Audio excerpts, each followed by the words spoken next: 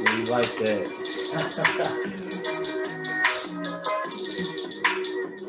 Woo! What's good, everybody? Welcome to the Pull Up Show. My name is BJ Matthews, aka B Jizzle. Before we get started, follow us on the YouTube page, the Pull Up Basketball Podcast. Like, share, subscribe all of our YouTube videos by hitting that notification bell by the subscribe button, as well as our like button.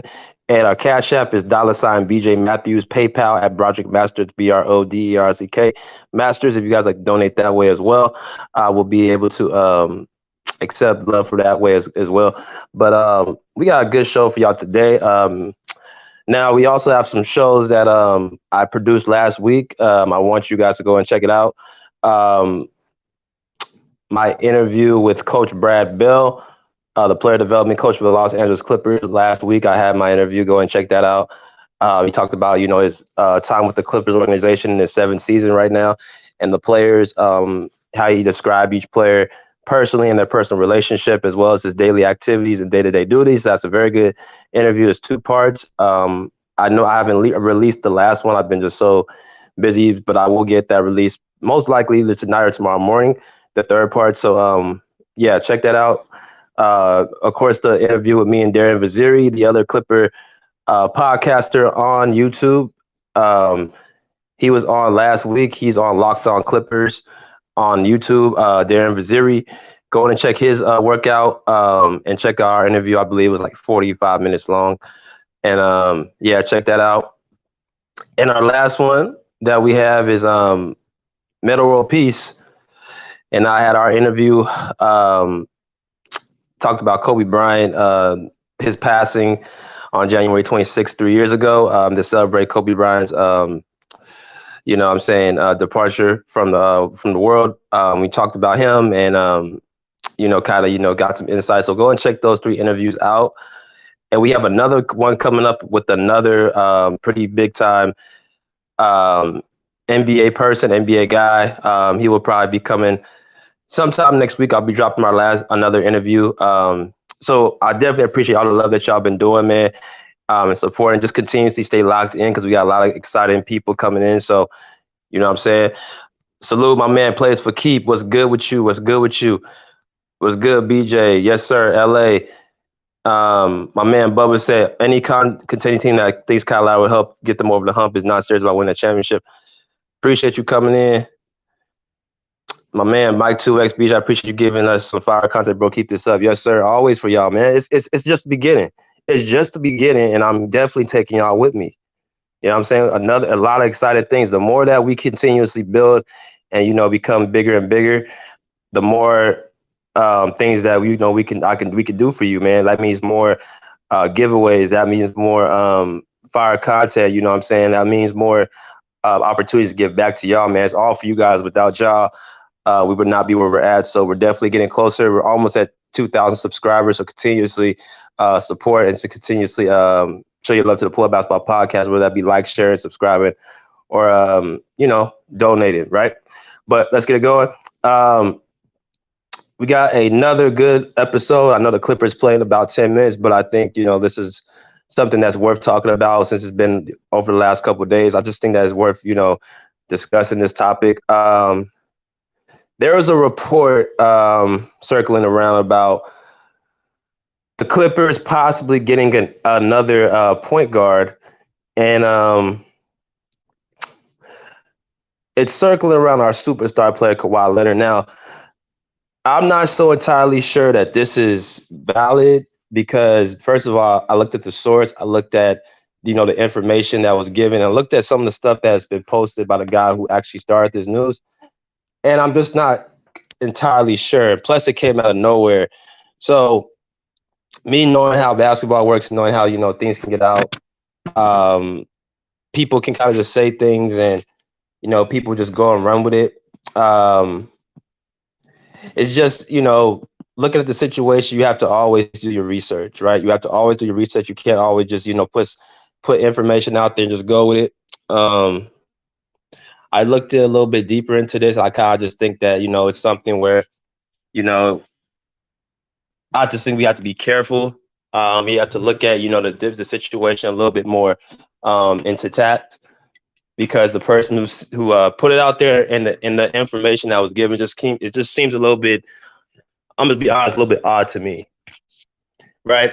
But according to source Matt Moore, Kawhi wants the Clippers to trade for a point guard with Van Vleet and Lowry on the short list. All right, so it says again, Kawhi wants the Clippers to trade for a point guard with Fred Van Vleet and Kyle Lowry on the short list. Now, Matt Moore, the first thing I look at the source before anything. There's really only a few guys in the NBA I really trust when it comes to, NBA sources. And even with that, I still do my research. That's Adrian Wojnarowski, that's Chris Haynes, that's Shams Karina, and Ramona Shelburne.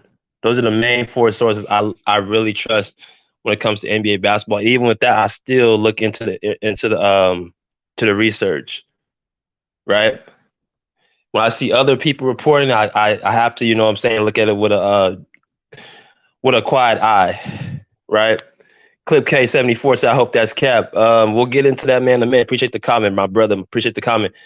But that's what it was reported. I saw actually on the Clipper fan page on my Facebook about it. I was just looking kind of odd, with an odd eye for a number of reasons I'm gonna get into.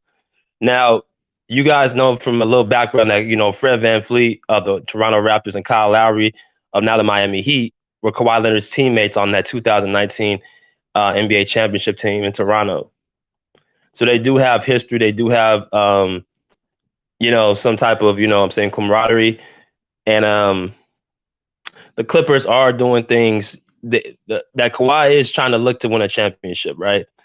And, the trade deadline's on February 9th, where, basically that you cannot trade or make any moves after that date. So they have approximately about a week and a half until that date comes. So, again, this is all put out by, a source. Now, this is what I say to this. My man, salute the real estate, salute BJ in chat. T Sweezy, what's good, my guy? What's good, my guy? What up? What up? There's more to that article. I'm gonna read it right now, real quick. I want to also show y'all.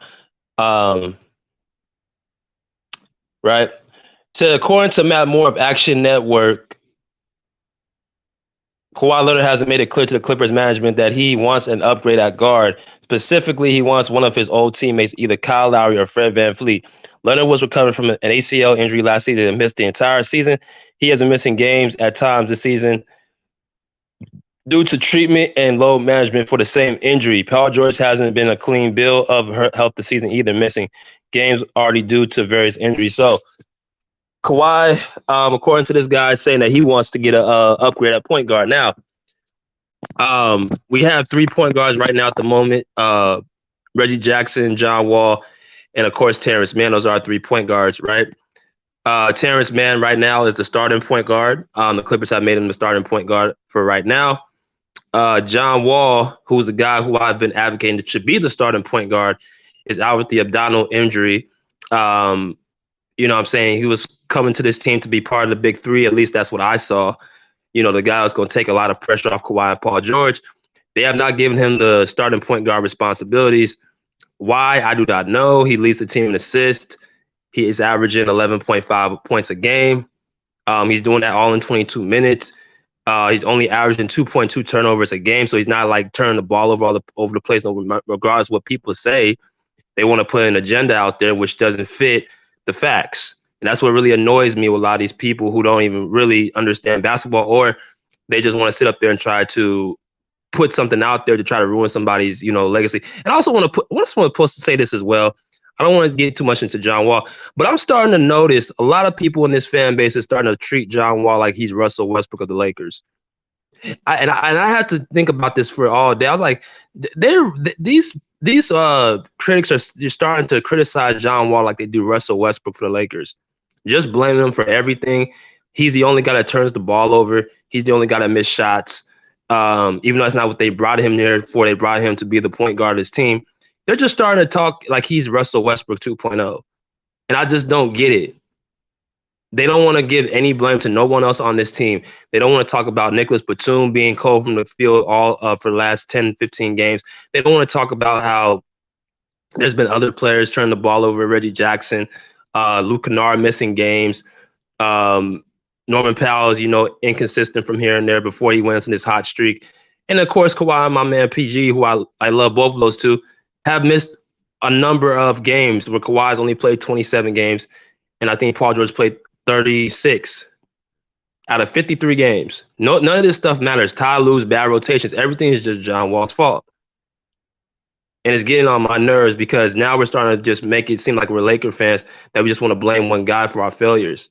I think it's cowardly. I think that is disrespectful to John Wall. This is a perennial all-star, an 18-8 guy for his entire career. You guys understand how hard that is to average 18 points a game and an 8 assists for your entire career. That's only about 5 players that's done that in NBA history. Right?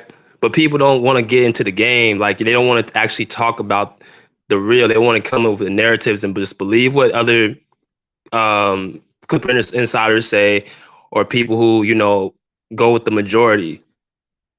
I want y'all to remember there's a quote that's out there that says, the bigger the crowd, the dumber the crowd.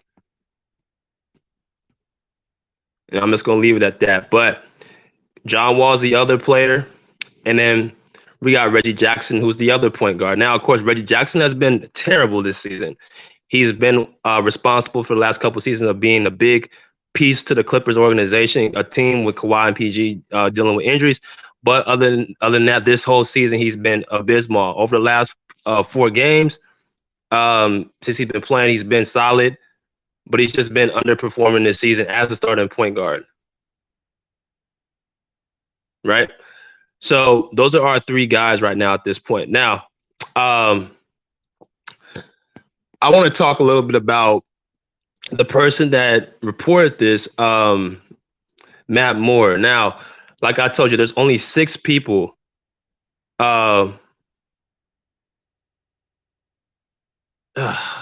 If there's only 6, there's only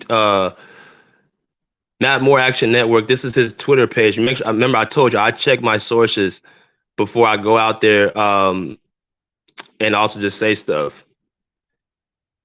Clip K74 said, man, if you check Clippers Twitter, you will lose it. They hate Wall badly. Yeah, man, it's stupid. And I'm gonna be honest, a lot of us Clipper fans are emotional and they don't actually want to actually look at the game. They just want to always come in here and just constantly, make all these crazy acclamations saying that one guy's the problem. Most of them don't even study the game of basketball. I know I'm talking about my own fan base, but a lot of them are emotional. Even any fan base is emotional. They make irrational decisions and they make irrational ideas based off their own personal feelings. Right? Wall's done with the Clips. I don't know. I'm gonna be honest. I don't even think that. I'm not entirely sure how the NBA works. But if anybody can tell me, can you trade a player if they're even injured? If they're injured on the injured list, do they have a trade protection? Because if that's the case, they can't even remove John Wall. Maybe that's why they haven't pulled the trigger yet, because they can't physically trade him until he's off that injury report. He said the list of the people who the toxic Clippers who get slandered undeservingly are Wall, Zubac, and BJ Boston. I don't even think Boston gets criticized. I think Boston's looked at a high regard. Yeah, I don't even think that. I think people look at Boston. Zubac is on and off, but John Wall definitely gets most of the blame on this team. It's just like another Westbrook. I mean, y'all can't tell me anything different. I just why I've been hearing on these Clipper pages and people coming in here just talking nonsense, acting like John Wall just killing his team by himself, even though he's not playing all these minutes. But let me get back to the actual video. Matt Moore is from Action Network NBA. If y'all look at some of his bio, says NBA writer for Action Network. Find my work at actionnetwork.com, the mellow out version of HP basketball. Now, if you guys see, he's based out of Northern Colorado, which I'm going to just guess it's in Denver. He joined back in April 2011, so he's been on Twitter for a little over 10 years, for a decade. He's followed by Tamar Al-Azhari and Clipper Darrell. So Tamar Al-Azhari is one of the Clipper reporters, actually one of the main guys that travels to games with the Clippers. He's, big into like the game. action and the reports and stuff like that. And then of course Clipper Daryl is the Clipper super fan who goes to games, who actually supports the Clippers. So he does have a couple people in the Clippers that I guess he's affiliated with and connected to, right?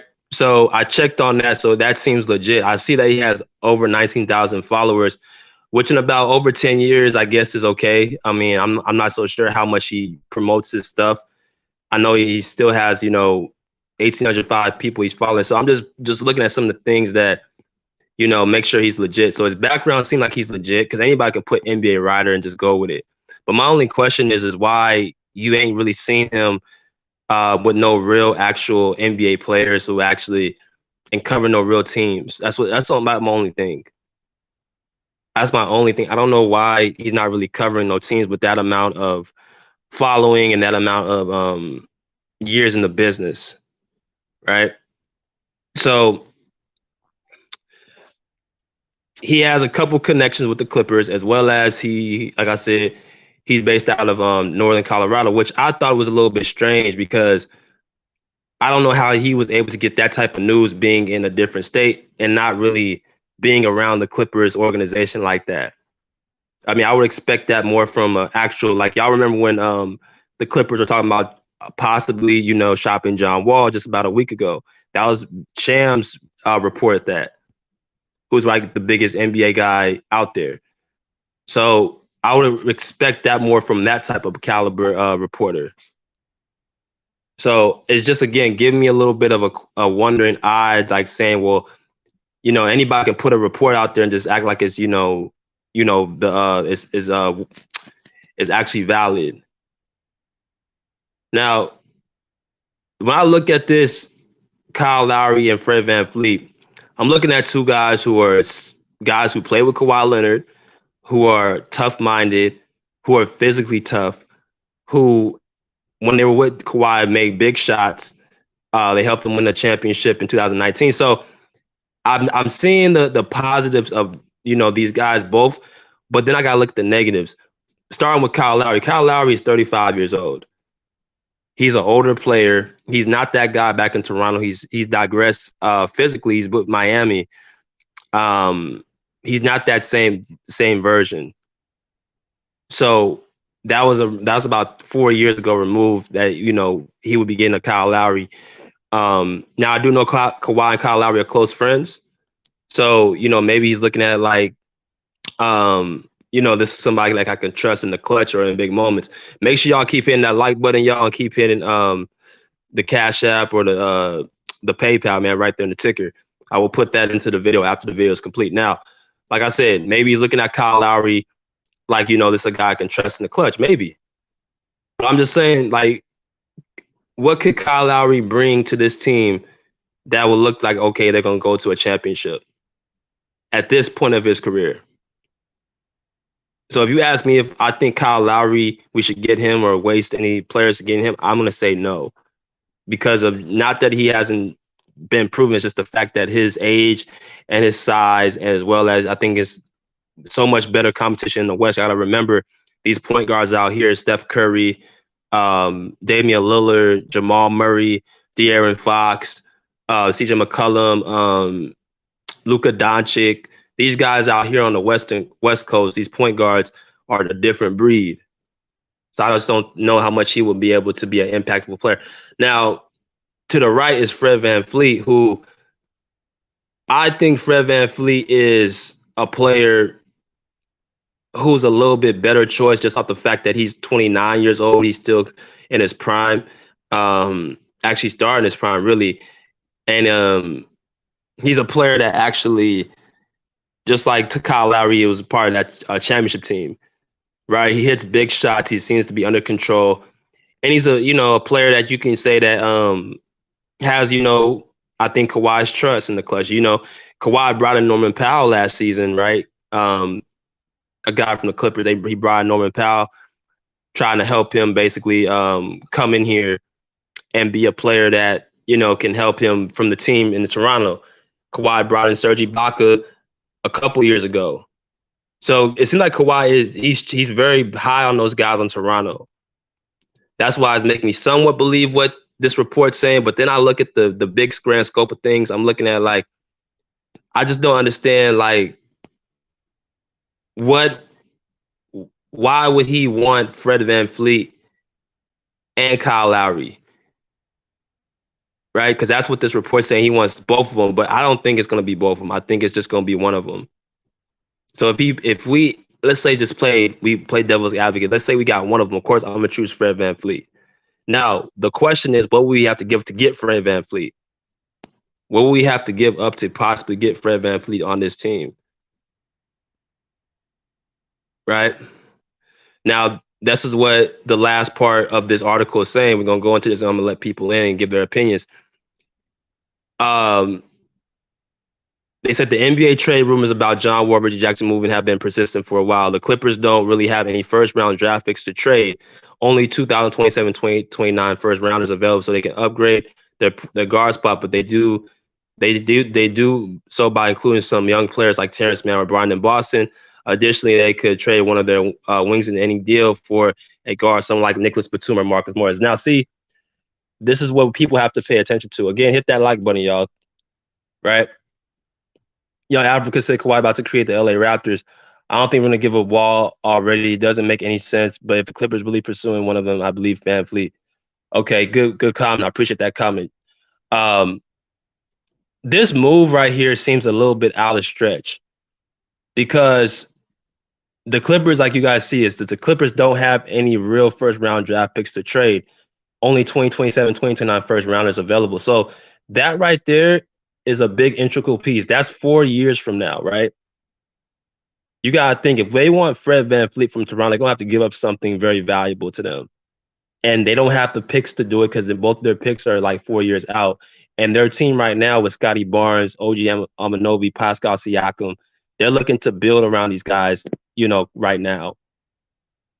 There is a trade that I was told could possibly, take Toronto to another level, which they're looking at by a personal source that I know personally from a guy I played ball with, that the Toronto Raptors might be trying to get at the deadline. So y'all be on the lookout for that. But the Raptors are looking to, look for the future. But 4 years from now, 6 years from now, that's too much time, right? So they don't have the picks, and then they talk about Terrence Mann or Brandon Boston. Now, it's very, very the Clippers are looking at like they're not trading Terrence Mann. They look at Terrence Mann as a guy that can be their starting point guard the next few years. They obviously look at him at a very high regard, so they're not trading Terrence Mann. And then Brandon Boston, it could be, but I think they're looking at his upside and seeing that this kid is still, growing. So they're not going to probably let go of him, right? Unless that means they're looking at him personally as a player, looking at growing somewhere else, right? They said additionally they could trade one of their wings in any deal for a guard, something like Nicholas Batum or Marcus Morris. Now, I think personally, Ty Lue loves Nicholas Batum and Marcus Morris, so he don't want to make that move either. If they trade any of those two, it'd probably be Marcus Morris. But Ty Lue loves Marcus Morris. He's already told him that he's the starting point power forward of this team. So I just don't see really any moves that the Clippers can give Toronto to actually make them valuable and make them actually, interested in this pick. Right? Salute to my man Miguel Jester. What's good, bro? Salute to my man Mike. What's good? Andre Bubba said the Clippers don't need Fred Van Vleet or Kyle. We really don't. I'm gonna be honest. We don't need either one of them. I'm gonna be perfectly honest with y'all. I think we have better point guards than Kyle Lowry. I think John Wall's better than Kyle Lowry, right? And I think John Wall's an individual player better than Fred Van Vleet. I think he's an individual better player. Now, why do I think that? It's because of what he's done in his track record. I see what Fred Van Vleet is. He cannot carry a team single-handedly. Yes, he's a good piece, and he will look good around Kawhi and Paul George and all those stars, but he can't carry a team the way that this guy has carried a team. I remember there was a comment when we talked on Sunday about John Wall that really stuck with me. Dominique, I don't know if y'all saw my video I posted today. It was about how to beat the Denver Nuggets. But he said something very integral in that live on Sunday. He said John Wall will be a big piece for us against the Nuggets, against the Denver Nuggets, because he's the main guy that brings a lot of offense off the bench with Norman Powell. If you guys go back and look this season against the 2 games against the Denver Nuggets, John Wall had very, very monster games. He had a 16-7 game the last time they played the Nuggets when he got hurt with that monster jab. And that the first game against the Nuggets, I think he had 23 points and 2 assists. So they could not stop his speed or stop his playmaking or transition scoring. In order to beat the Denver Nuggets, you got to be able to score the ball. When I saw them play against the Cavaliers a couple nights ago, they didn't have nobody to score the ball. With all our guys out, Kawhi out, Paul George out, Marcus Morris out, Robert Covington out, Reggie Jackson out, John Wall out, they had nobody that can put the ball in the basket. You guys saw that. We had our G League lineup out there. So I think people will start seeing how big Wall's impact would be when a lot of the other guys are off the court and not actually bringing no instant offense. But when he played against the Denver Nuggets, he had that monster jam. There was nobody that can stay in front of him. So while people are sitting up here just trying to holler about trading John Wall off this team, you guys understand the biggest team that the kryptonite we have, he would actually be a big piece into getting over that hump. Jamal Murray, Bones Highland, no one could stay in front of him.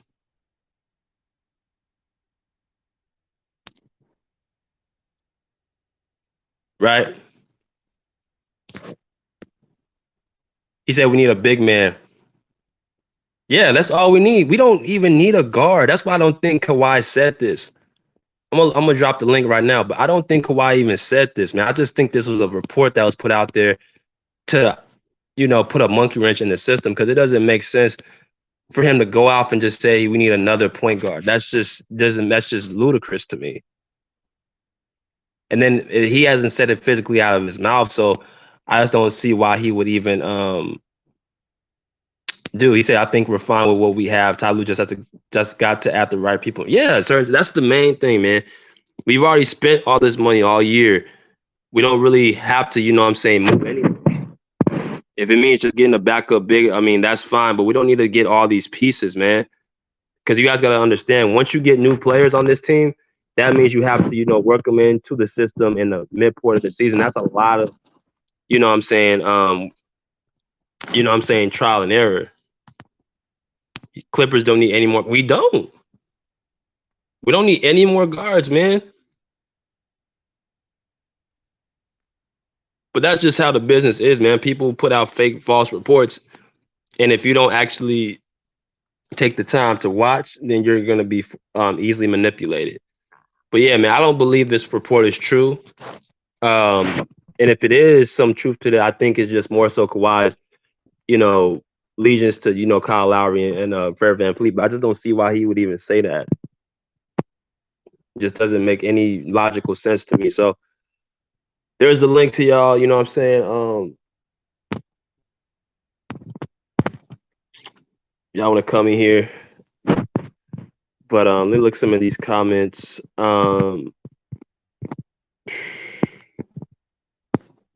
Yes, sir. Bulls are playing the Clippers right now, so look at the score.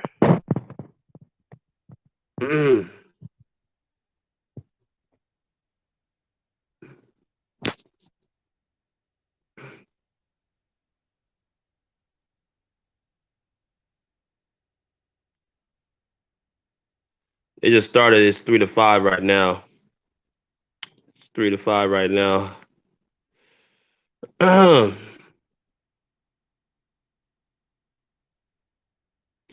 Said no one said Wall is the only reason for the Clippers problem.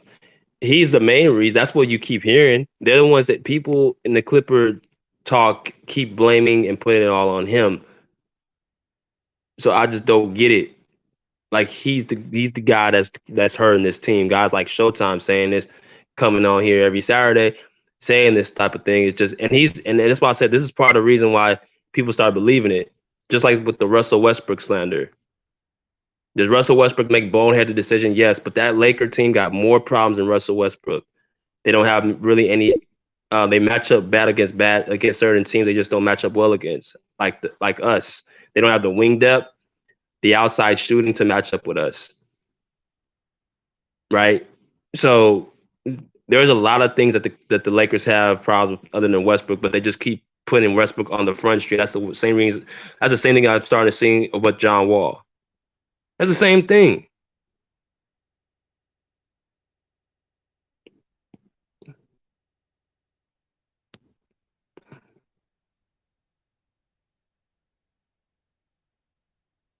Only issues with Reggie Wall and Covington's minutes. Okay. This is why I say depth is only useful if you use it. I think the problem has been that Ty Lue has been rolling with Reggie and Marcus Morris so much that they haven't even got a chance to actually utilize their depth. You know what I'm saying? This is the way Ty Lue should be coaching this team should be off of performance based only. If you're playing bad for a specific game or a specific stretch, you got to sit down and let the next person come in line to see what they do for the team. I mean, I think the part of the reason why we've been struggling so much is that Ty Lue has refused to basically give up any responsibility that Marcus Morris and Reggie Jackson have. He's living off of last season and what they did and not understanding that this is a new year. When Reggie Jackson and Marcus Morris are not playing well, he has to sit them down and put John Wall and Robert Covington. And I believe John Wall should have been starting from the start. I think Robert Covington should be getting more minutes.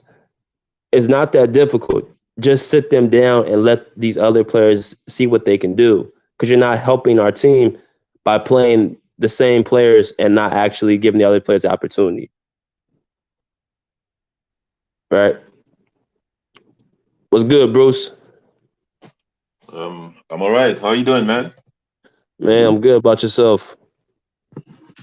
I mean, I'm just looking forward to the Clippers playing. It's on right now. Yeah, I just got home, so I just got home. I'm just turning on the TV. Oh, the down to the Bulls. Yeah. Robbie so I don't know what you were talking about. I just got home. So are you talking about Fred Van Vleet that I've been asking for the last couple of weeks?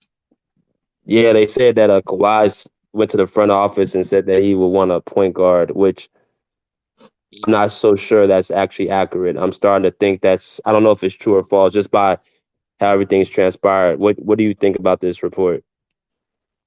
I hope it's true. You say so you hope it's true? Yes.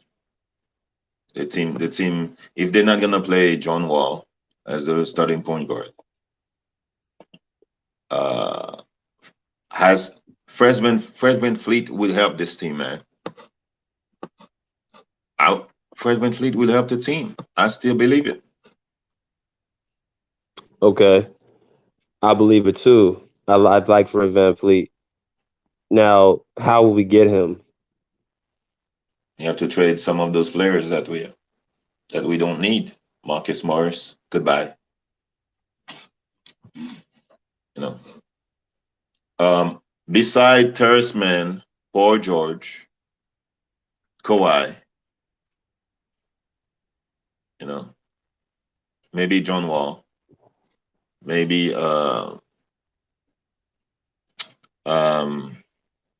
Zubac. Nobody's untouchable. Well, according to this little piece, the Clippers don't really have any first-round draft picks to trade, and they can upgrade their guard spot, but they do so by including some young players like Terrence Mann or Brandon Boston. Additionally, they can trade one of their wings in any deal for a guard, someone like Nicholas Batum or Marcus Morris. So if the Raptors are going to get off of Fred Van Vleet, they're going to ask for something very valuable. And I think the piece, they're going to ask for youth. They're not going to ask for age. So I don't see them getting Marcus Morris and Nicholas Batum. I don't look at, because those are the old, like, you got to think the Raptors have young guys, young studs. So they would want to get they're gonna probably want to get a young piece for Fred Van Vleet. I mean, Zaire Ujiri ain't stupid. He's not finna just give away his starting point guard. Are the Raptors gonna pay him 30 million, 30 to 35 million? No, I don't think they will. But I don't think that they're gonna give it to the Clippers to let them enjoy him. They're gonna want something. They're gonna want something valuable that the Clippers value if they gonna give away one of their pieces. I mean, this article is saying they're saying Terrence Mann, Brandon Boston.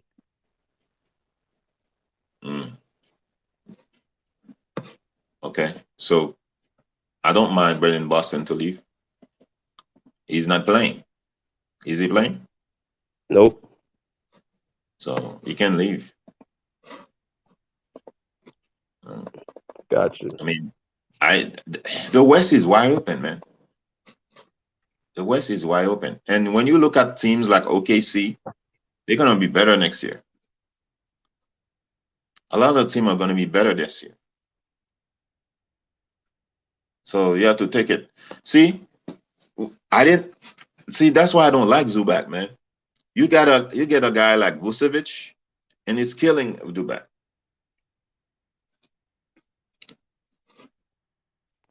You said Vucevic? Yes. Do you think Vucevic has not missed? Look at it. Vucevic has not missed. You think Zubac's getting somewhat, killed because of, not killed because of the, all the load that's been put on him all season? Zubac is a traditional big man.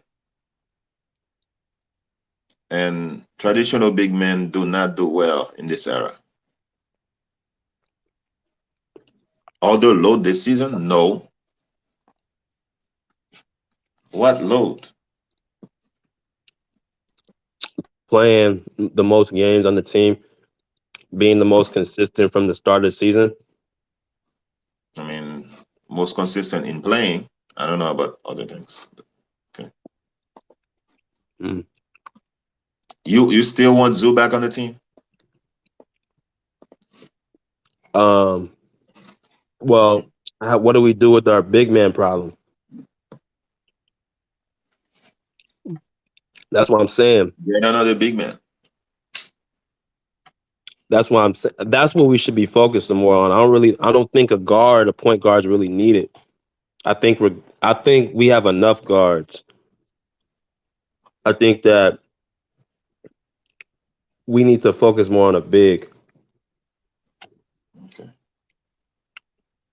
Right? I don't think that we need to focus on a guard. Because we're already our kryptonite is the Nuggets. So in order for us to get over the hump, we got to find the best way to contest Jokic.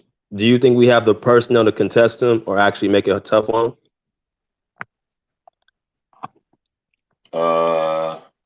Not with Zubac. I mean, even without Zubac.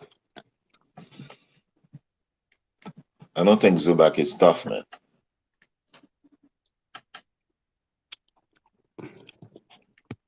You need a prime Marcus Morris could guard Jokic.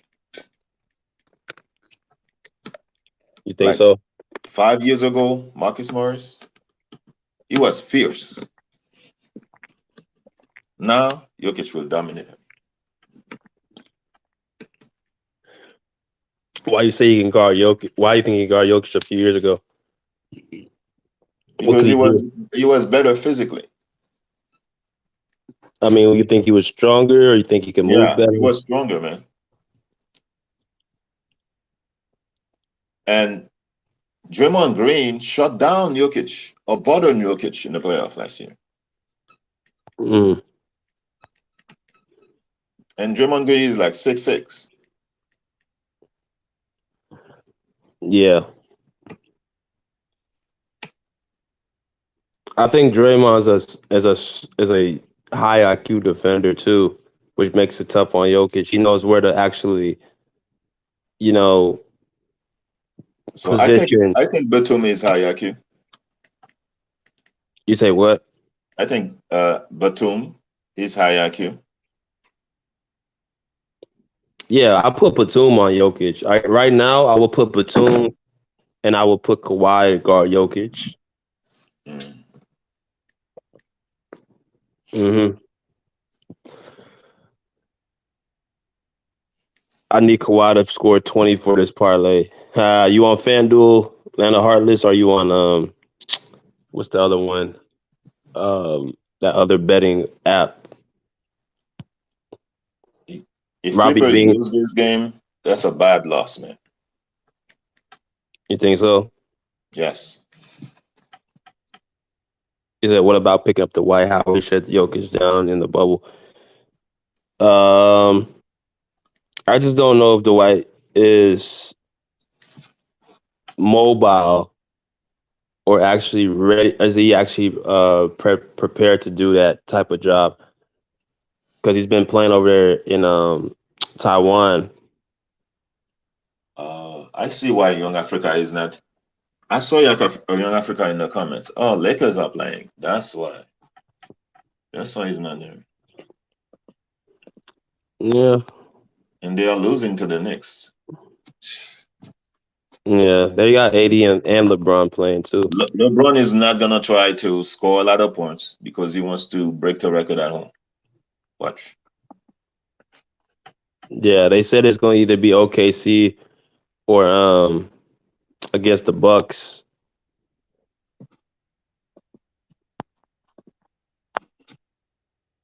It's a bad loss, man. Because the Warriors are on their heel.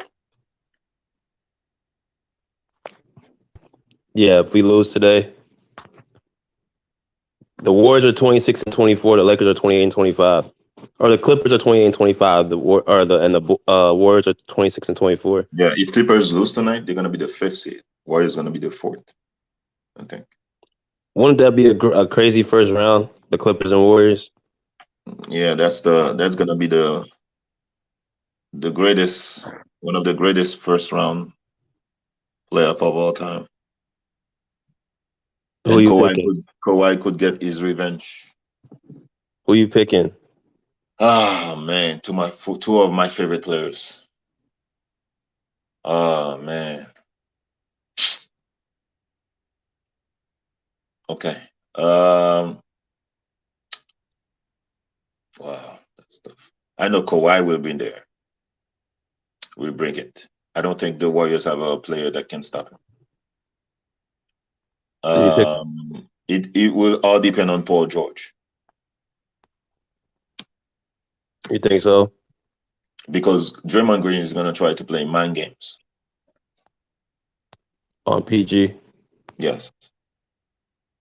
But do you think that he'll get away with it because of what we have on our team? I think guys like Marcus Morris would actually be a person that actually stand in the way of that. I mean, Zubac is not gonna be useless in that series. If you play him, you lose quicker. Could you imagine if we had Patrick Beverly still? He would be big in that series. Yeah. He would be big. The Clippers should win, but do you believe in the IQ of the Clippers over the Warriors IQ? In the half court setting, I do because we have Kawhi. I think as the game slows down and we have our three, because you got to think the Warriors, yeah, they have the passing, but they're going to try to win that series off a straight 3-point shooting. They're not going to be able to dominate in the post. They're not going to be able to dominate in the mid range. They're going to dominate based off of their 3-point shooting. So it's going to be, I think, a situation where the game's going to slow down half court. And I think it's just going to be Kawhi, PG, and those type of players just, going at the players on the Golden State. Andrew Wiggins, he can't guard Paul George. There's nobody to really guard him. So Curry, I think if you put Kawhi on Curry, he's gonna get his shots, but it's gonna be very, very hard against a person that size. Can you hear me? Yeah, I can hear you now. Yeah. Sorry, my sister was calling me. So. No, you good. The Clippers will play the Warriors in the first round. I don't think that's gonna happen.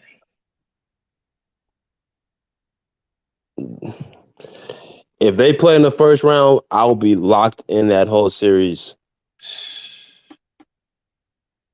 I mean, I don't think Terrence Mann can guard Curry. Hell no. Hell no. If he can't guard Jamal Murray, what do you think Curry will do to him? You need that's why Fred Van Vleet, he has shown that he can guard Curry. He bothers Curry, man. That's one of the reasons why you need Fred Van Vleet. Here you go. He's another reason. I would trade Fred Van Vleet. The only problem is I don't know what Toronto's asking for though. If they want, they're not gonna want Marcus Morris and Nicholas Batum. They're too old. Okay. And Brandon Boston, okay, well, what else you got? What about, you think Brandon Boston is gonna be enough to get Fred Van Vleet? I mean, if they don't want to pay him. Yeah, that's true. It's kind of like I don't think the Warriors want to. I mean, I'm sorry, the Raptors want to pay. I mean, yeah, it's kind of like the whole Norman Powell thing. Like, they were surprised they got Norman Powell from the Blazers just because they had to make room for Anthony Simons. So, I mean, it could happen, John. I mean, Jerry West has done crazier things in the past. They said they might want Luke Kennard. I think the Raptors want to build a team with OG and Scotty Barnes as the main pieces. Mm-hmm. I think they would try to get Luke Kennard. You think they would do that? Luke Kennard, yeah, they may ask for him. Would you trade him?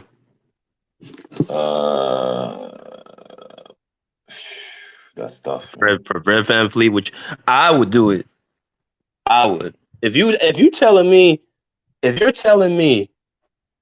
that I can get a prime Fred Van Vleet for a Luke, bro, I would do that in a heartbeat. Luke Kennard is hurt anyway, and plus, here's another thing people don't realize: Luke Kennard is a liability in the playoffs on certain teams that he has to play defense against. Fred Van Vleet is not a liability on defense. Well, Fred Van Vleet can guard. Yes, he's a good defender. So if you tell me Luke Kennard, Brandon Boston, Amir Coffey, and possibly they're gonna probably ask for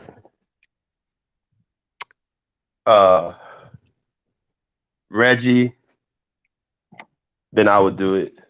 I think Fred Van Vleet is a better defender than Terrence Mann. You think so? Yes. That's a big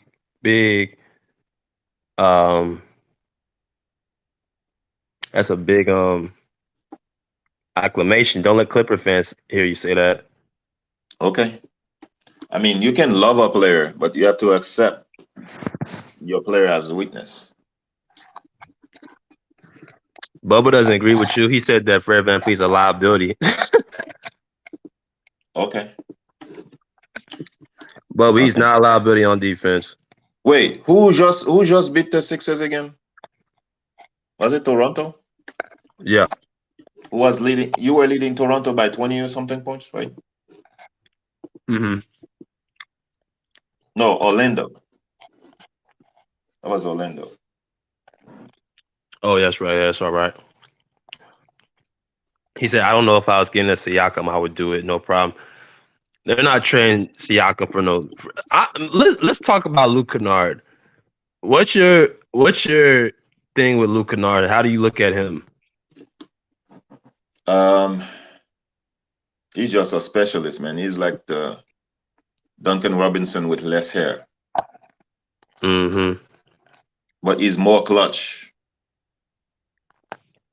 than Duncan Robinson. Do you need a player like him to win a championship, or could you go without winning without him? Ooh, man. You need a championship player. I think Van Vleet is a championship player.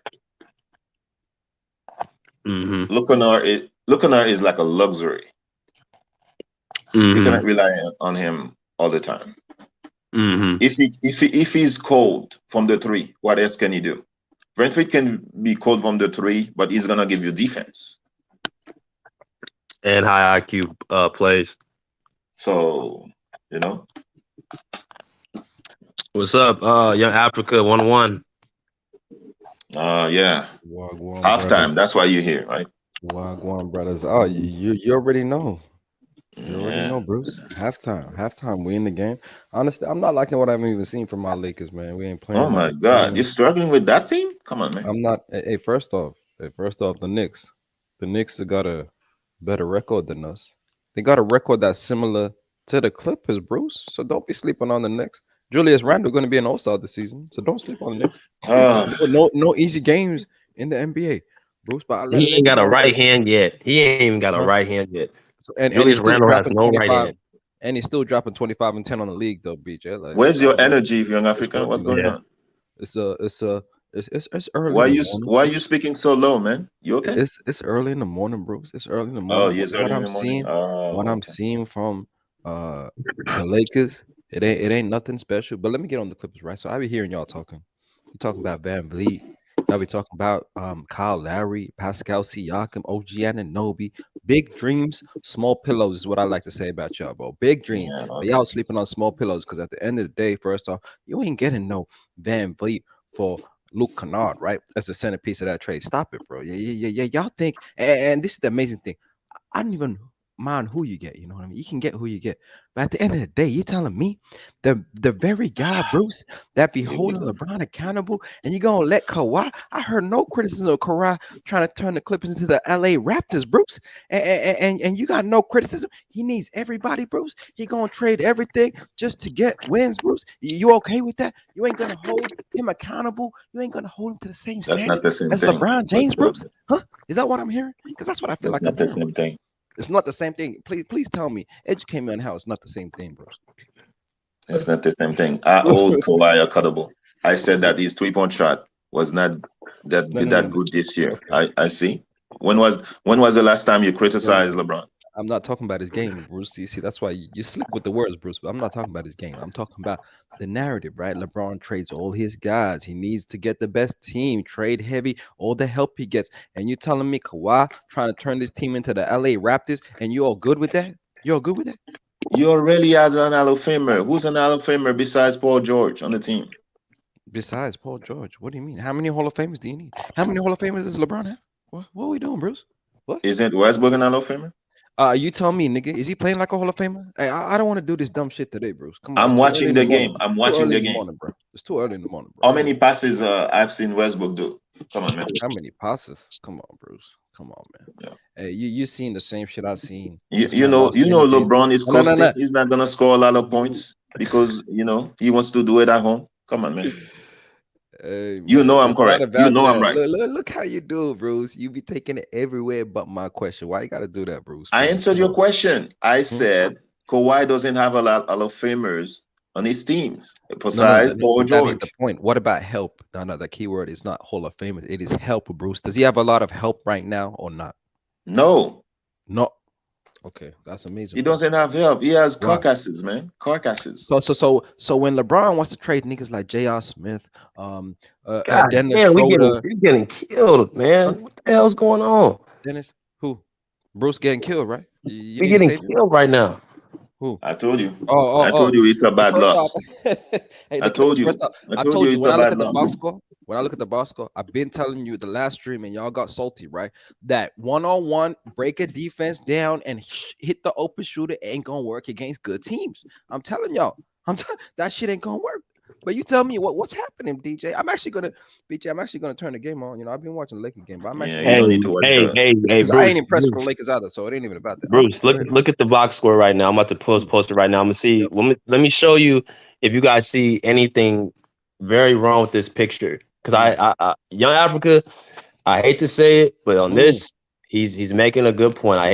I'm sorry to disagree or agree with Young Africa, but he makes a point here. Bruce, I want you to look at the box score right now and see if you see anything wrong from one of our starters. Who the I Clipper told you about Nation have been. Zubac. Didn't I tell you about Zubac? Hey, it Wow. ain't Zubac. But here's a. Hey, But what with about your Zubac got starting 3 point guard? rebounds. Who's the other? Terrence Man 0 0 What 0 is 0. what is that? What is that? See, I told you we need a point guard. I told you. I told you, Bruce. I told you, John Wall's our point guard. I told you. I've been saying this shit. I've been saying this for weeks. I've been yelling it. I've been screaming. I've been protesting it. When he plays against real competition, that man is going to freeze up. It's Caruso, man. Caruso. But Fred Van Vleet is not the answer. Oh my God. Bruce, He you might said not be the answer, but Bruce, you said he's a defender? Solution. Yes, he is a defender. Bro, look, Maxey he destroyed him in the playoffs. What are you talking No. about? He gets in the passing lanes. He got IQ positioning. He tries hard. He doesn't get destroyed. Like, who did you say destroyed? Destroyed him in the Maxey playoffs? destroyed him in the Who? playoffs. Maxey. Yeah, okay. Maxey. Okay. Man, okay. All right. I don't remember all that. No, but Fred Van Vleet hits big shots, and he's a big time player. And To the rim as well. Yeah, he's very high IQ, and he actually makes an impact. In that 2019 playoffs, he was very big against the Warriors. He made big shots. And just like Bruce asked, if Kennard ain't making shots, what's he doing? If Van Vleet ain't making shots, he can take it to the rim. He can make plays. He can be a ball handler. He can do a lot more things than a one-dimensional guy like Luke Kennard. But why you say?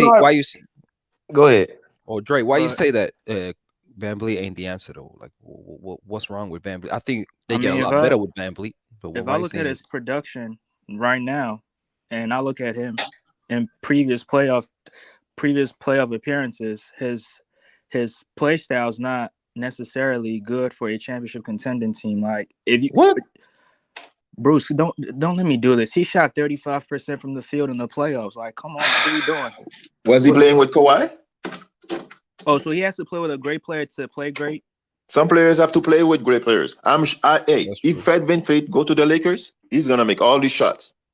Okay. Yeah, he's gonna have better shots. If Van Vleet's your number one option, I don't think that's a good thing. And that's probably what happens. If you're trying to have him lead the team in scoring, he's probably gonna have 35% from the field. Man, this dude play with LeBron. Man, LeBron's gonna thank the God. He's gonna be on his knee thanking God. Yeah. Just like Kawhi, right, Bruce? Like Kawhi, yes. Kawhi praying right now. Kawhi praying. Yes. Hey, you see that? You see. After seeing the box score, after seeing those after seeing those triple zeros, that's LeBron praying right now. You see his hands folded. He's praying. He is praying. My God, he's praying. Yeah, that's not a good look. I admit that. That's not a good look. But he still came to play in overtime, couldn't get it done. But at the end of the day, is Kawhi praying, BJ? You all right with Kawhi? I'm still and I will help Kawhi pray. I will help Kawhi pray after seeing those triple zeros. Come on, man. Hey, honestly, you've been right about that, BJ. Hey, Terrence Mann is only the starting point guard by name only, because he ain't giving you starting point guard production at the end of the day, bro. That's crazy. That's crazy. Zeros. Does he even get the ball? Like, what's he doing out there, bro? I don't understand why the front office says he's the starting point guard for the future, bro. I mean, Bruce, who's bringing the ball up right now? Is it Paul George? Is he handling is he bringing the ball up? Yeah. So how is Terrence Mann a point guard? I've never seen a point guard that doesn't bring the ball up. I mean, I'm telling you, man. I've been telling y'all this for last month. He ain't it. He's a good guy, but he ain't it. I would take Schroeder over Terrence Mann. Telling you, bro. That's our starting point guard, but you gotta give him the team. Man, you watching this game? You watching the Clipper game right now? Are you watching these offensive possessions? I'm watching the two games. No, but are you? Hey, this Clipper offense, bro, is amazing, bro. I told you, Like BJ. I told you, if BJ. They might lose to the Bulls. It would be a bad loss. A bad loss. Because bro. they play in the box on Thursday, right? Yeah, now when they bro. Hey, That's move the gonna Giannis be. ball, gonna hey, be motivated, man. Robert Covington is actually a player you need to play more because he actually moves the ball. Like when he's a pick and roller and he just roll to the basket, hits the guy on the wing, creating the open shot in the corner three, right, for Norman Powell. He's a guy that can help with that because he doesn't just look for a shot. But when there was a possession where Norman Powell was trying to get cooking, right? Couldn't beat his man, pass it to Reggie Jackson. Reggie Jackson tries to beat his man, pass it back to Norman Powell. Norman Powell has a fake ass screen from Paul George. Can't really hit him because he ain't got the best entry pass. Passes it back to Reggie Jackson. Pull up three, brick. Like that's just amazing for a team this talented. Now you have Reggie. You watching this? I don't know if you watch Caruso still. Robert Clippers are Covington not trying to that be a talented. playmaker off the as a screener, trying to be a playmaker on the roll because he ain't really at rim, like gonna put rim pressure like that. This team, I don't know what y'all run. And when Kawhi's off the court, oh my goodness, bro. Oh my goodness, man. Because PG don't know. That's He's what not really a happened. point guard That's at what the end of the happened. day. Let's be honest. He's not a point guard. He's trying to move the ball and keep the ball moving, but that ain't an offense. And when you asking PGs to decide what to do every play, yeah, I like that. If I'm the other team, I like that. Bro, we're losing Wait, can 27 I? 44. Go ahead, Red. Go ahead, Bubba. It's not Go even ahead. the Yeah, score line. You could come about the back, but Fred I about the don't Fred think Van. it's that. No, Young Africa, you can finish off. Then I'll Go go. ahead. Go ahead. Go ahead. Go ahead. So about No, the no, go ahead. Fred. I'm done. So about the Van Vleet thing, right? He's looking for a max contract, right? Yeah, I think he's looking for max money. So y'all Well, Yeah, think 30 it could he's be million, a gonna come? rental. probably It could be 30. a rental. Give me Now y'all 30 at think he's least. gonna come to the Clippers and be a catch and shoot player that he was when Kawhi was with the Raptors? I don't He Yes, think was so, not only he was yes. not only catch and shoot. He was bro. a He he was was a he was he a was an cat. all-around He point wasn't guard. making plays. He wasn't making plays. And I would say in the Bucks series and partially part of the Philly series, yes, it was mainly Kawhi. But that Warriors series, he was very big for us in that finals. By I would hitting big shots. no in the Warriors series he did. He was big for us for the Warriors series. Not I hear you with the Sixers. He was struggling, but in the finals he was very big, and I think that he's been big for the Raptors. I think if you put him with Kawhi and this team, I think he'd be very integral. But I just think that the point guard is not our biggest problem. The biggest problems are backup big. I know this not gonna happen, but I heard that the Suns don't want Chris Paul anymore. Would we consider Clippers consider Chris Paul back? Wow. Interesting. You know what's funny? I thought about Bruce. No lie, I thought about that today. I literally put it across my mind. Wait, you want the choker back? No, I don't want. I'm just thinking that if the Clippers they're cuckoo like that, they Yeah. pull up I mean, shit I that mean, Chris Paul could do direct plays. He doesn't have to carry. Just give the ball to Kawhi and Paul George. He know where to give the ball. He doesn't have to do and shoot some on occasion some jumpers, and I think he could help. That's true. That's actually true. The pace of play, the tempo, actually getting the guys into the right sets at the right times, it would actually help with that. That's actually what you need a floor general. It was meant to be John Wall. BJ's been trying to say John Wall can do that, but they don't believe in the man. BJ, I don't know what to tell you. yeah they're stupid. And that's what's funny. Chris Paul, if you know what, now that I think about it, if you put Chris Paul with Kawhi in that group, he would be probably a player that doesn't need a lot of time to get acclimated to actually finding out where these guys like to, go with the ball. Because that's one thing about CP3. What he is, he's the ultimate floor general. Even though he's had choking moments, he's the ultimate floor general. Like teams he goes to, they automatically become better. So And I, if he, and I think Zubac would benefit from him more. But okay. yeah, Wall can do exactly what CP can do, except the only thing that Wall is different than CP is that CP is a better half court player, but I think Wall is just as every bit better individual player as CP. I think he can set up those guys as just as good as Chris Paul can. And the Clippers will be the king of the mid range. Yeah. Yeah, Chris Paul, Kawhi pick and roll, like that's kind of crazy. Um, He definitely helps, and then the IQ. He definitely that's the actual that's the exact type of play. If it's not him, and I don't know what his contract is and And what you got to Terrence give Mann up. can But actually learn the point guard from Chris Paul. yeah, Terrence Mann ain't no point guard of BJ, the future. That's kind of crazy. I don't know what they talking What's about. up, Bubba? BJ, I think you got a short-term memory, bro. Oh, okay. Shit, Andre. Talk What you about it, mean? Andre. Let's talk about Oh no. I remember you bashing Chris Paul after the Maverick series. it. Oh. I bashed him. Yes, I did. Yeah, he played But I'm better. saying that's why I said with Kawhi, he's with Kawhi. Mm. That's the difference. He wouldn't be the vital piece. He wouldn't be the only piece. Okay. See, with him with the Suns, it's not gonna get it done. Because the Suns, they don't really have enough. But when you add him with the Kawhi Leonard, a championship caliber player like him, you have no choice but to up your game. It's almost as if Chris Paul would go to the Lakers with Kobe. It would kind of be the same thing. His Devin play would Booker. live off. Don't do that, BJ. Devin Don't do Booker is that. not a closer. The Don't Suns do that. windows are closed. No We windows, comparing. no doors, nothing. It's over. Hey, we comparing Kawhi and Kobe Bryant now, BJ. That's what we do. That's what time it No, is. no. I say he's not Kobe. I'm not. He's not. I'm saying Nah, it'd I be hear kind of you. I'm similar. playing. He'd Okay. be Yeah, you talking similar. about the It'd be duo. similar. So it Nah, wouldn't be Kawhi with CP3. It'd be CP3 with Kawhi, right? You're emphasizing with Kawhi, right? That's what you're saying. Yeah, CP3 with Kawhi And Paul George. Okay. and Paul George.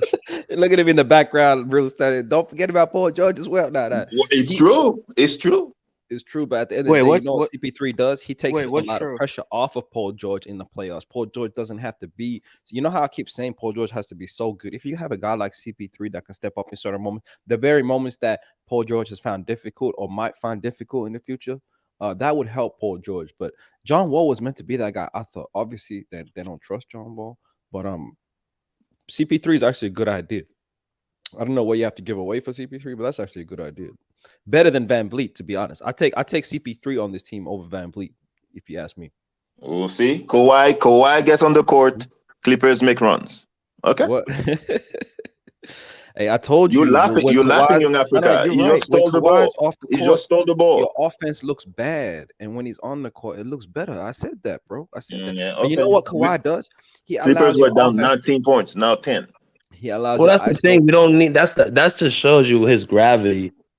Young Africa. That just shows his gravity, man. Like Kawhi, he right now is the closest thing to Jordan and Kobe. Another jumper. Here we go. Okay. 8 points. Yeah, he be hitting mid-range jumpers. Look. I'm not denying Kawhi's impact. I just watched his mid-range jumper on Zach LaVine face, or whatever it was. I'm just trying to say that when he's on the court, he makes y'all a better, more efficient isolation offense. He adds to the ISO. He gets his buckets on his own, right? Ain't no one setting him up for easy jumpers out here. He's getting it on his own at his spot. And that's what I'm saying. When he's off the court, or if he's not hitting, or if a smart defense, unlike the Chicago Bulls, how I ain't a smart team, I'm sorry. load up Kawhi on is that an shit All-Star, and man. don't let him Kawhi. do that. What are your other options? Because Kawhi right now bringing the ball up, look at him cooking mid-range. Kawhi is an All-Star, Hey, man. and that I just saw the play where Bruce said 8 points, right? I just Hey, saw that Bruce, we're mid-range down by pull-up. 6 points. We're down by 6 Exactly. points. But this is my point. BJ. You see exactly what's going on, right? Kawhi single-handedly pulling y'all back in the game, right? But does The my dude is comments about the an offense All-Star. still not true, even if it looks good on He's an on the All-Star screen right Defensive now? Player of the Year. See, Kawhi BJ Leonard. knows exactly what I'm talking about. The bigger picture of the game, he knows. But Bruce just wanna, he's salty. But you ask. But what does Salty? that? But young Africa, what does that say about Paul George? Oh, am I salty? I'm not salty. No, you What does talking that about? say about Paul George? Bruce, I'm not talking about this individual game. I'm just talking about the whole setting, what he has to do. What does it say about Paul George? On what level, BJ? What does that say about Paul George when you say we need Kawhi Leonard to change our offense? It says that he's not a natural point guard or facilitator on the team. It's not his natural role. That's what I would say about that. That's all.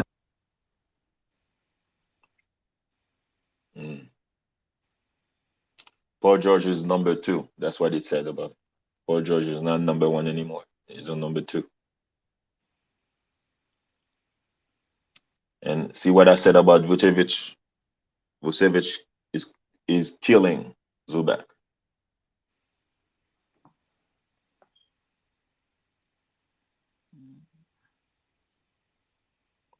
The BJ cut out. BJ cut out. Bro, y'all hear me? Oh yeah, Yeah. you cut out. When See, you're back. Baba, I didn't say anything about the Sixers losing to the Magic after you were leading by 21 points. Vucevic got I mean, come 15 on, points and 7 rebounds. Bruce, let's not do this. The Clippers lost to the Magic too. But they were not Vucevic? leading by 21 points. You talking about Vucevic? Well, you were leading the Sixers by 20, and Damn, they he came got back and beat 15 you. points. Yeah, he cooking. So it Zubac can't happens. hold him. Zubac finds it hard with stretch bigs that can space the flow. He don't like that, BJ. He don't I like that. noticed that with centers who can stretch the 3-point line, bro. That Zubac has issues with him. They like Valanciunas be killing him. Yep. I see. I told you.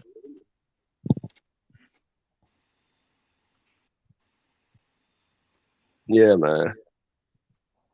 But you hear what I'm saying, right, BJ? In the bigger picture, you say, yeah, PG ain't that guy, and I don't know how you change your offense. I don't know if you have the that's why I say a guy like a CP3 would help. No, I don't think it's not that PG is not that guy. I think as the point guard. Yeah, I don't want him being the point guard. This is what I've been saying, because it's just too much responsibility on him. He doesn't make. He's not the highest IQ player. Ooh, Clippers gonna win this. Whoa, Kawhi is killing DeRozan. But you hear what I'm saying, right, BJ? Hey, the Clippers ain't measured by the Bulls. They're measured by the grand pursuit, right? The end goal, High right? Which is to game. win a championship. And so, can they win with this type of offense? Is my biggest question. Because y'all have the defense, y'all have the pieces on that side. I have seen Can the y'all win Bulls. with this type of offense where you put so much pressure on PG and Kawhi? I got Man, a big question Michael on Jordan did it. Kawhi can do it. Oh my goodness. Kawhi Jordan can do it. Kawhi Jordan can do it. Oh, we back in the game 50-50.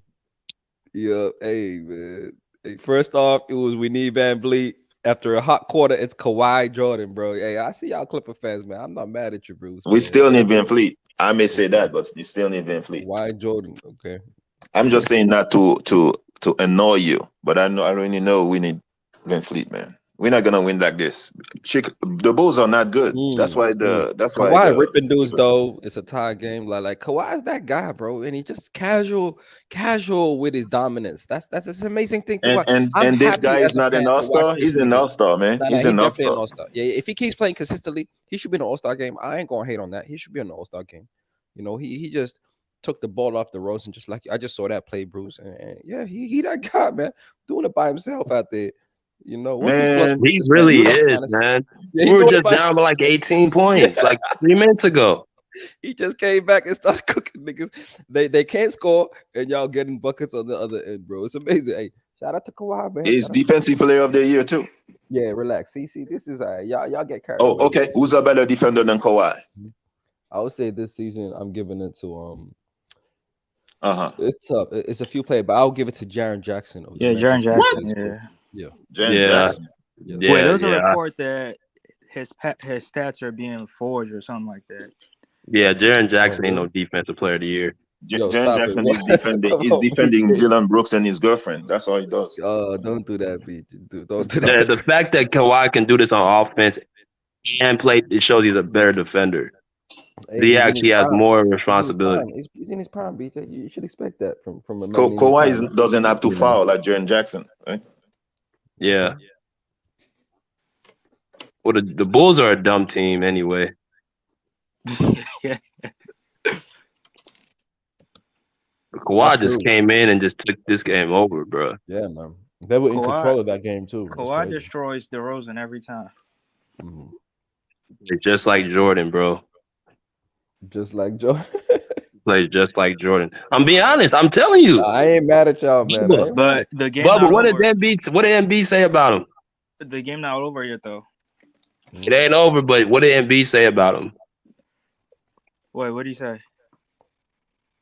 You hear what he said about Kawhi? He said he turned into Michael Jordan in the playoffs. Yes, that's what your guy said. Okay. Yeah, he was just giving him his fault. ISO. Well, Terrence did something. Oh, he had that was fouls. a foul, low key. That was a foul on Vucevic. Terrence did something. He has on the ball score. He has 2 fouls. So. Hey, 23-4 run. Bruce, watch Showtime come in here talk about if we win. Oh, see, that's why Terrence Mann should be starting. Yeah, whatever, nigga. Did you check the box score? This man had 0 points, 0 rebounds, 0 assists, 2 Still fouls. zeros. He's still on zeros. That's crazy, man. Hey, come on, man. No, he has 2 fouls. So Oh, he 2 got fouls. Thanks, Bruce. 2 fouls. I'm tired of this shit, man. I'm tired of this Terrence, man. Like he's just this star player, bro. He's not. He's just he's a glue guy. He does the little things, BJ. He does the small things. Yeah, The things yeah, you he don't see does. on the It's court. little. He sure does do the little things. Little things, bro. You know what they used to have? Like we used to have players like that on our team where they would be on the court benefiting, not pulling really enough weight to make an impact. Like that's why you can see through that. Like because I've seen that on my team. Like guys like that. Seen that. yeah. So can't fool me. The Bulls fans are like, dang, we've seen this before. Where have we seen this? You know, they know. You know, Bruce. They seen it. They seen it from the GOAT. Yeah, Africa. I'm not talking about LeBron either. Bruce, you say they're sitting there thinking about where we seen this before, Bruce. That's right. Yeah, I mean, oh man, oh his statue is outside. Oh yeah. Hey, you're funny, man. Hey, we were just going from talking about all that the Clippers need Van Vleet, Pascal Siakam. Hey, I told you we still need Van Vleet or the point LA guard. Raptors, and that was the LA Bulls dynasty mode, right? We're talking about dynasties. We're talking about Michael Jordan. We're talking about Kawhi Leonard. Okay, I'm just saying, man. Big fan, Breezy was good.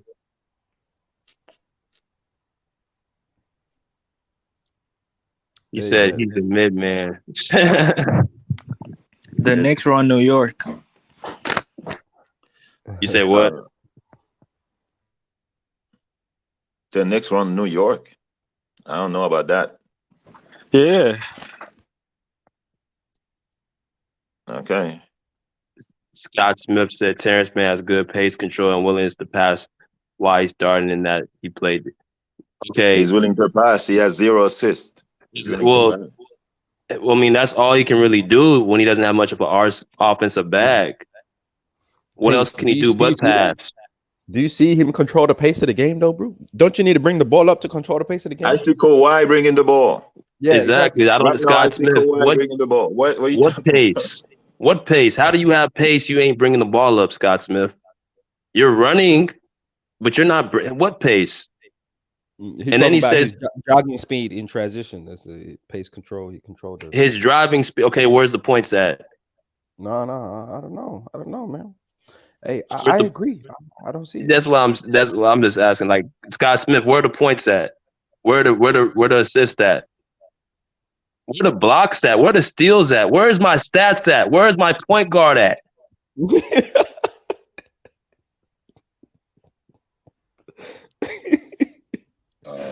Where is my point guard? Caruso is a good defender, man. Hey, man, that's true, man. Hey, I would. There he is. That's my point guard. Caruso is a good defender. Right there, huh? Okay. That's my point guard. Number 11. Okay. Caruso just blocked Kawhi. Kawhi is cooking, bro. Hey, Kawhi bringing the ball up every time, though. Like, you liking this? No PG on the court. I don't like this. Here we go. Bruce, what did I say? Centric offense, bro. Norman Powell setting wax screen so that he's switching on to Caruso. Like, come over here, Caruso. I want that smoke. Another Terrence Mann foul. Here we go. Bruce, what did I say? What Young Africa and Bubba? What did I say about Kawhi and PG bringing the ball up?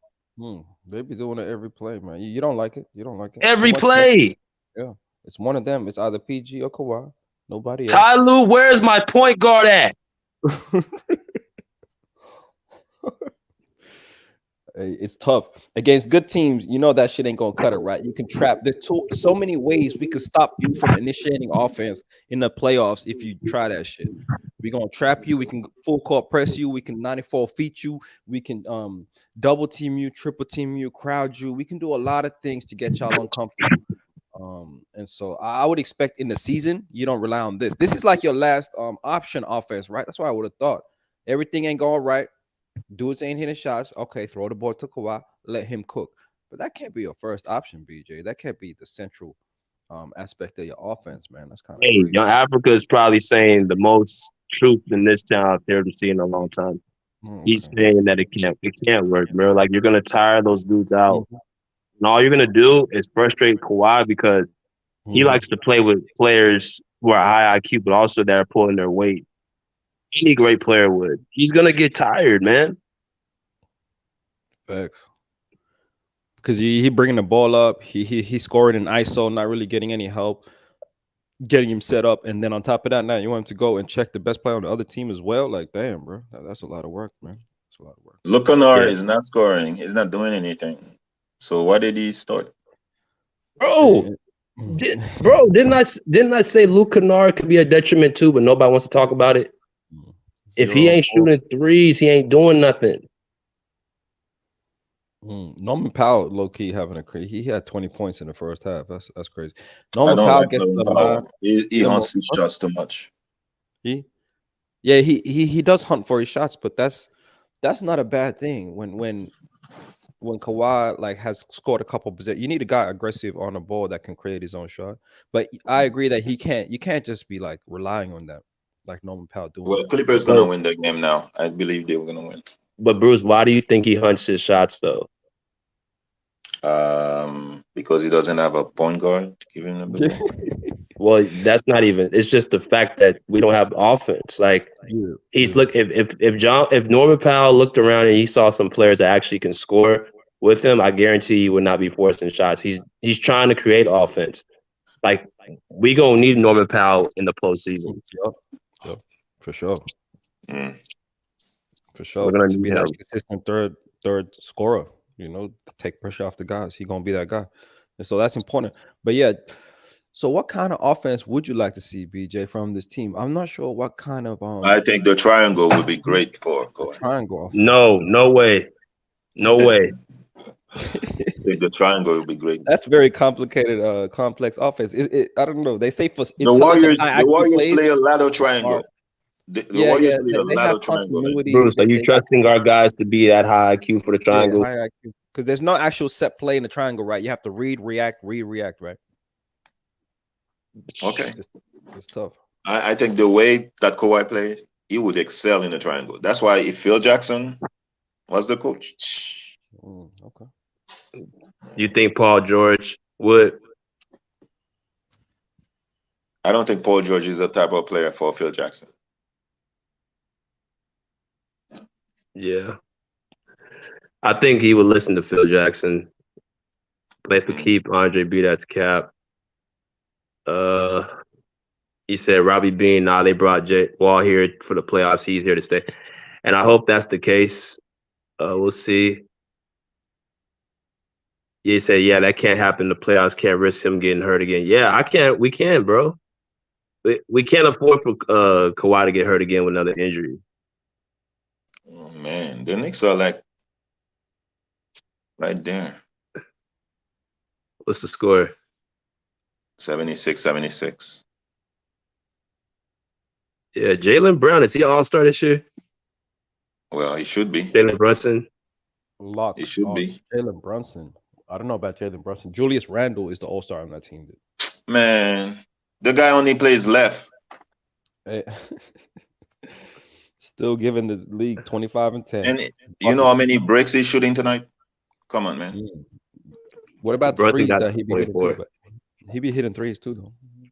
Brunson Yeah, got 24 right now. Yeah, he's not having a 2-4-7. great game. He's not having a great game. Brunson, he 2-4-7. playing solid. He playing solid. He's made the team better, definitely. I didn't think he was worth the $100 million contract he got, but he proven me wrong. Here you go. Saying, See, Julius Randle just lost the ball. What's the yeah. Westbrook still? Here you go. Yeah. See? Nah, Randall isn't having a good game. He's not having a good game. He's having a bad Scott game. Smith said, "Look, man, I like John Wall and Reggie, but they have been negative. Reggie has got his flow back since T-Man started." Okay, this is why I be saying what I be saying. This is the type of stuff that we gets out there that actually gets the fan base influence and badly influenced. First of all, you keep putting John Wall and Reggie in the same category. Reggie Jackson has had more time to start on this team, and he's been messing up the entire season. You want to put 4 games What has he been doing tonight against a real team? That's why that 4-game stretch against bad teams doesn't count. The Lakers, the Mavs, the Spurs twice, those are all bad teams that we have a favorable matchup over. No disrespect to you, Young Africa, but the Lakers, they can't do shit with the Clippers.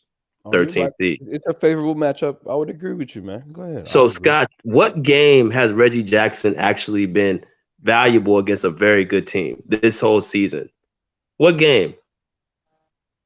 Because I can pull games out where John Wall has actually been valuable. Let's go back to the last game against the Nuggets where he had 16 points and 7 assists. And shout out to Dominique Brown who pointed this out. Against a team like the Denver Nuggets, John Wall would be huge in.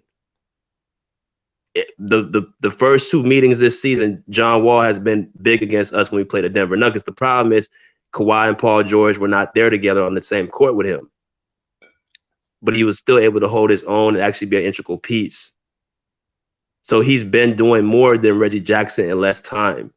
He's been averaging more assists, leading this team in assists, and he's given us 11.5 points per game in 22 minutes with only 2.2 turnovers a game. So you got that.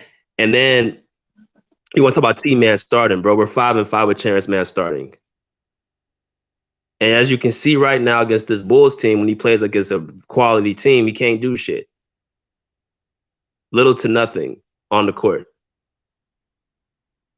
So why do we keep on pushing this agenda that we need Terrence Mann to start, bro? All we need Terrence Mann to do is get valuable minutes, like give him about 25, 30 minutes in a game, and then he can still be impactful. Because him getting like starters minutes and giving us stat lines with 0.0 rebounds and 0 assists, what point guard, starting point guard y'all can find in the league that does that? Bruce, Bubba, Young Africa, what starting point guard puts 0-0-0 as a starter point guard of our team? Who does that? Ben Simmons. Patrick Beverly. Exactly. Exactly. Beverly. Yeah. Shit, niggas like that. Yeah.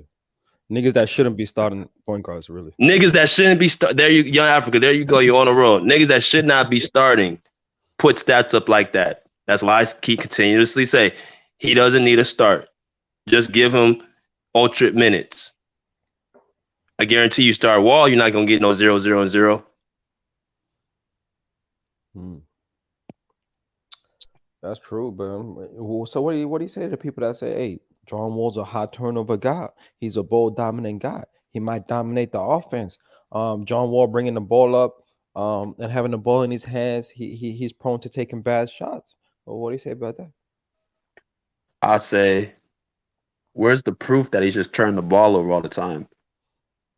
It's more of a historically in his career type of thing, even though, let's be real, when you look at the numbers, John Wall has one of the best averages of all time. Like he in the top like 10 in assists per game for a career in NBA history. Like that's kind of crazy. So, but that's what they say. He's been high turnover prone in the Clippers. He's a high usage guy.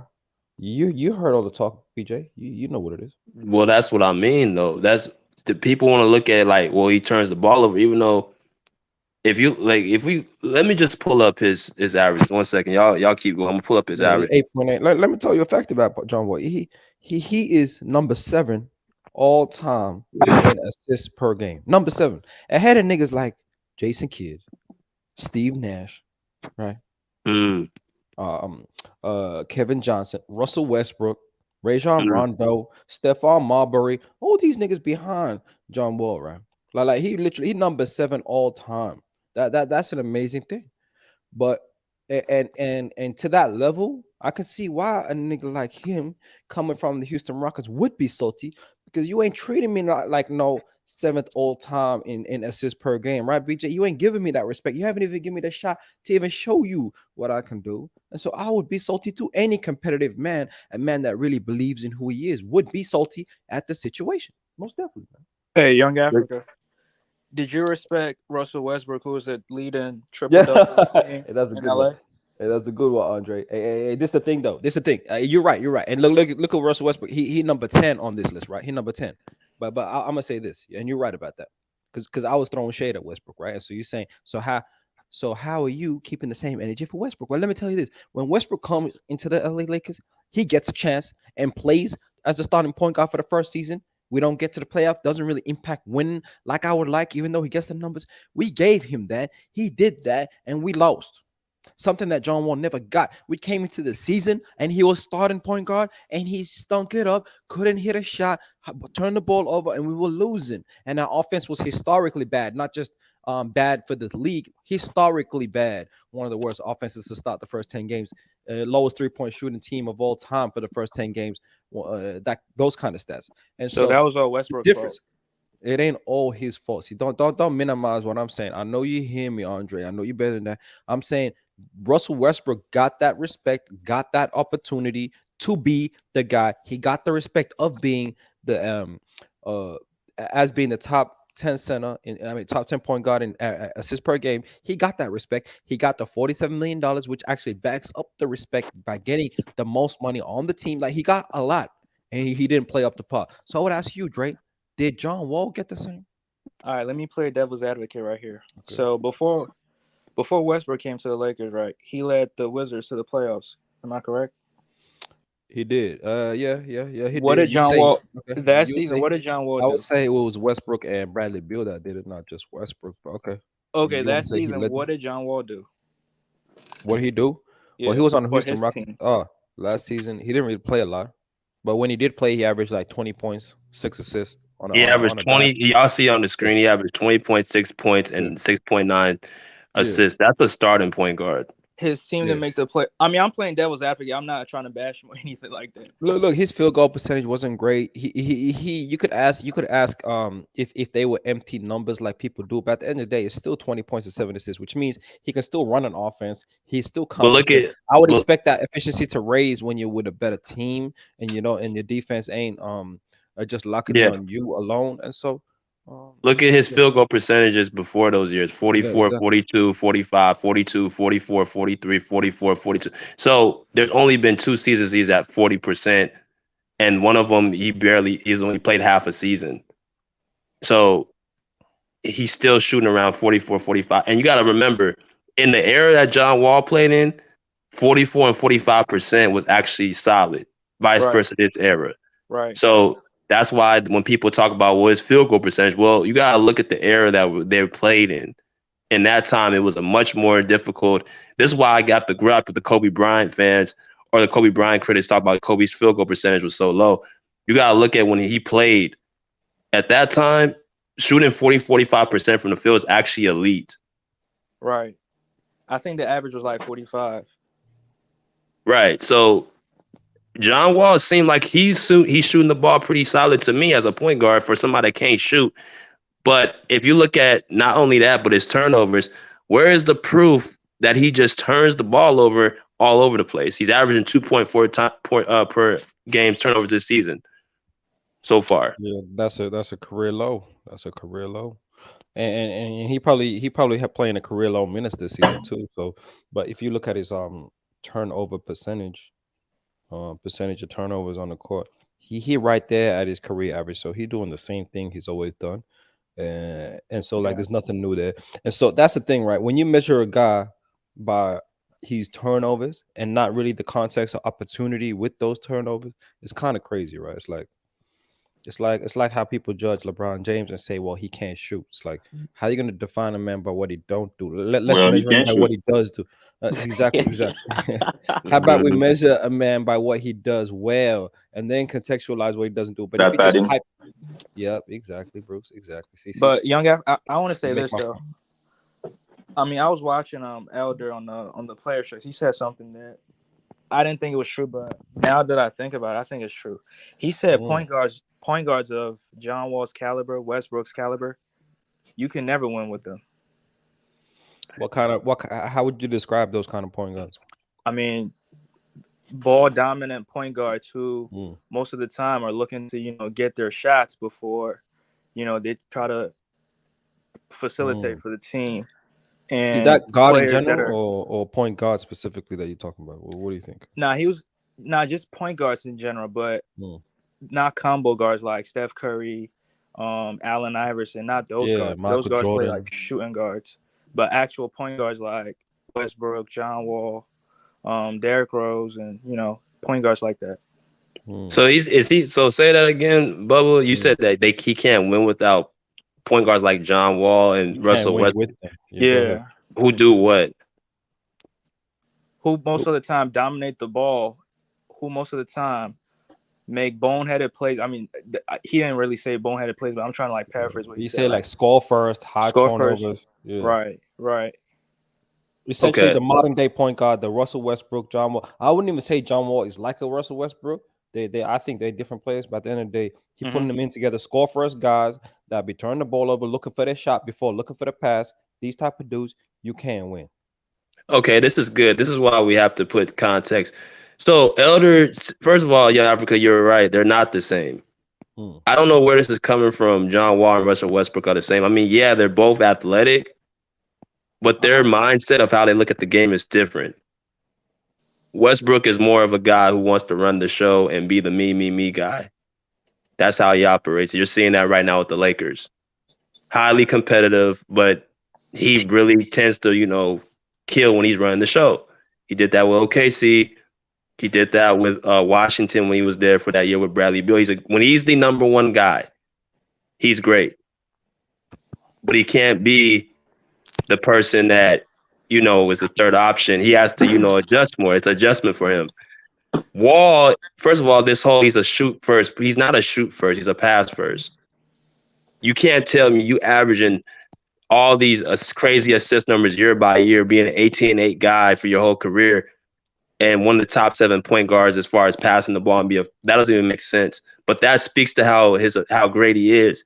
He has the ability to score to the point where you think he's a scorer, but in reality, he's a pass first point guard. Because look at those numbers right there, year by year. He can fool you in thinking he's a scorer, but he's really a pass first point guard. If you watch him with the eye test and you just look at the numbers, he enjoys getting players involved. This is why I don't understand the disrespect that it comes to him, because he shows you year after year that he actually cares about getting his teammates involved. Wait, you don't think he looks to score first before he looks to pass? This is the thing. If John Wall has players around him who can score the ball, like a Kawhi and PG, he's going to give the ball up. He does, but the problem is, like with Washington, who was his second running mate? Bradley Beal. So when did Bradley Beal become even he wasn't Bradley Beal. Like, he came, I think, in 2012. That's when Bradley Beal came to the league. But when he first came, Bradley Beal wasn't nothing like when he came in like he is now. Right. It was literally John Wall by himself. And even with that team, he took them. They beat Atlanta. They beat. Gortat was the second best player for many of those seasons, bro. Like, come on, man. Come on, man. Mark and Gortat. Come on. Come on, man. That's what I'm saying. Putting up double-digit assists. Come on, man. Bro, like the problem is you ain't had. He had some shooters around him though. But he didn't have no star player around. Like, he didn't have a player like Russell Westbrook has had good teams around him. I mean, that's true. Wall has not had the type of caliber team, but you get him a team like the Clippers where he can take a step back and be a third or fourth option, and you don't think he's going to pass the ball.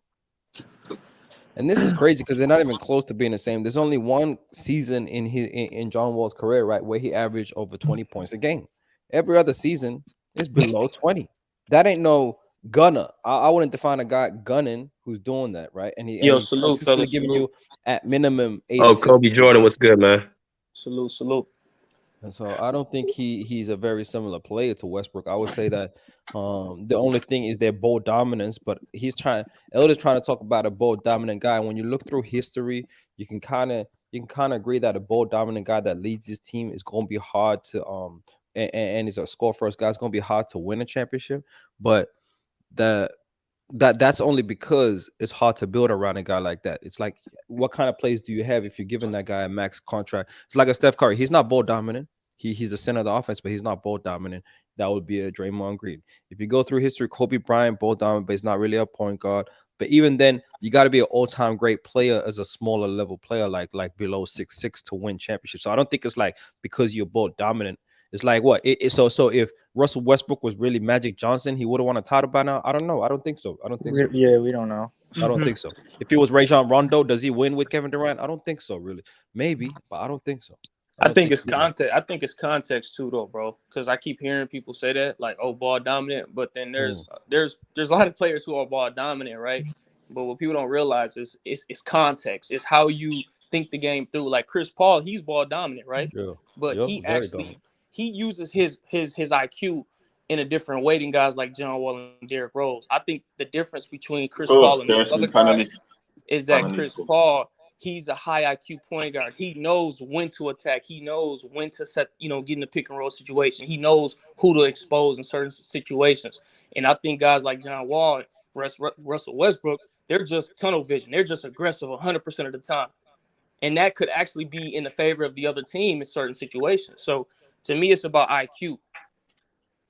So wait, you think Chris Paul looks to score before he passes, or he looks to pass? Sometimes he does. No. What I'm saying is that Chris Paul. What I'm saying is Chris Paul, even though he's ball dominant, his ball dominance is effective, right? Because when he's ball dominant, he's dominating the ball because he's seeing 3 plays down the line. He's looking and figuring out who's the guy he's looking to expose, not himself, but who on the other team can he expose defensively. So he's dominating the ball to set up other guys, right? He's a playmaker. So when I look at guys like John Wall, he's getting the ball and he's intentionally looking to be aggressive every play, but I just don't think he thinks the game like guys like Rondo and guys like Chris Paul. He just doesn't think the game through.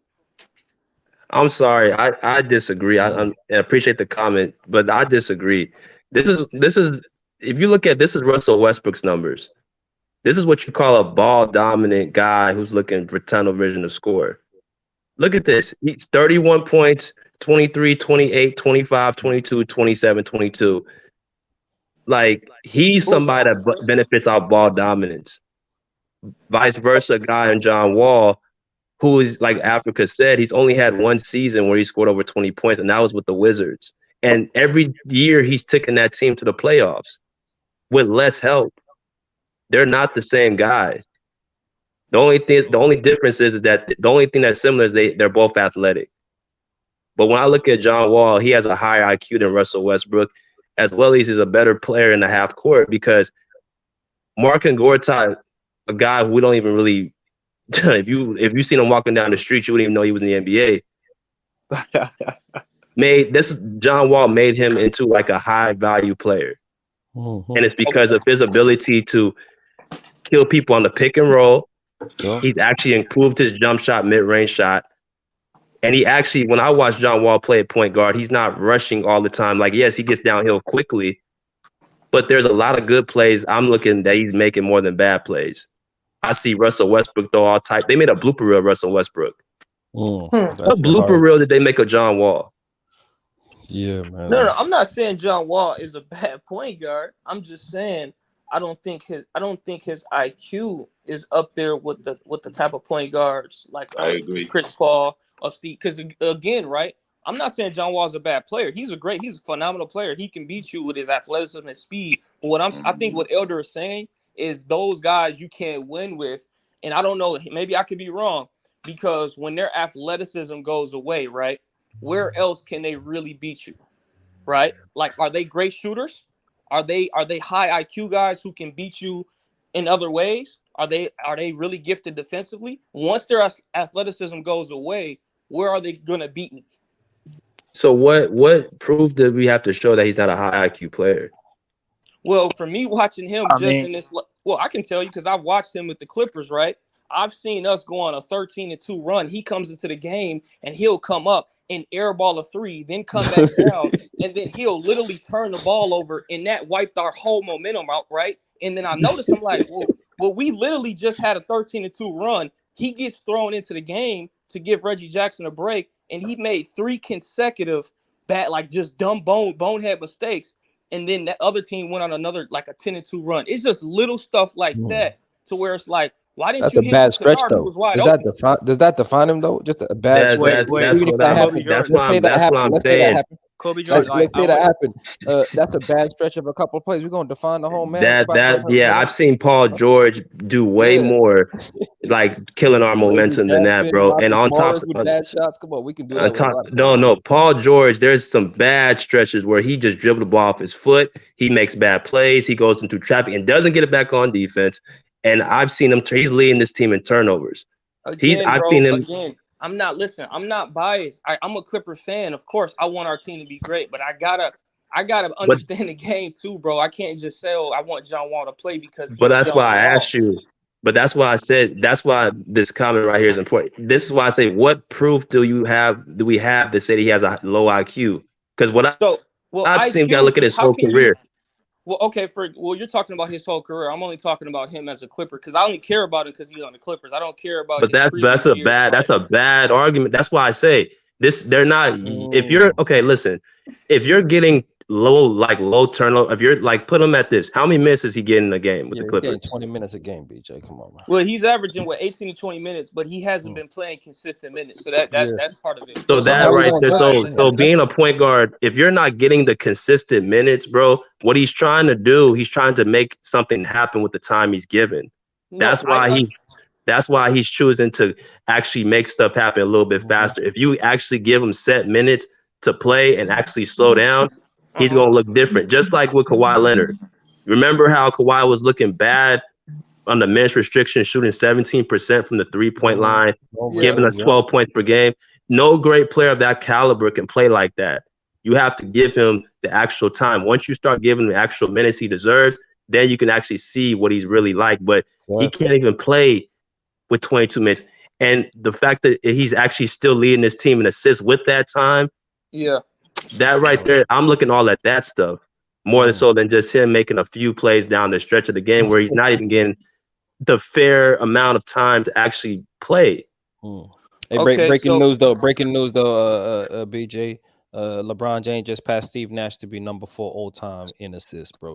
Just history in the making, Bruce. Bruce, you hear that, Bruce? Number 4 all time. Just passed Steve Nash. Congratulations. I'm gonna do a lot tomorrow. I'll do a lot for you tomorrow. I'm just saying. 4th congratulations. That's kind of amazing. Another thing too. Let's get back to what we were saying. Yeah, go ahead. Bruce, breaking news music on that breaking news. That's all good, BJ. We can wait. So Kobe Jordan, you want John Wall off the Clippers? So now, I actually like the conversation. We breaking down the actual point. Well, no, because hold on, I'm trying to really understand, right? Because I'm really gauging everybody's kind of like a viewpoint, and what I'm hearing is we want John Wall to start, right? And John Wall, I don't know. Maybe we have different expectations of John Wall. I think. What are your expectations from John Wall if he's to get started minutes? Where do you see him just over like his stats? Where do you want him to be realistically? How many minutes and what do you think his stats should be or would be? John Wall, that's a good question. So this is what I've seen him coming to the team. This is what was promoted. This was him being a big 3 with Kawhi and PG. He was brought here to be a starter. He wasn't brought here to be a bench player, right? So he was coming to this team to be a 3rd, 4th option. My was supposed to be 16 and 9. That's what I was looking for. 16, 16-7. Okay, 16-7. So 16.7, 7 assists. Yeah, actually, no, my bad. 14-7, 14-7, 14-8. Okay. Now, if he gets like 30 minutes a game, bro, them stats go up, man. Automatically, them stats. But I'm cool with that because this is why I say Terrence Mann can't be playing all this time because it's like you having him out on the floor this amount of time, but he's not giving us enough production. And then can I ask you a question, BJ? Can I ask you a question? When's the last time that John Wall averaged 30 minutes per game? Can you answer that for me? He hasn't averaged it all season. No, I'm saying in his whole when's the last year of his career that he averaged 30 minutes per game? When he was in Houston. So you talking about when he played 27 games that year? That's what you're talking about? He played 40 games. He played 40 games. Don't lowball. Hold on. He set out. Didn't he set out like the whole? Like, first off, it's not about. You know what the real question is? Just real quick. It's when hasn't he played 30 minutes a game in his career? And it's only this season where he hasn't played. 30 minutes a game, but see here, bro. Listen, I'm a little bit different. I'm evaluating him now. I'm not looking at his numbers 3-4 years ago. John Wall. The question is, how do you evaluate him though off 20 minutes a game? Is the question though. I want to say that again. How do you evaluate him off 20 minutes a game? How do you do that? Well, like you say, he has to do what he can with that minutes. He's not the only guy on this team that's averaging 20 minutes. We have 12 guys we got to play. So John Wall in this type of team, right? He's not gonna get 30 minutes a game, bro. There's 10 guys that are on this team. But Terrence Mann can. But you're giving Terrence Mann 30 minutes though. You know why? Because Terrence Mann is way younger, way more athletic, and he does way more on the defensive end. No, bro. No, again, with the time that Terrence Mann is getting, he's not producing those numbers. Even though he's 26, he's 26 years old, but he's not a better scorer than John Wall. He's not a better assist than John Wall. He doesn't move the needle at all. You watching this game against the Bulls, against an actual quality team, against an actually quality team. He doesn't move the needle. He's setting screens, bro. He's setting off-ball screens. Like that's the major thing I've been seeing in this game. Okay, so can I ask you a question? Hold on, can I ask you guys a question? Because listen, I'm trying to find some clarity, right? I'm looking at what the Clippers are looking at. If he's that guy coming in, right? Why? And you thought he was going to get all of these minutes. Why didn't Ty Lue give him those minutes when he got healthy, right? Because it took him a little bit to get in shape. Why didn't he get those minutes when he got healthy? Because it took him about a month to get in shape, and then once he wasn't playing back to back. What was that quote, BJ? Okay, so I'll say it. Well, first off, Ty Lue. Let's go to Ty Lue first. He's been making a lot of dumb decisions all year. Do you agree with that? Do I agree? What do you mean? I don't understand. What are you asking? Has Kyle Lowry made a lot of dumb decisions with the rotations, with these lineups, with minutes all year? I disagree. Okay. Let me go through what he's done this year. Kawhi Leonard hasn't been healthy, so with him not being healthy, he's experimenting with the lineups with the people that are. That's why I call BS on that, because he played Reggie Jackson all that time for 40 games and he was not playing well all year. Right? Okay. He still continued to play him. Why did he continue to play him? Well, I can tell you why. You know why? Because who do we have? Like I said, John Wall wasn't in shape. Who else do we have to play, bro? John Wall. How do you get in shape? Okay, this is where the basketball acumen comes in, bro. You can only get in shape by playing. That's the only way to get in shape. The dude's been healthy. Hold on. Wait to the regular season to get in shape, bro. Again, he's been healthy. He's been healthy the whole. He's been ready to go. But you can only get in game shape by playing in the game. You can do all the workouts you want to do. You can do everything, but you cannot. I'm telling you by experience, being a point guard. I played point guard. I still play point guard. You cannot get in shape other than playing. There's actual workout shape. There's game shape. It's a difference. So you have to play. If you're continuously sitting him on the bench and making him stiff, he's never going to get a rhythm. So that's a detriment. You're saying, you're a point guard, so I respect what your acumen on that. But what I'm saying is that with John Wall in the lineup, let's say he does play 30 minutes a game. I don't think that is going to be the factor in us turning our season around. I don't think John Wall is the answer. And I'm gonna be honest with you. The reason why I don't think John Wall is the answer, number one, when you play with Kawhi and PG, you got to be able to play off the ball and you got to be able to knock down open shots. What do you mean no? You have to be able to play off the ball. Let me explain why. The reason why is because when Paul George, when those two first got together, they were playing parts of a triangle offense that they end up going away from. But when Kawhi and PG on the floor, these guys, they attract double teams. When you're going to be open. If you can't knock down an open shot, if you can't shoot an average 34% from three, you're a liability to us. That's why we got guys on the court like Reggie Jackson and Marcus Morris, because they can typically knock down the open shot. Guys like John Wall is shooting less than 29% from three. He cannot hit open shots, bro. Okay. Now you said with Kawhi, and I'm gonna play devil's advocate. So you said with Kawhi Leonard and Paul George, you have to be able to hit shots, right? You have to be able to play off the ball and hit the open shot. When has Kawhi his whole career has played with guys who can hit open shots? Fred Van Vleet can hit open shots. Norman Powell back in Toronto, those guys were hitting open shots. Got you. So how many games has Kawhi Leonard played this season? He's played about 29 games this season. Okay, so he's played 27 games this season. How many games has Paul George played this season? He's played about 38 games this season. He's played 36 games this season. So what? So my thing is, this is what I'm saying about. I don't know. No. I'm just putting out there. I know what you're saying. I'm just on all of it. So, no. You're close to all of it. So you're saying that they need when they're on the court. So when they weren't playing, I'm gonna throw the question back at you. Why did he not still play John Wall the minutes he deserved? Because it was at the beginning of the season, people were echoing he should have been starting. Okay, so hold on. You throw John Wall into the starting lineup where he doesn't know the offensive playbook. This is a whole completely new team. What offense do we have, bro? Let me finish. I'm not done. I just want to say this real quick. So you're telling me a guy that came off of he wasn't injured last year, but who didn't play all of last season, come to a new team who isn't the star player, you're just gonna throw him into the limelight right off the bat? Timeout. First of all, what offensive playbook do we have? What offense do we run? Hold on. Ty Lue, they still have a certain way they want to play. He has to understand how Ty Lue wants to play. What offense do we have that would have to put him again? The offense that we don't really have an offense. The offense that we've been running, especially this season with Kawhi and PG, there's been stagnant offense with no guys when Kawhi and PG are not on the court. So it's really basically transition offense you're pretty much going into. Then when John Wall at the beginning of this season was the better player as far as being a point guard than Reggie Jackson. Go back and look. The first 25 games of this season, he was playing better than Reggie Jackson. His play declined after December when he felt like the minutes restriction, the back-to-back restrictions, and him not starting, he was getting frustrated. I'm telling you what it is as a player. When you're playing at that level and you're doing everything that you can, and you're showing that you're the better player and you're still not getting the time you deserve, and you continuously still play Reggie Jackson all this time, you're going to get frustrated. Uh-huh.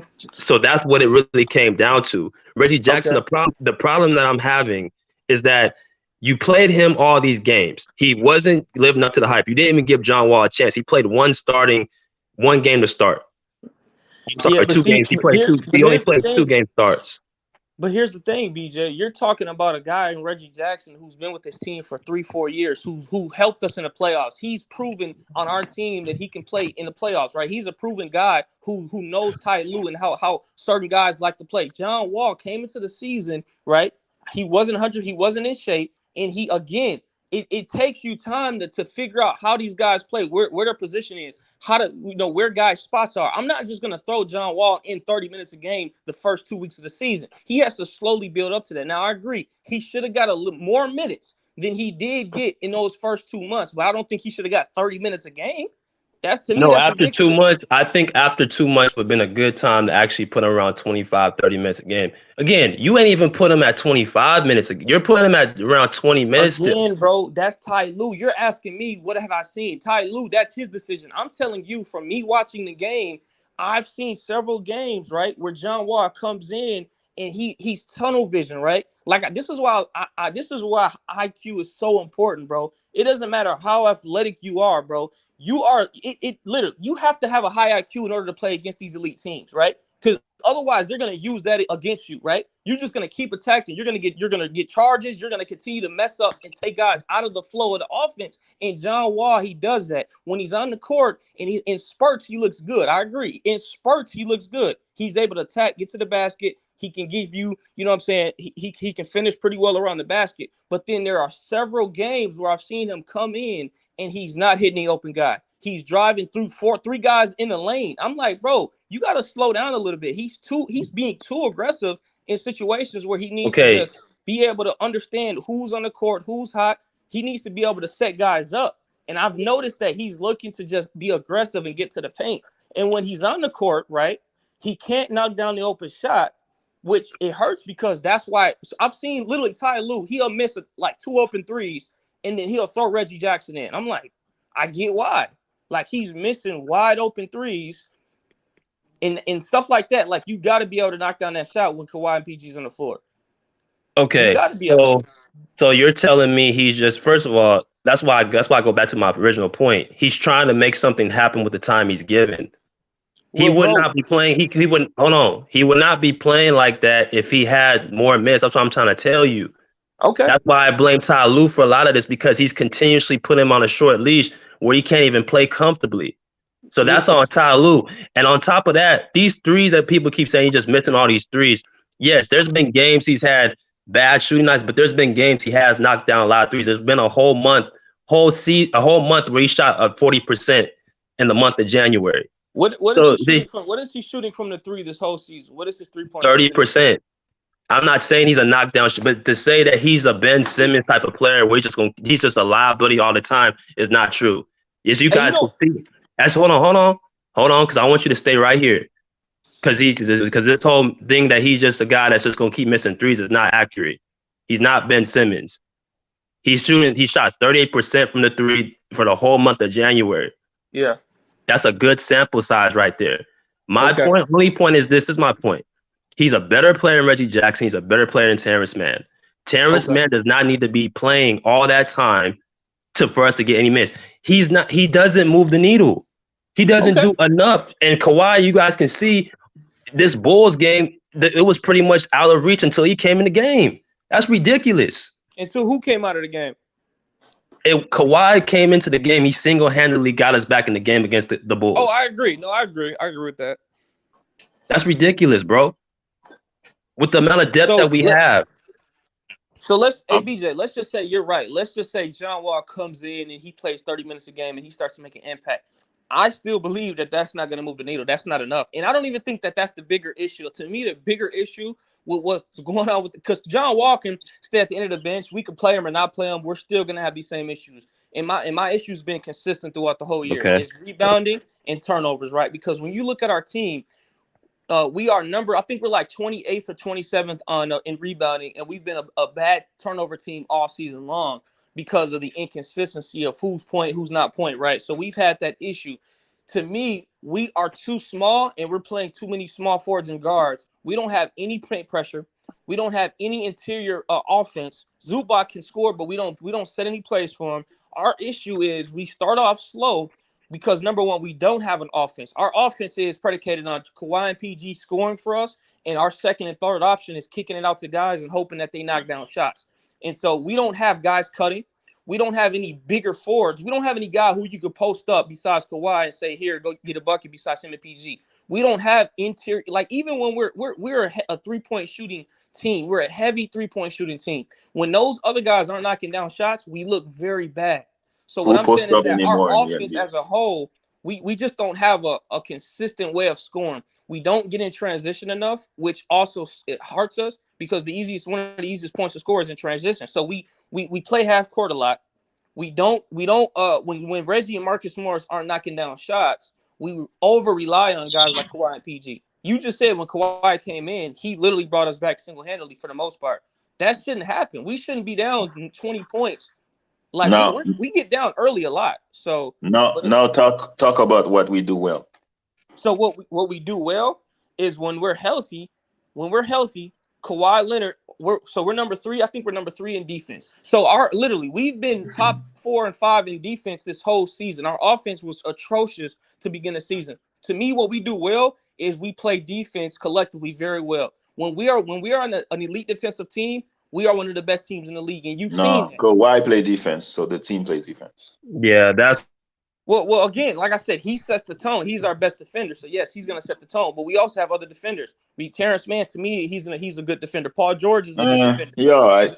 See, and that's another thing, Bruce. Zubac, he's okay. Zubac has been one of the best paint protectors this whole season. So again, really, yes. Oh, really? He's been one of the best center defensively this whole season. You sure? What do you mean I'm not sure? Okay, well, you can go look up the numbers and see the first 4 months of the season, where was he ranked in defensive rating for his position? The first 4 months of the season, then he played Jokic twice, and he got destroyed. So you're going to define 4 months off of 2 bad games? Or I'm giving you example. I'm giving you example. Well, I don't understand the example because everybody has bad games. You mean Embiid, Jokic? So back to what I was saying, BJ, when we're in a defensive team, we're one of the best teams in the league. You've seen that. Even that game against Cleveland, when we were down, I think we were down like 18 at the in the third quarter. We came back because of our defense. That first game we played against Cleveland, Paul George getting blocks on Jared Allen, stuff like that. Terrence Mann getting steals. We were one of the when we're one of the best defensive teams, we're one of the best teams. Simple as that. So you would okay. So our offense is our issue. So that's Correct. what I see. So The that's point why guard is the issue. The point that's guard. why that's what I was about to get to, Bruce. This is why I say we can play all the defense we want to play, but if you can't put the ball in the bucket, you're gonna have games like we played against the Cleveland Cavaliers, the second game. Bro, without hold on, bro. Hold on. I'm sorry. Without Kawhi, Paul George, and those guys, we have no gravity on offense, and we're gonna need that against these high power teams. That's why we keep getting beat so bad against the Denver Nuggets. You know what's funny? The game that we got blown out, the worst in the whole season. You know who wasn't playing? One of the I'm not saying that he's the main reason why, but John Wall in a series against Denver would be huge for us. Okay. But Terrence Mann is not gonna give us any gravity against no Jamal Murray. He's not gonna move any needle. In order for us to beat a team like Denver, we gotta be able to score the ball. Mm-hmm. We have to be. So I'm looking at things how we match up to certain teams. You may look good against a team like, say, the Spurs or the Rockets or the Lakers or somebody like a lower value team like that. Yeah. But when you face like a higher team that actually is elite, who has guys who can score, who's well-rounded, that shit ain't gonna do nothing. But again, BJ, that comes down to your offensive identity. When I looked at the stats in 2021, we had the number one offensive efficiency in the league. Number one, go look it up. 2020, 2021 season, we were number one in offensive efficiency. To me, that means we had an offense down. We knew what we were going to do. We had certain guys playing their role. That season, Kawhi started the season. He was healthy, right? And so what's changed? And even our first year together, we were top 3 in offense. These last 2 years, granted, last year Kawhi was injured, so that makes sense. We were 27th in offense. This year, we're 22. So, and I'm looking like, how do we go from top 3 offense to bottom 5 offense, and we have pretty much the same team? What's changed in those 2 years? 1 year, Kawhi wasn't healthy, but this year he's been healthy. He's just been the rotations have been off. So I'm still trying to figure that out, BJ, because again, bro, we were one of the best offensive teams our first 2 seasons together. I mean, now we're bottom, bro. Clippers lost key players. I mean, I'm looking at Arkansas, man. You know, I've seen how many offensive rebounds he's getting the Knicks. Shh. Can you answer that, BJ? What do you think's changed in 2 seasons to where we're one of the worst offensive teams? Well, I think one of the reasons, and people kind of I don't know if they see it the way I see it. I think the first year after the bubble, I think when we had Chauncey Billups as our assistant coach, I think he was a big piece. This is why I say putting Paul George at that point guard position to me is just iffy because we don't have Chauncey there no more. Because Chauncey helped bring PG as the offensive intrapiece. I think that's what helped our offense. I think that's helped his confidence and things of that nature. So he's no longer there. Number 2, as far as this year, again, Ty Lue's had the wrong rotations in. This is why I say he was a big, intricate piece of why we were struggling for quite some time this year. Because he was refusing to play guys like Robert Covington. He was refusing to play guys like Terrence Mann. Now, of course, Kawhi and PG being out this year hurt, but I'm just looking at our team, bro. I'm just saying we don't really need to do anything but just have the right rotations and pieces. If you want to get us a backup center, cool. I agree with that. Yeah. But all I kept hearing on the offseason was we have a deep roster, the best roster money can buy. What happened to all that talk? What happened to all that talk? What happened to all that talk? Yeah, now is we need Van Vleet. Now is we need OG Anunoby, Pascal Siakam. But here's the thing. Here's the thing that I noticed in those LeBron with the clutch 3, Bruce, clutch 3. In those first 2 seasons, BJ, when we were number 1 and then number 2. Now you can talk. Now you can talk, Young Africa. Now you can talk. Hey, LeBron with the clutch 3 put in the. Yeah, I know. That's why you're talking. You were not talking. I was focusing on the game, Bruce. I was giving one of the good reasons why we were in the universe, Bruce. But hey, go ahead. My bad. Go ahead. No, I was just gonna say one of the reasons I think that helped us in those first 2 seasons is I think we've been saying saying it all season long, if you've been watching, is that backup center / power forward position, we've had it. Our first year, we had our second year, we had Serge Ibaka, and then last year we had Isaiah Hartenstein. Those two guys were huge, right? Like them coming off the bench. That impactful though? Was Harden? I hear a lot about Hartenstein, but man, Kawhi is balling. Yes, he Hardenstein. Playing well for New York, but was he that impactful for the Clippers though? He was extremely impactful. And see, the thing is, he wasn't a 20 and 10 guy, but we don't realize, bro, when he played with us on the court, his ability to score around the basket and his ability to get tip-ins, his offensive rebounding was huge for us. Okay. That was huge, bro. Why do you think New York paid him, bro? He literally, we didn't want to pay him. He was getting offers from like like 4 teams wanted to get him. I think Orlando was one of them because old boy was hurt. Jonathan Isaac was hurt. And then New York Knicks ended up getting him. He's playing well against the Lakers, right? He got 16 points, 12 rebounds right now. Didn't I just say that? He's playing well. No doubt. Yeah, he's playing well against the Lakers right now. I just said that. And you guys ignore me, right? But go ahead, Kobe Jordan. You, bro, we're just talking. I'm just saying that I know why. I'm just saying that we haven't fixed that issue. All the seasons that we've had Kawhi, we had Serge Ibaka, we had who can knock down the 3, by the way, and who also was pretty good defensively later in his career still. And then Isaiah Hartenstein last year. We haven't filled those voids yet. So it's like I got a question for you, BJ. Yeah, you're right. Hold on. Let me hold on. Let me ask. I'll go to your question. I want to ask Kobe Jordan one thing because this is good. Man, so the Lakers. What do you think? What do you think is do you think our biggest integral pieces? What do you think our biggest problem is? So there's not just one. I think there's probably maybe 2 or 3 problems, and this is why it's complicated, right? The issue is, bro. All right, I'm gonna just tell you what I think the clear issue is. The clear issue is we're too small ball dominant, and our small ball dominant isn't good enough to play against these elite teams. It may look good in spurts, but against teams that are elite, it's not gonna work consistently. So we've been exposed. We're smaller. We can't rebound the ball.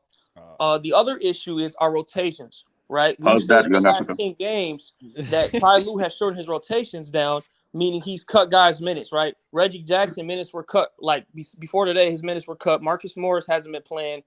Guys like Rocco was getting a little bit more minutes, and guys like John Wall hasn't been playing. So we've shortened the rotation down, which is huge.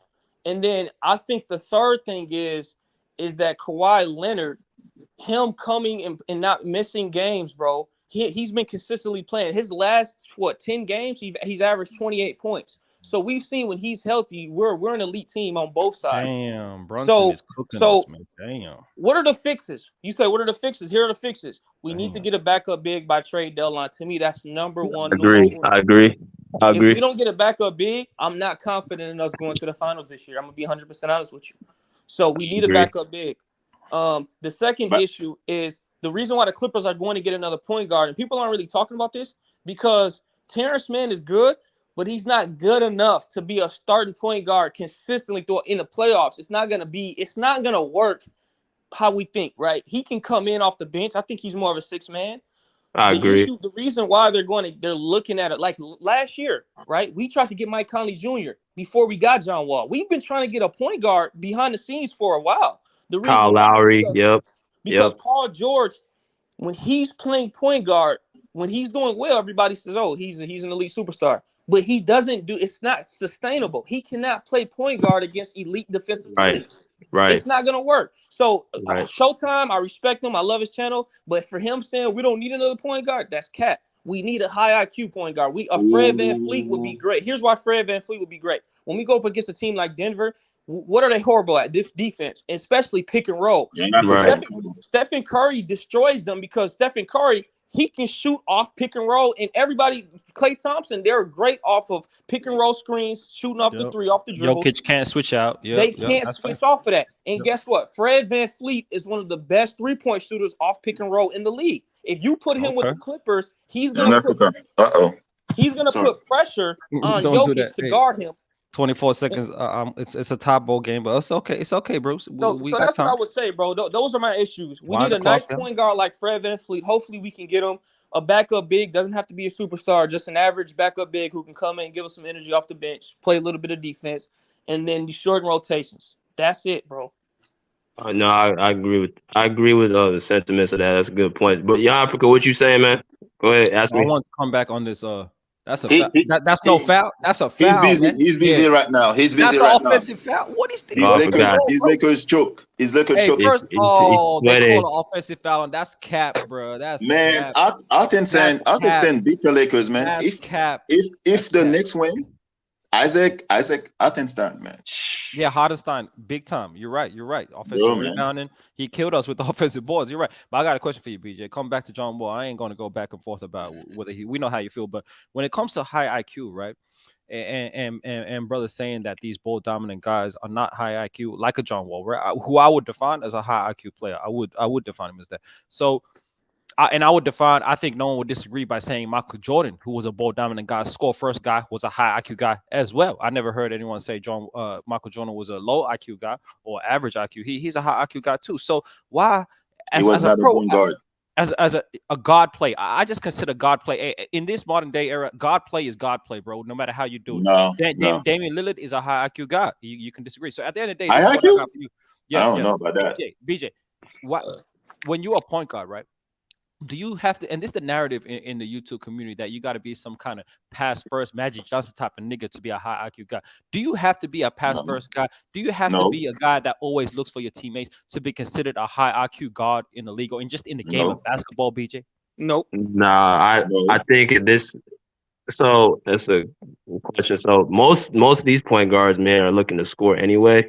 Yeah. They actually look at the traditional point guard as actually down on them. That's why I think Showtime, he's been constantly saying we don't need a traditional point guard. But here's the funny part. John Wall's not even a traditional point guard. Yeah. He's a guy who can pass, but he can score. Mm-hmm. That's why I don't understand this whole thing with him just being somebody that's old traditional. Like, they just putting labels on this guy that's not even true. Yeah, so I disagree. So you can still be high IQ, right, without being a pass first or a pass heavy guard, right? Yeah, you can. Your IQ is not based off your position; it's based on how you know the game. You can have it's based off of you knowing the game. It's not about your position.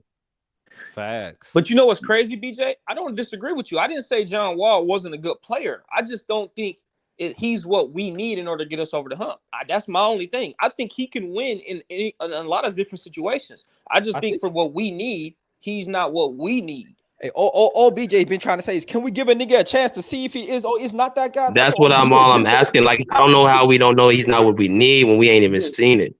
Well, hold on, but that's why I asked you, because you just asked me what are our issues. I didn't say, like, we don't have an issue. What does John Wall do great? What does he do great at this point in his career? Pace. He's a playmaker and he's a scorer. Yeah. Pace of play. Y'all one of the slowest offensive teams in the league when it comes to pace. He would help with that. He pushes the ball in transition. He would help with that. He'll get you easy buckets. He'll put pressure on the defense. We brought him in. We brought him in to not be no. Let's be honest, Kobe Jordan. But did you really believe the clip? Do you really believe that that John Wall was coming here to be a role player or be a bench player? But see, here's the thing, bro. I don't have any ego attached to it. I'm looking to win, bro. I don't care. No, I'm asking you. No, I'm asking you, because this is what I'm saying. Because for you to ask me, and it's okay. If for you to ask me, what does he do great at this point of his career, I gotta ask you, what did you expect John Wall to be when he came in? That's a great question. I'm glad you asked me that, because my expectations were different than most people's expectations. I understand the injury he just came off of, bro. I understand where he's at in his career. I'm not expecting him to be 2015, 2016 John Wall, and he knows that. But when you say a guy like that expect to come off the bench, bro, why wouldn't you why would you have any ego? What if we needed you to come off the bench? You would have an issue with that? Why? Nobody expected Paul George. Bro, so they did not. Hold on, real quick. That tells me that he has sort of like that Carmelo effect. Right? When you ask him to come off the bench, he instantly goes to, bro, do you know who I am? To me, that doesn't matter anymore, bro. The game has changed. That doesn't mean nothing. Just because you were great at one part of your career, doesn't mean that you're going to be that same type of player right now. We don't need you to be 2015 John Wall. We need you to come in and see, this is the thing. I'm going to be honest with you. I thought when we first got him, the pace was the first thing I looked at. Like, yes, he's going to be able to help us with our pace. But I realized that when we have Kawhi and PG, our pace really isn't the issue. Our issue is rebounding. Our issue is being able to not turn the ball over, right? And when John Wall was in the game, he was contributing to those turnovers. He was a part of that. So he was getting just as many turnovers. There was a game where he had like 4 or 5 turnovers. I'm like, man, this dude is taking us out of games. So, and I'm just like, right. So, Paul, listen, my expectation was him to come over to get, I'm going to be honest, maybe 20, 25 minutes a game and give us probably about 10 points and 7, 8 assists. That was my expectation of him. Wow. So for you to expect a guy to come in, wow, that's crazy. For you to expect a guy to come in and get 20, 25 minutes a game and still get 10 points and 8, bro, that's not normal. That's not normal to expect a guy to come in and get 10 points and 8 assists for 2020. That's not normal. You're putting expectations on him that's not for an average player. That's why I'm telling you, he's not a player that you look and put him off the bench. He's a starter. That's what he's been his whole career. That's why I said they didn't bring him here. And people expect expectations. You can ask people, they were not for him to be no role player. But here's the thing, though, bro. Well, hold on. Let me finish. Let me finish. Go ahead, bro. Let me finish. You just said 10. That's why I asked you 10 and 8 for 20, 25 minutes is not normal. That's why I said he's not that. None of Terrence, man, Reggie Jackson could not average that even with starter minutes. Yeah, but those guys aren't scorers. You said John Wall's a scorer, right? He's a scorer and he's a playmaker. Reggie Jackson, so hold on. Why is that difficult? Hold on. Why is that difficult for a guy who averaged 20 and 9? Because that's why I'm telling you, that's why I said they're not on his level. They're not on John Wall's level. Reggie Jackson's never been on John Wall's level, even with the decline in his play, if you want to say. Yeah. And John Wall's decline with Houston, he's still a better overall player than Reggie Jackson. He's still a better overall player than Terrence Mann. He's more impactful. But people keep saying he's not the same Washington. Bro, even with him, Houston Rockets, John Wall's a better player. Hey, bro, listen, man. I don't have any loyalty to these dudes, bro. I just look at the game of basketball and I evaluate it from that level, right? John Wall, regardless, I don't dislike him or I love him. I think he's a good, I think he's a good player. I think he's athletic still. I think he still has something left. My issue is I'm looking at the personnel of our team and I'm looking at what we need. John Wall, right? These last 10 games without John Wall, we've looked great, right? Against what team? What teams? I can't hear you. Say it again. Against what teams? Bro, what do you mean? Oh, here we go. Bro, we can play who's in front of us. We play. No. When we played against, bro, we ain't going to do that. When we played against real teams, hold on. The teams that we're playing, we're playing. No, you can. Okay. You can, but just put context on it. To say, this is my issue too. To act like he's the problem. To say we've looked good in the last 10 games as to say like John Wall's the issue. Bro, we got to put context on that.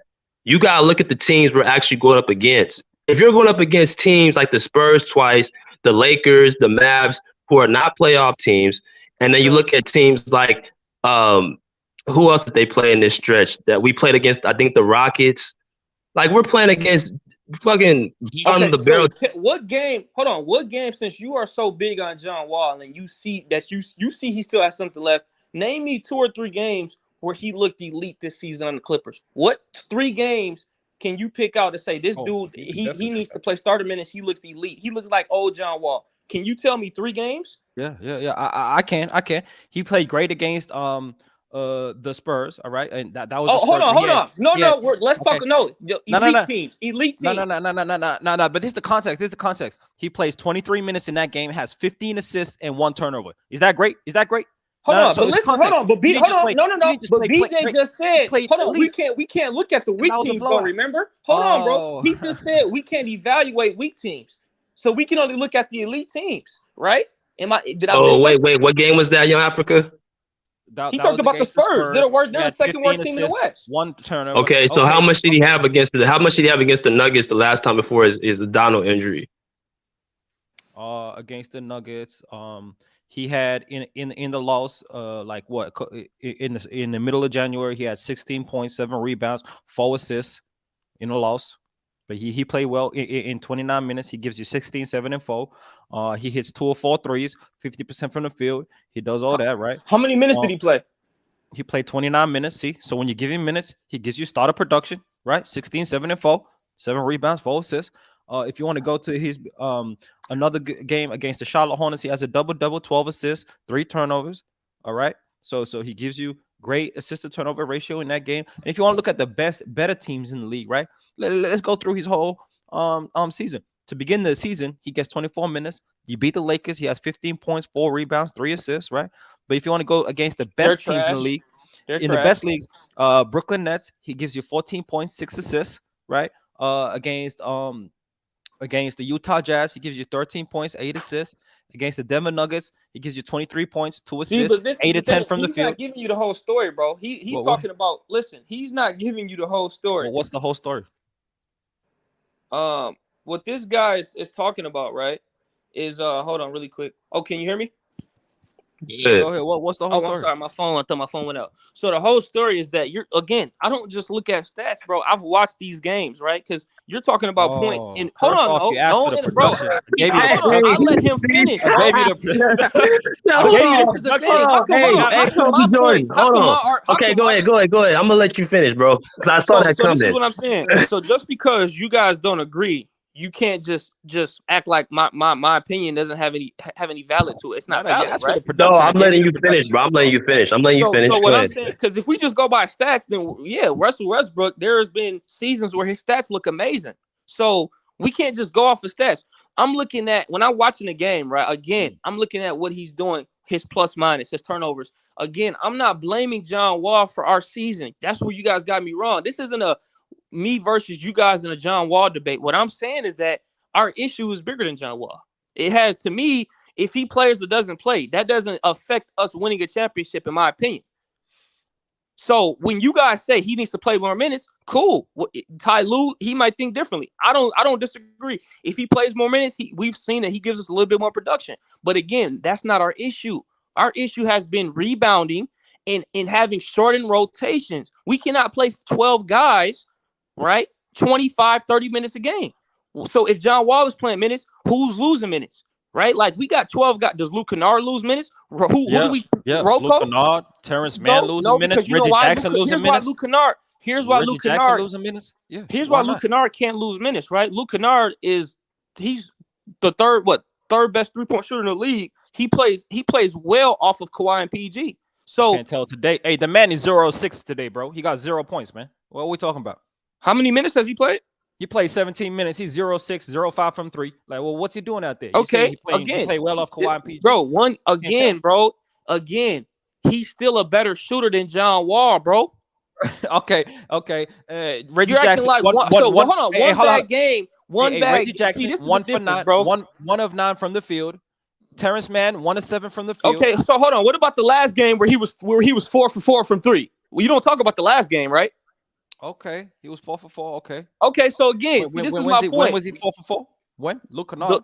The last game we played, was he 4 for 4? Or he was 3 from 3. One of the two. I think he was 3 from 3. That was 2 games ago. Last game he was 0-2, gave you 2 points, and he gave you 2 points, bro. Come on. Bro. No, so the game before that where he was 3. Okay. So he rarely has games like this. Right. He really goes 0 for 4. No.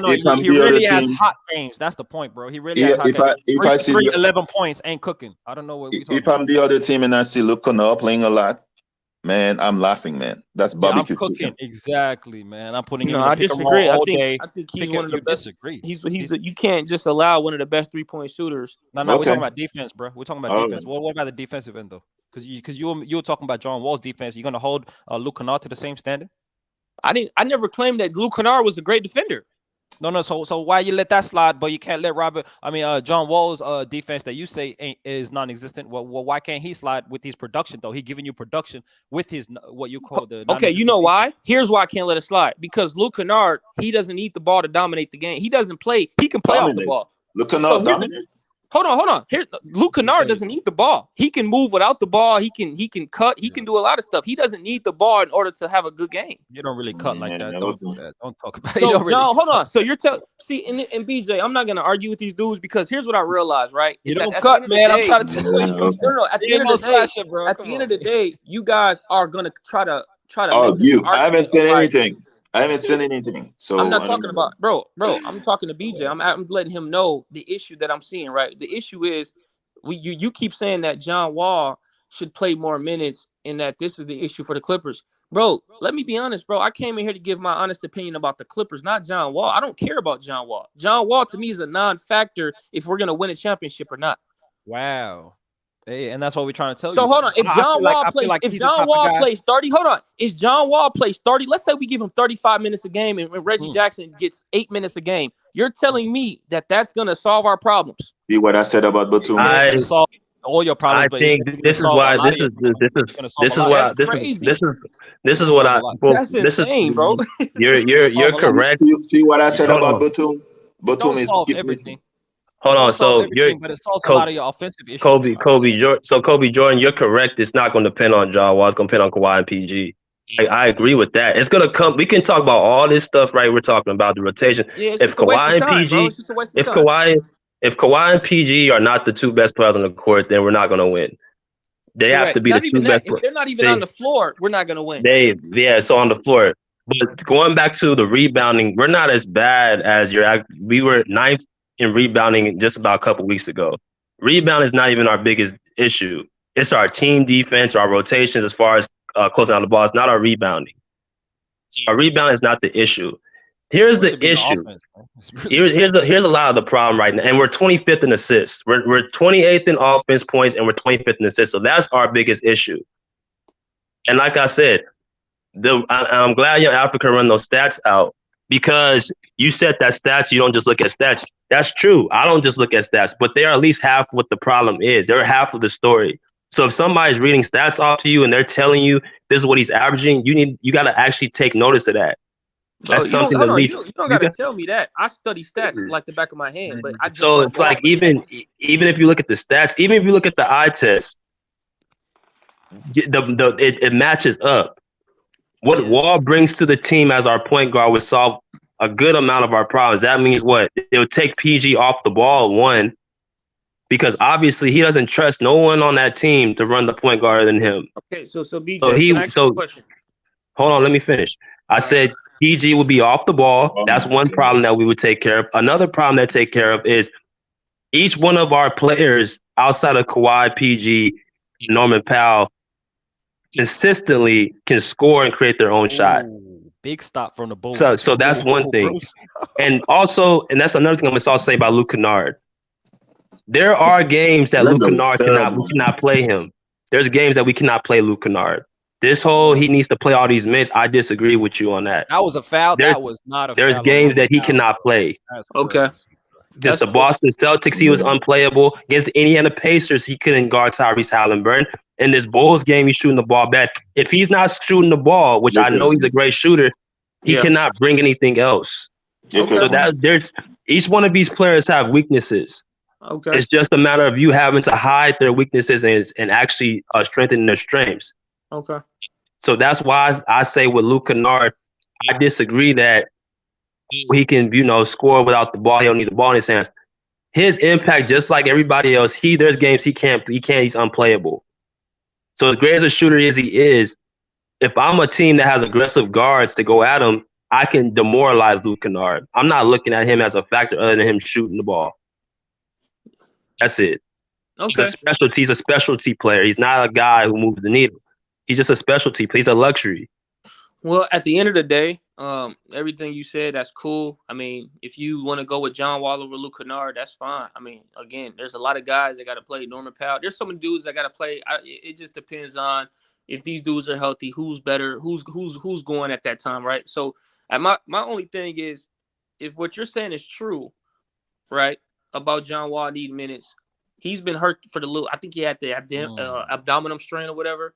How come the Clippers they've been consistently looking for a backup point guard to back up Reggie or a starting point guard this whole season and last season?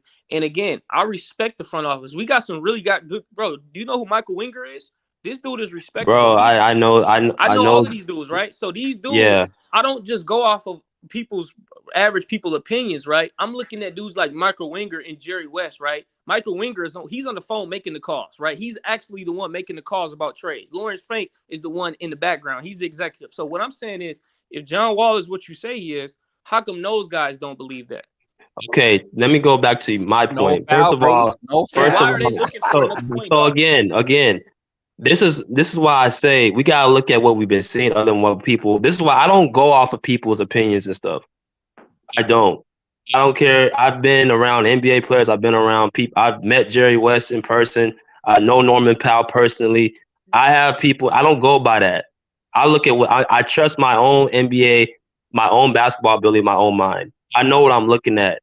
The problem is, again, to say that we don't trust John Wall, I don't even know if that's necessarily true. No, not you. Ty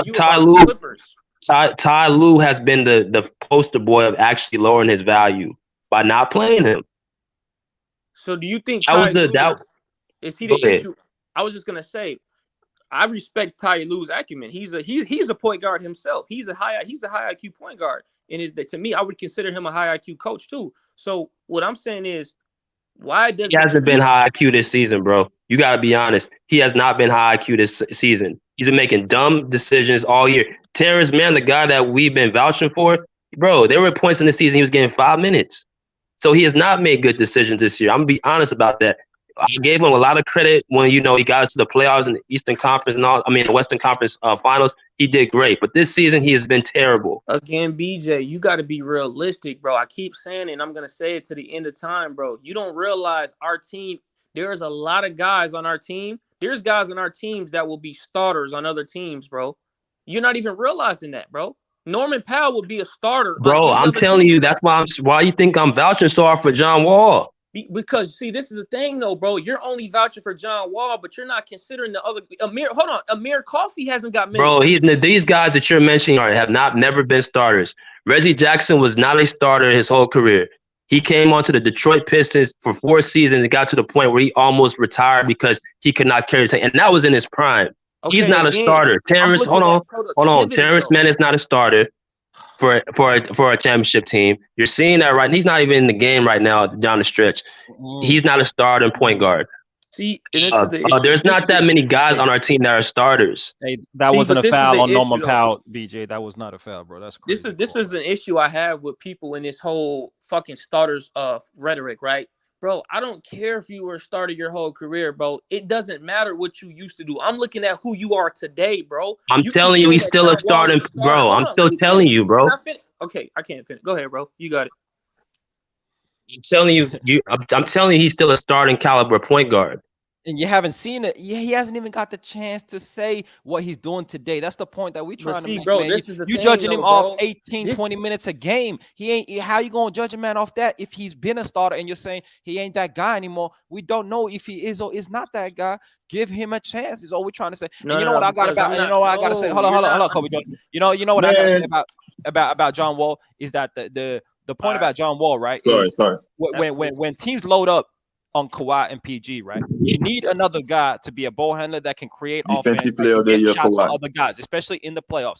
And if you don't have defensive player of the year, Kawhi. If you don't have that, Kawhi, great steal, locks up the game. Yeah, he does what he does, man. Kawhi's that guy. Hey, at the end of the day, Chicago Bulls are a dumbass team, bro. So they like the spacing is off. Hey, Zach LaVine and DeMar DeRozan both want to take the last shot at the same time. I don't know what's up with Chicago Bulls, but at the end of the day, when it comes to PG and Kawhi in the playoffs, we've seen him get slowed down. We've seen the defenses load up on these guys. And what happens? You got to put that ball in the hands of guys like Reggie Jackson, Marcus Morris, and it hasn't got the job done, and I don't think it will. And so John Wall, I feel like, can be a difference maker in a playoff series. In a playoff series, why do you disagree? Why? Because hold on, bro. Go ahead.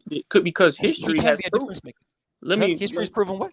Can I finish? You keep go ahead. Let him go. Let him go. You didn't let me finish. Go ahead. I'm gonna let you go. Go ahead. You got it. So again, like I said before, I was really interrupted. All I was saying I was really interrupted. Go ahead. Oh my god, bro. Go ahead. You got it. Go ahead. Now you got it. I wasn't even finished. You know what I mean? But see, I'm not even looking to argue. I'm really just looking to dialogue with you guys because you guys are a couple of you guys are Clipper fans. But what I'm saying is when the last time we were healthy, we got to the Western Conference Finals with this team. So when have you said we haven't got, besides the bubble, when have we not gotten it done? Right? Like when Kawhi, when Kawhi you only had one real shot at it. Is that what we're saying now? What I'm saying is that Kawhi got injured in 2021 in the playoffs in a 2-2 series. We hadn't seen him until this year, until the beginning of this season. So he's been out for that whole time, right? And then so 2021 last year was just a wash, right? We didn't have anybody healthy. All of those role players look good. We won 42 games. That's okay. cool. So what was the issue in the bubble? What was the issue in the bubble? Because that can happen again, right? What I'm saying is that the last time we were healthy, for you to say that we haven't gotten it done, we didn't have Kawhi Leonard to finish it off. If we had Kawhi Leonard again, we would be having a different conversation right now. Yeah, maybe. But what happened in the bubble though? What happened in the bubble when y'all fully healthy? Again, like I said, that 1 year in the bubble, Doc Rivers, a completely different coach who I never liked in the beginning. We already know who Doc Rivers is. Doc Rivers, he's one coach that's lost 3-3-1 leads. This isn't just it ain't just him. But break down. I know Doc Rivers' record. We know he's the only coach to lose 3-3-1 leads and 2-3-2 leads. No other coach has ever done that. We know that, but at the end of the day, I'm asking you, on a basketball level, what happened in that Denver series for y'all to not be able to get over the hump? What happened? I'm not gonna go over that because I already told you what happened. Exactly. You don't want to go over that because you're gonna get to the point where you're gonna have to say what was the issue? Was the issue that we did the defense is loaded up on Kawhi? Paul George had to be the primary playmaker. A lot of stress on Paul George. Y'all went ISO heavy. You didn't have a playmaker, which is why you lost that series. If you have John Wall would have won us that series, right? He would have made it. Hold on. Time out. I hate to say it, and Kobe Jordan. That's why I was quiet. I didn't want to walk you into it. He's making a good point because look at what happened. I'm gonna prove it to you right now. Who did we go and get after that demise in the playoffs in the bubble? Who after we got blitzed by the Nuggets 3 straight games? Who do we go out there and get at the trade deadline? Who do we go get, bro? Go ahead, tell me. Rondo. Okay. And Rondo barely played in the playoffs. Hold on, stop. See, that's so you telling me. Okay, so you're telling us. What did Rondo do in the playoffs? No, Tom. See, that's what I'm saying. You don't want nobody to talk.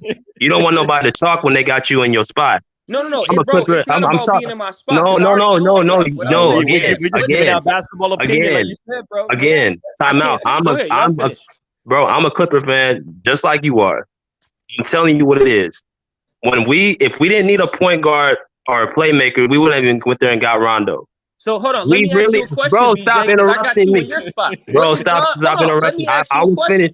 No, I'm finishing my point. I'm finishing. Hold on. I'm finishing my point. Then you can ask me, bro. Okay. Let you talk for 2 minutes straight. The problem is, again, if you didn't have a problem with us, if we didn't need a traditional point guard, we never went and got Rondo in the first place. We would just have ran it back with the same team. For a couple of seasons, we've been trying to get a point guard. We try to get Kyle Lowry. We try to get other point guards. So to say that we don't need a point guard was all cap. Kawhi and PG with no offense, they were going my turn, your turn in that bubble. I watched that whole series. We had no actual real organization on playmaking. So yes, having a real point guard would have actually helped us. Now you're right. Rondo did not play. No. Rondo did not play. Go ahead. Because you're going into what you think I was going to say, but I still didn't ask. My question was, where was Rondo? If you said the reason why so what you guys are saying is we lost because we didn't have a playmaking point guard in that Nugget series, and then the next year we went up and got Rondo, or we got Rondo at the deadline, right, or whatever the case was. Well, my question is, if that was the case, number one, where was Rondo? Where was he effective in any series last year that got us? I'm going to tell you again. That doesn't. I'm gonna get to that point. Now I'm glad you asked me that. That doesn't change. Where was he effective at? I'm gonna tell you. But I'm saying again, that doesn't change the fact what they still needed. They went in. They hold on, again, he ain't gonna let me finish. Go ahead, bro. He ain't gonna let me finish. We didn't need him, bro. Again. So you wouldn't have. So again. I guess that's the problem. You're telling half the story. We didn't need him, but we needed a point guard. The thing what happened was Chauncey Billups made Paul George into a point guard. That's what happened. But we don't have Chauncey Billups no more. That was the only addition. That's why I say having PG as our point guard this year is not going to work. You see the difference of him, how he looks now than how he looked in that 2021 playoffs, because we had Chauncey Billups right there working with him consistently. That's why I'm telling you, our offense looks the way it looks right now, and we're at the bottom of the barrel. And at the end of the day, BJ, Rondo was the sixth man off the bench on that team that went to the conference finals. So it helped a little because y'all got to the conference finals. Like why we going to diminish him? He didn't put up the numbers that he usually does, but y'all still went to the conference finals with Rondo as your first guy off the bench at the end of the day, controlling the offense, controlling the tempo, being able to actually play make to a certain level, getting guys in their positions, even if he's not getting the assist. That's not true. That's not true. What do you mean? He was was he not the sixth man off the bench? He wasn't, no. Yes, he was, bro. Yes, he was. Okay. Why you got to do all that? Yes, he was. Hold on. You're telling me he was the sixth man off the bench. Before I cook you, you want to say, are you sure? Yes, I'm very sure. Okay. So who was our starting point guard in Reggie Jackson. Reggie Jackson. Hold on, Reggie Jackson? Yes. Okay. You had a starting five of Kawhi, PG, Marcus Morris, Nicholas Batum, and Reggie Jackson. No, hold on. You didn't answer my question. I said who were the starters in the playoffs? I just told you, bro. Kawhi Leonard, Paul George, Marcus Morris, Nicholas Batum, and Reggie Jackson.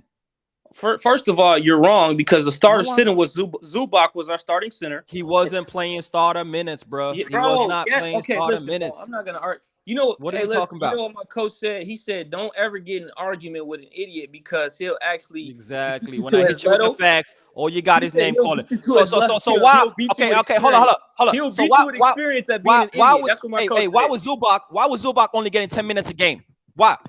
In what series? What series? Oh, he got 10 minutes a game. He got 10 minutes a game against Dallas in that first round. And I'm about to tell you, Kawhi at 33, 5, and 5.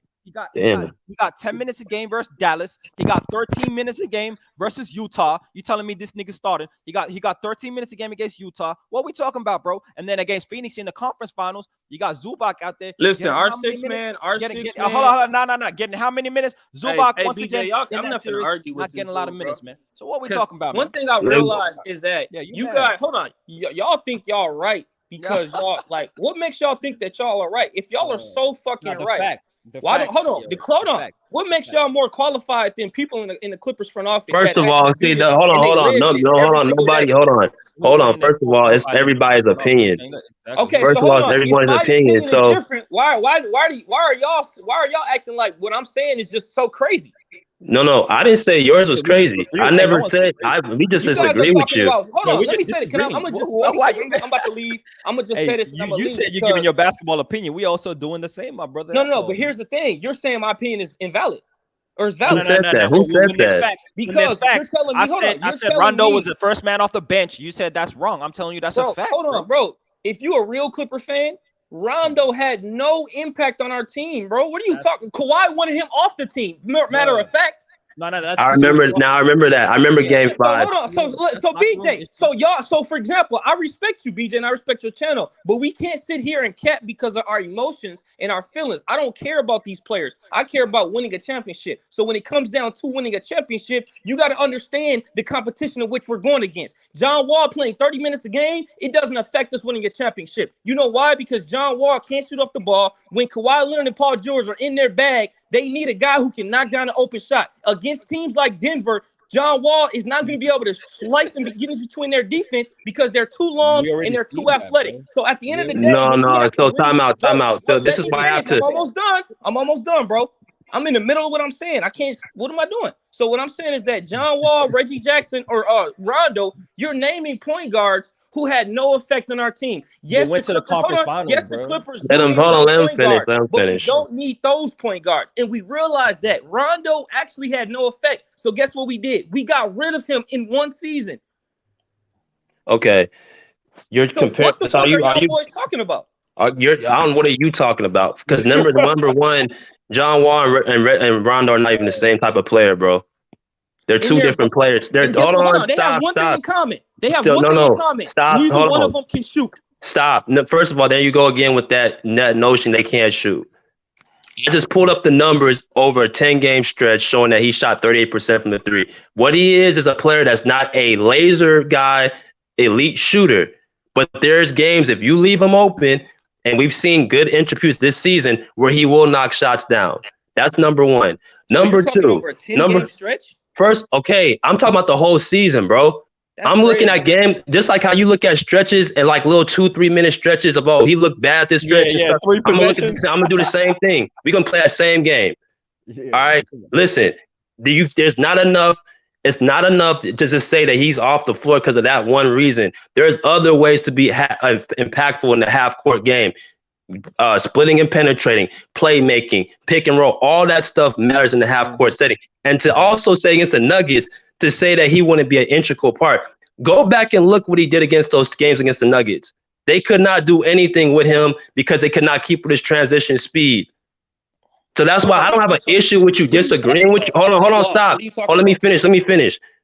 I don't have an issue with disagreeing with you, bro. But you're saying stuff I have to check you on because you're not making the right points. He was very impactful in those Denver games. Mm-hmm.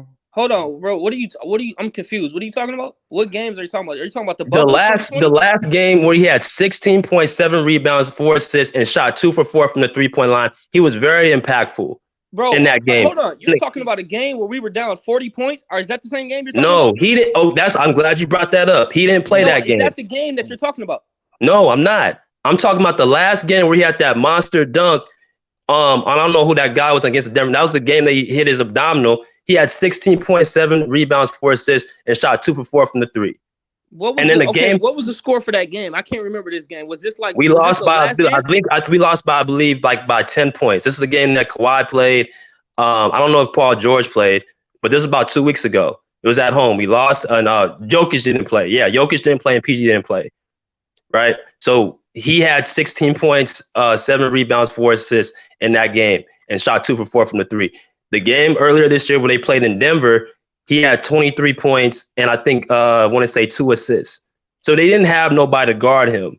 To sit up here and say that against the Denver Nuggets who have more athletes, they'll be able to stop him. It's been the complete opposite. He's been able to get to the rim and then been able to make an impact against the Denver Nuggets. So like what I said, bro, that's why I don't like when people just put stuff out there and it's not even true. And I'm the type of cat that I'll actually put stuff on the screen so people can see it. So just know people I'm not capping. I'm a different cat, bro. I'm not going to sit here and just go back and forth. I'm going to continue. I'm going to put out some evidence and actually put it there for people to see. Yeah, okay, BJ. Back to the main point, right? Because you want the Clippers to win. I want them to win, right? So again, all it is going back and forth of John Wall or not John Wall. That's what you guys are kind of stuck on. I'm not even going to argue about John Wall. I'm not going to argue. I'm just saying, just make sure you accurate what you're saying, bro. That's all I'm saying. Again, I'm very accurate in what I'm saying because I don't think he's not a factor in us winning or not winning a championship. He's not. I don't think he's him being in a 7-game series against a Denver Nuggets team, right? They're just going to realize just leave him open, right? The same thing where we do with Rondo, just leave him open at the 3 and cut him off when he tries to drive baseline. So at the end of the day, a guy like him, he's really in a 7, maybe one game out of the season he can score double-digit points. That's cool. Right? What I'm saying is that in a playoff that's that shit, bro. That's that shit. Series, that's really one game of the season he scored double-digit, bro. Kobe Jordan, with all due respect, go back and look at the whole season. Go back and look at the games, how many he scored over 15 points, and then come back. With all due respect, bro. Because that's just bullshit. It's not just been one game that he scored that much and it's been it. So if you're so confident in John Wall, right? I guarantee you, boy. I put whatever money you want to put on it. And I don't even bet like that. I guarantee you, this man will be traded at deadline. Bro, that's fine. That's fine. I'm not gonna even bet you because I believe it. But again, you haven't refuted any of my points. You keep running back to the front office instead of going to your actual basketball. Because they understand what I see, bro. It's not about him being in the game. Bro, we haven't won a championship. We haven't won a championship. Okay, hold on. Kobe Jordan, what the fuck have we won in all these years? Exactly, to believe in the front office, bro. That's kind of wild. Hold on. So what's your point? What have we won? Mistakes. What do you again? What have we won for us to sit up and say we have all this knowledge, bro? We've been choking you're a Clipper fan. You should know, and I hate to go here. We've been choking year after year after year with all these decisions. I'm not going. If this was and I can't believe I'm agreeing with Young Africa on this. This is the part I'm talking about. The Lakers have 16, 17 championships. If somebody says they know how to win, okay, I'm cool with that. Bro, we have not won shit in over 40 years, and that's why we continue to be laughed at. So hold on, what does that have to do with John Wall starting or not? Bro, I'm saying you keep running to this front office, bro. We have not won anything. The only person that's won, the only reason we have what we have is because of Jerry West. You keep talking about all these other people in the front office, bro. We ain't won shit. Bro, listen. People got good reasons to question the moves that the Clippers are making. I can't believe I'm agreeing with Young Africa on this. But listen, this is crazy. But listen, here's what I'm confused about, right? The only thing me and you disagree on is that John Wall should get 30 minutes or not 30 minutes. That's the only thing me and you disagree on, right? He ain't even saying he should. He's saying, can you try and see if it works or not, bro? That's what I'm trying to tell you. But here's what I'm saying though, bro. What? Okay, we've already seen it, bro. We've had a run. It doesn't work. You need a point guard who can shoot threes, bro. That's a whole different guy. You're talking about a whole different guy. No, it's not. These dudes, listen, they're okay. They're not the same player. Don't do that, Kobe Jordan. They're not the same They're playmaking point guards who can't shoot. What are you talking about? See, that's why I can't. I'm sorry, I can't hear that, bro. Carson, go ahead, bro. Hey, BJ, bro. Hey, I'm finna go watch these highlights because I've been at work chilling because I haven't been able to watch the actual game. Yeah, you're gonna watch Kawhi carry that shit and prove our point, bro. Like you're gonna watch that shit. But go ahead. But here's the thing, though. But that's the thing. That's why I'm telling you, bro. I'm gonna be honest with you, BJ. You a point guard. You a smart dude, right? I know you like John Wall. I know you want to let's give it a chance and see if he just gives us that spark we need, right? That's what you're hoping for. Them 30 minutes a game is what you're hoping for. To me, bro, I can care less. I don't think that doesn't make a difference for us or not. Our issue, again, is Ty Lue. He's been his issue's been the rotations. He hasn't shortened the rotations. Guys have been healthy and then out of the lineup. We had Rocco who didn't play for 3-4 weeks. Marcus Morris has been resting. We had Paul George who missed some games. Kawhi's missed some games. So there's a lot of issues. John Wall. You didn't mention John Wall. I'm gonna finish with this. I'm gonna finish with this. John Wall. I'm gonna finish with this, BJ. John Wall is a good player. He's a good player. He can get in the defense. He can get in the fast break. His pacing is pretty good. All I'm saying is that regardless, we've been a slow-paced team since we've been together, right? And so if we needed a point guard so bad, how come our first 2 seasons when we didn't have a point guard, we were number 1 and number 2 in offense both seasons? Tell me why. Bro, we don't need a point guard, bro. Kobe, you're right, bro. How'd that go, though? That's the point we're trying to say. How'd that go, though? No, but hold on. But listen, bro. No. Here's number 1 in offense during the regular season. How'd that go in the playoffs, bro? You're not putting in context. BJ, can you be at least honest? If Kawhi was healthy, do you think we would have got to that finals? But then again, you walk into the trap again, Kobe Jordan. Yeah. No, I'm asking. Hold on. I'm gonna answer this. I'm gonna answer. Yes, we were number 2 in the regular season, but this is what they keep saying about us. What are we doing in the playoffs? And this is what I'm gonna tell you also. I believe this personally. The reason why Kawhi got hurt was because of the load that was put on him. To do so much for us, to have to to have to play elite defense, for us to have to score. His body cannot do that. He's not LeBron. Okay. And that's why I say he needs somebody. You're looking at I just want him to, I love John Wall. Bro, I understand this game as to an intricate point. If you put that amount of pressure and load on him, his body is not going to hold up. Okay. That's why you bring in an actual guy to actually take that's the whole reason they brought John Wall here. They didn't bring him here to be no bench player.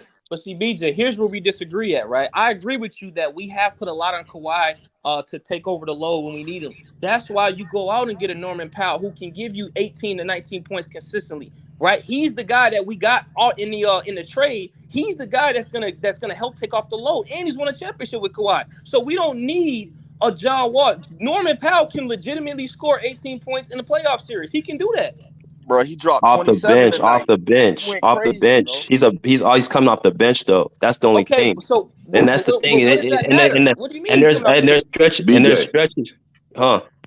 We're gonna talk about John Wall more than Kawhi on the channel. Are we gonna talk about the win? Let's talk about. Hold on, real quick. Can I ask a BJ question? What championship team has had 2 or more guys score 25 points? When has that ever happened? That has happened. 3 guys. It has. So you've seen a championship series where 3 guys on one team average 25 points. Who's saying no? Nobody's even saying that, bro. No, but what I'm saying is, where do you keep saying all of this scoring needs to come from? Our team is about balance. Not just the scoring, it's the play, bro. It's the playmaking. It's the play. It's the play, bro. Bro, it's not this. It's not the scoring, bro. It's not the scoring I'm looking at. I said the way he sets guys up. Exactly. He actually said that's not even that. But you guys keep saying we don't need. He's saying you don't need a. Y'all keep jumping on me saying we don't need a traditional. It's not. He's not even a traditional point guard. I don't know where this is coming from. All I'm gonna say is this: John Wall is a non-factor, and I guarantee you we'll have another point guard. Oh my God! And you know what I want? Yeah, let's just change it, bro. I want John Wall to stay on the team, and I want him to be that difference in a playoff series, and let these niggas come up in here. Nah, bro, you want him on our team so he could fuck us up, man. Nah, I don't think need to go to the Lakers, bro. Nah. Bro, that's another thing. I don't know what I mean. This is starting to sound like he's Westbrook 2.0. Yeah, that's crazy. This is what it's starting to sound like, bro. Like I hear Lakers fans say this about Westbrook all the time. Like I just blame this man for everything. That's actually valid for him. This just sound like it's the same type of thing. I'm just telling you, man. Like Kawhi Leonard and Paul George, they don't need John Wall in order to win, bro. They need John Wall. I'm not a fan of John Wall. You can ask VJ. They need him. I'm not. Yes, they need him. Man, John Wall. Hold on, go ahead, bro. There's too much pressure on Kawhi and Paul George to score, to bring the ball up. Come on, man. Bro, we need you got people, and Bruce is not no point. Bruce is not no John Wall fan. Bruce was fighting with me at the beginning of the year saying Reggie Jackson should start. So if he's saying that, there's definitely some validity to it. BJ, do you think Fred Van Vleet would be a better fit for our team than John Wall, in your opinion? One question, different. That's a different conversation. In my opinion, hold on. Hey, I do. He's a very similar player. I do. I do. He's actually a similar player to John Wall. I think Fred. If you bring Fred Van Vleet to the team, I will welcome him with open arms. The problem is that we have to give up so much to get him to the point where it's not reasonable. And they're actually with Toronto, they're gonna ask for valuable pieces from us that we're not gonna want to give up. Goodbye, Reggie Jackson. So what are they asking for? Do you know what they're asking for? Reggie Jackson is terrible, man. Reggie Jackson is terrible. DJ, do you know what the Raptors are asking for? They're probably going to ask for Terrence Mann, Luke Kennard. Well, goodbye, Terrence Mann. One of you young guys like Amir Coffey or we got to get Terrence Mann. Come on, bro. I know what they're asking for, and you guys are just talking. I actually know what they're asking for. Oh, well, what they asking for? What they want is they want a pick. And they also want Brandon Boston, and they're looking to get Luke Kennard. They want a shooter. They're looking to get Luke Kennard. That's what they want. Really. So according to this now, but see, we don't want to give up Luke Kennard. They don't want Brandon Boston and a pick. Okay, so you think Brandon Boston's a pick is going to be enough to get Fred Van Vleet? Hold on. You didn't even hear what I said, bro. And Luke Kennard. Adding Luke Kennard. Nah, that ain't That's enough. That's not enough to get him, bro. Luke Kennard, you can put him in there. It's not enough to get him. No. Okay. You gotta put bro. That is not enough to get Fred Van Vleet, bro. If anybody wants to bet me, I got $1,000. Give me your. They have Gary Trent Jr. Who doesn't play any defense, and they're gonna put. If anybody wants to bet me, send me your cash app. I got $1,000 that I can cash app. If we don't you ain't got no $1,000. Stop it, bro. Stop it. Oh, okay, that's cool. I can go show you right now. Hey, man, I'm not gonna be your income tax this year, bro. I'm not gonna be your income tax. You trying to write off your tax? Hey, Kobe Jordan, man. You know it's all good, man. It's all good. You know what I'm saying? We have we can have difference of opinions. Man, hey, I'm a cash cow. I make money, bro. I don't know what these talking about. Oh, okay. Hey, all right. No, we can have difference of opinions, bro. It's not it's all good. We got different opinions. You don't want to talk money with me, bro. You don't want to talk money. Here we go. All right, let's just keep it basketball because we don't want to talk money. All right, here we go. Okay, Bill Gates. I got you. Bill Gates. But Bruce, what did you Bruce? What were you Microsoft saying? stock, Bruce. He got the Microsoft. Let's talk about this. Hey, let's talk about this win though. Let's talk about this win with the Bulls. Kawhi man. is an all-star. Is defensive player of the year, man. Okay. 5 blocks, 5 steals. 5 blocks, 5 steals. Of half the year, Bruce. Of half the year. 5 blocks, 5 Chill steals. out, yeah. Chill out. Chill out. Hey, 5 blocks, 5 steals. Oh, that's amazing. That's a historic line right there. That's amazing. I gotta keep it up. 5 So blocks, let me 5 ask you steals. this, That's BJ. amazing. In this game with the Bulls, do you think John Wall would have impacted this game tremendously, or do you think we would have still won without? Like, it would have had an impact or not? What do you think, Bro? The Bulls are number 11th. We don't. That's why I'm not judging them off these wins. I wish he was playing in these easy games, but the fact he didn't, I mean, that's why it looks like he's the problem. It's all good, but we don't even have to go there. Like Thursday. John Wall hasn't really played with the starters too, but we don't have to go there. Hey, Thursday. John Wall. Listen, this is mark my words. John Wall would not play another game with the Clippers, bro. If he doesn't play, I'm a John Wall hater, but okay, go ahead. I'm not even gonna, bro. I'm not even gonna even go there about that. Like, I'm not gonna even go with the specifics. Okay. My thing is again, it doesn't change. It doesn't change what the fact is. He can be off the team. It still doesn't change. Every game I'm seeing with Terrence Mann starting, just showing me more and more how much we are overvaluing this dude. Every game I see, this wasn't even against a top competition team. It's just, it doesn't change the facts. What we keep saying. Reggie Jackson is not a starter. It doesn't change the facts. So he can get off the team if he wants to. It's not going to change what I'm seeing and what other people are seeing. And also, it is not going to change the fact the Clippers ain't won shit. That's cool. There's a lot, bro. Okay, there's a lot of teams that ain't won shit. What are you talking about? But we have had teams that actually should have won something with the talent we have. That's why it's worse for us, because we actually had the teams to win it, but we always seem, when it comes to the big moments, fail. This goes back to the Lob City Clippers. These dudes, y'all sound like entitled or something. Like, this is the thing, bro. Every year is not, bro. This shit is hard to win, bro. It don't matter, listen, bro. You know, hey, definitely ain't entitled. Hey, Laker fans are entitled. Clipper fans just want to see a finals appearance, Kobe Jordan. That's all. Just I agree on Africa. Come on, man. That ain't a lot. I agree on Africa. The Clipper. Listen. Okay, listen. Hey, BJ, the old boy you had on your channel the other day. What's his name? Naziri or something like that. He said he's been a Clipper fan for a long time. The one you had. Yeah. Oh, okay, so dudes like him, right? Mm-hmm. I watch his channel a lot. He understands the game. He breaks down exactly where we're going wrong at. He's been a Clipper fan longer than me. I've been a Clipper fan since 2010. So, like, I've been watching. I've seen everything. So, just yesterday. Say it again. Yeah. Okay. Bro, you know I've been watching the Clippers since the early 2000s, bro. I've been watching since the Darius Miles, Quentin Richardson days, bro. No, I was watching them too. I just wasn't a fan back then. I was watching them. I watched Coutinho Mobley, all of them dudes. Baron Davis. I liked when he was playing the Clippers. Lamar Odom. That whole team was cold. But what I'm saying is that dunk was crazy. When it comes down to winning, bro, we gotta be honest. Like, the Clippers have never won nothing, and y'all keep saying, "Well, we gotta figure." Bro, it takes time. To me, there's no excuse, bro. There's no excuse, bro. I'm not hearing that. I'm not hearing that, bro. I'm not hearing that. I'm not hearing that, bro. Bro, we have everything. There's no. No, I'm not trying to hear that, because we've had enough time. We had enough time to win. If they don't get it done this year, bro, I'm going to destroy the whole Clipper organization from top to bottom. I'm gonna come in here, and I'm gonna go at everybody who's had anything saying the Clippers we should have trusted the front office. I'm gonna go at everybody in that front office. No, everyone. Hey, listen, I'm capping a little bit, but here's what I'm saying though. I know. A little bit. He's not the issue, bro. Trust me. Hey, BJ, listen. BJ, you said it take time, Bruce. You say you need to be more patient, Bruce. I'm with you on most of the shit you're saying, because if the Clippers don't win this year, listen, I'm creating my own channel and I'm finna Clippers. Well, you can buy the Clippers with all that money. Hey, you gonna call your channel Empty Clips? Is that what you're gonna call it? Empty Clips? I think. No, it's gonna be called Loaded Clip, nigga. I'm finna loaded Clip. Yeah. Okay. I mean, he's gonna buy the Clippers. He's gonna buy the Clippers with all that money, man. He's gonna buy the Clippers.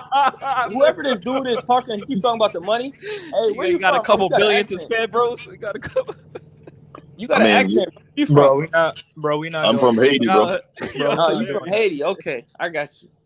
Yeah, Larry. Y'all got you gonna buy the Clippers, Kobe Jordan. Y'all gonna buy the organization and trade John Wall, right? That's your first move. Say it again. I didn't hear. What was that?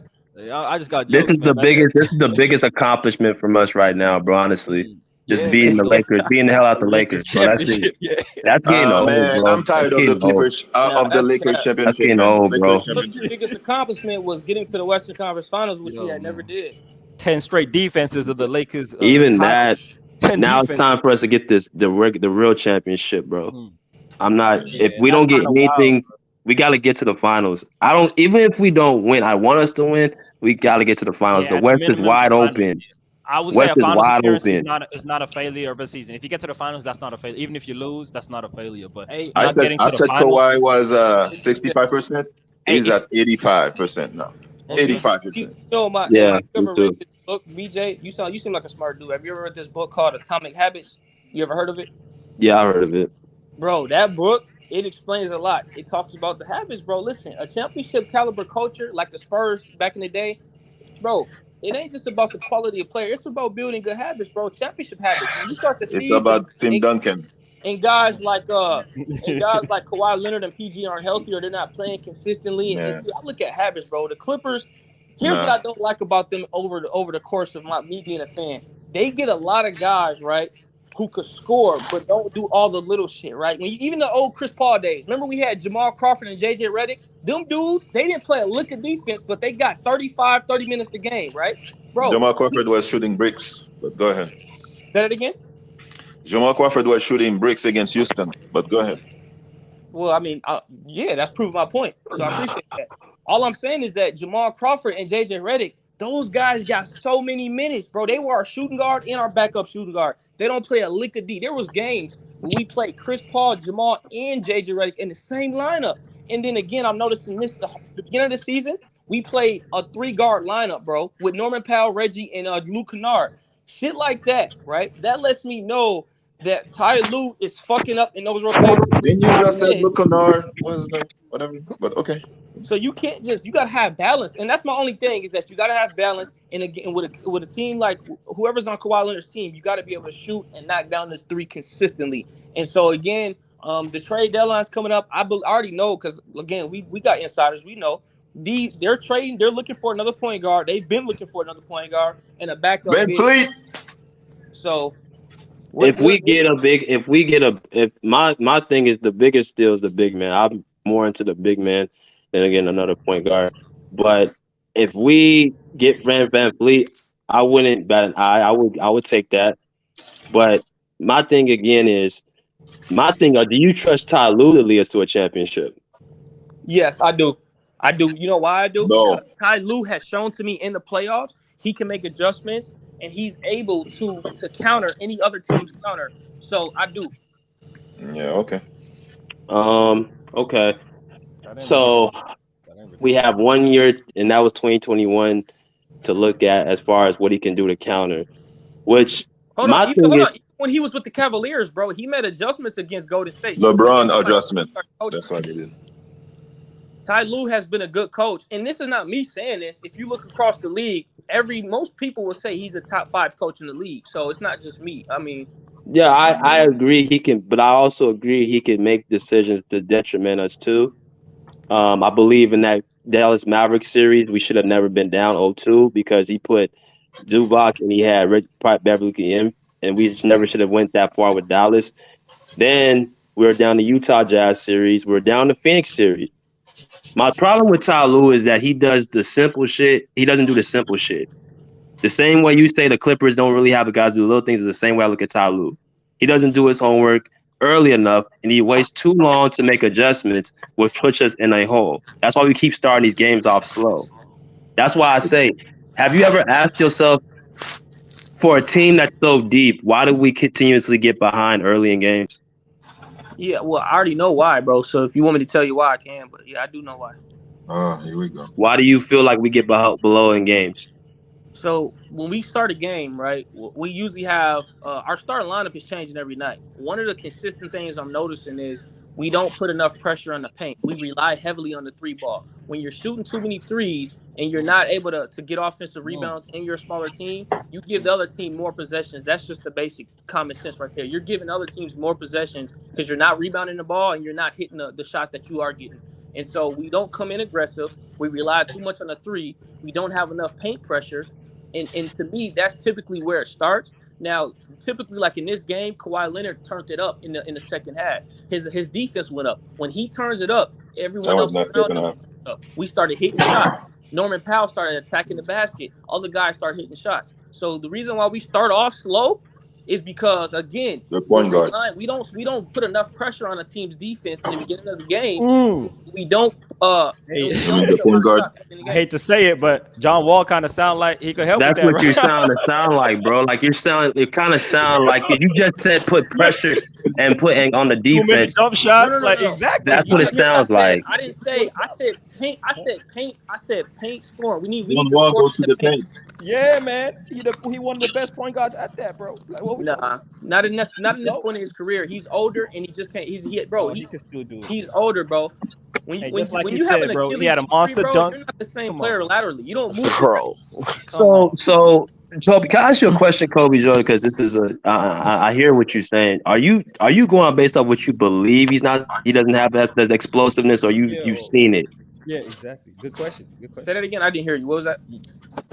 I just have a question. So you said Achilles injury. Like I've torn both of my Achilles. What do you know specifically about Achilles recovery, and are you going off based off what you think he can't do, or are you going off of what you've seen he can't get to the basket, he's not explosive?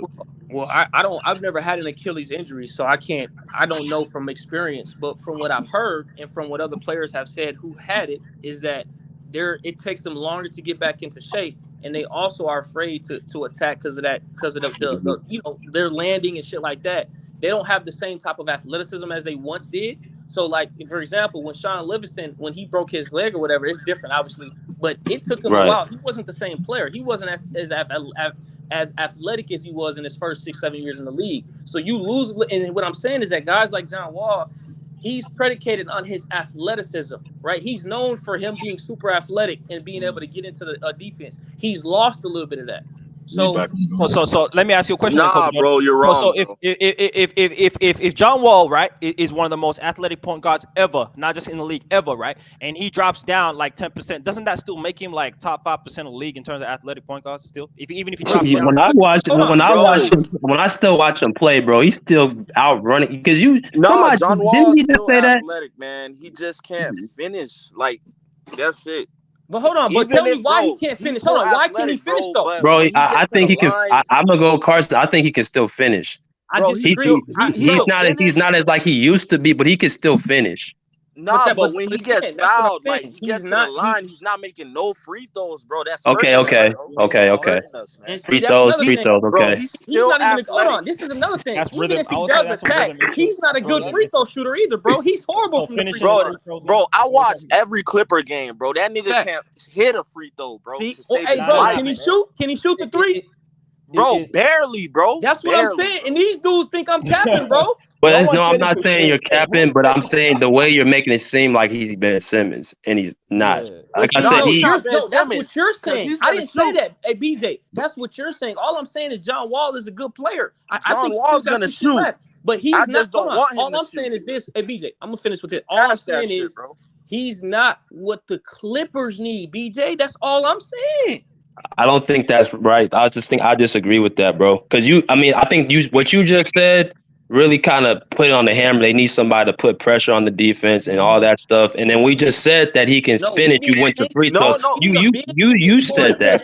We didn't say that. You did. Hold on. I said we need to put pressure on the paint scoring. We need to score in the paint. That's what he can do. That's what he can do, man. But hold on, but he's not. But no, it's different though, bro. When a point guard who's lost his step, what do you need? You need windmill dunks. Like, what are you talking about, Kobe? No, we need a guy who we can throw it into the paint like a Zubac and who can score around the basket. A big guy, a power forward or center. We need that type of paint offense. Why you need that when you got Kawhi? Kawhi can do that. Why you need all that from a big? What do you mean? Why do we need? Because, bro, I just. So that sounds like we need a big, like I've been saying, more than another point guard, bro. That has nothing to do with John Wall. That's not his problem. He's not 6'10". 2 points is 2 points. Exactly. If I can get to the bucket and score, it doesn't matter if it's going through as a post player or as my guard just going in and driving, which he can still do. I mean, that's why I've been saying from the start.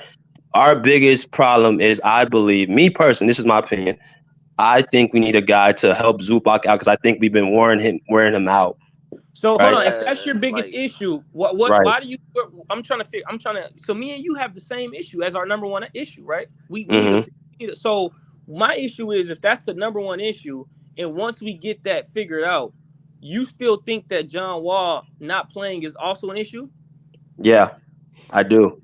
Because again, like Bruce just said, Paul George can't play the point. And plus, it takes the pressure off of Kawhi and PG to have to score. Norman Powell, I know what you're saying about Norman Powell, but we need at least two guys to score because our biggest problem is our offense. You can look at it in the numbers. You can look at it by the eye test. We struggle with offense, not just scoring, but actually getting good quality shots. We don't have a set actual playbook offense, so the way to counteract that is you have to have transition offense. John Wall is an offense within himself because he's so fast with the ball and he's also a high playmaker. We don't have nobody on the team has that ability to be an offense by themselves outside of Kawhi and PG. Yeah, but again, I think when you talk about scoring, there's individual scoring and then there's scoring within an offense, right? Like there is right. All scoring isn't equal. So when you say he can help us score, I don't think his scoring is going to impact us the way he needs to. Right? We don't need to attack and be a scorer in that aspect. We need because listen, you got to think, right? We already have two guys who can score 25 a game in PG and Kawhi. We don't need another guy scoring 20 points with 30 minutes. We don't need that because our team is balanced. So if you're telling me that, then what about Marcus Morris? He doesn't get as many shots because now we got to give it to John Wall, right? No, that's what I'm saying. That's why I'm saying he don't have to. John Wall don't have to score a bunch of points. He can score, but he can't. We're 25th in assists. Why do you think we're 25th in assists? Okay, but you need the ball in order to get an assist, though, right? Okay. So what I'm saying is that John Wall needs to have the ball even to make an impact.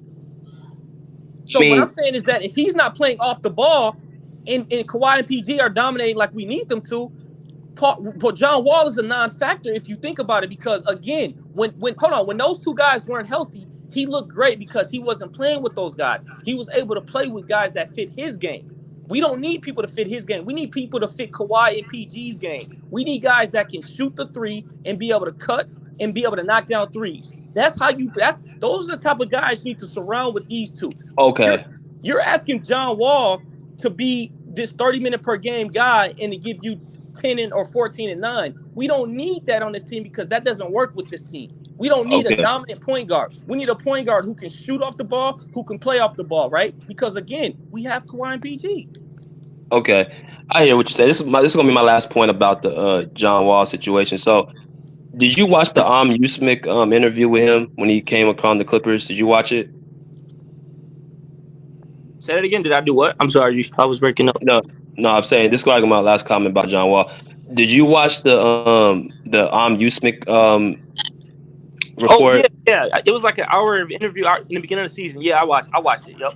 Okay, so did you catch? There was a lot of stuff he said, right? They talked about him being the third or fourth option, how he doesn't have to be the man no more.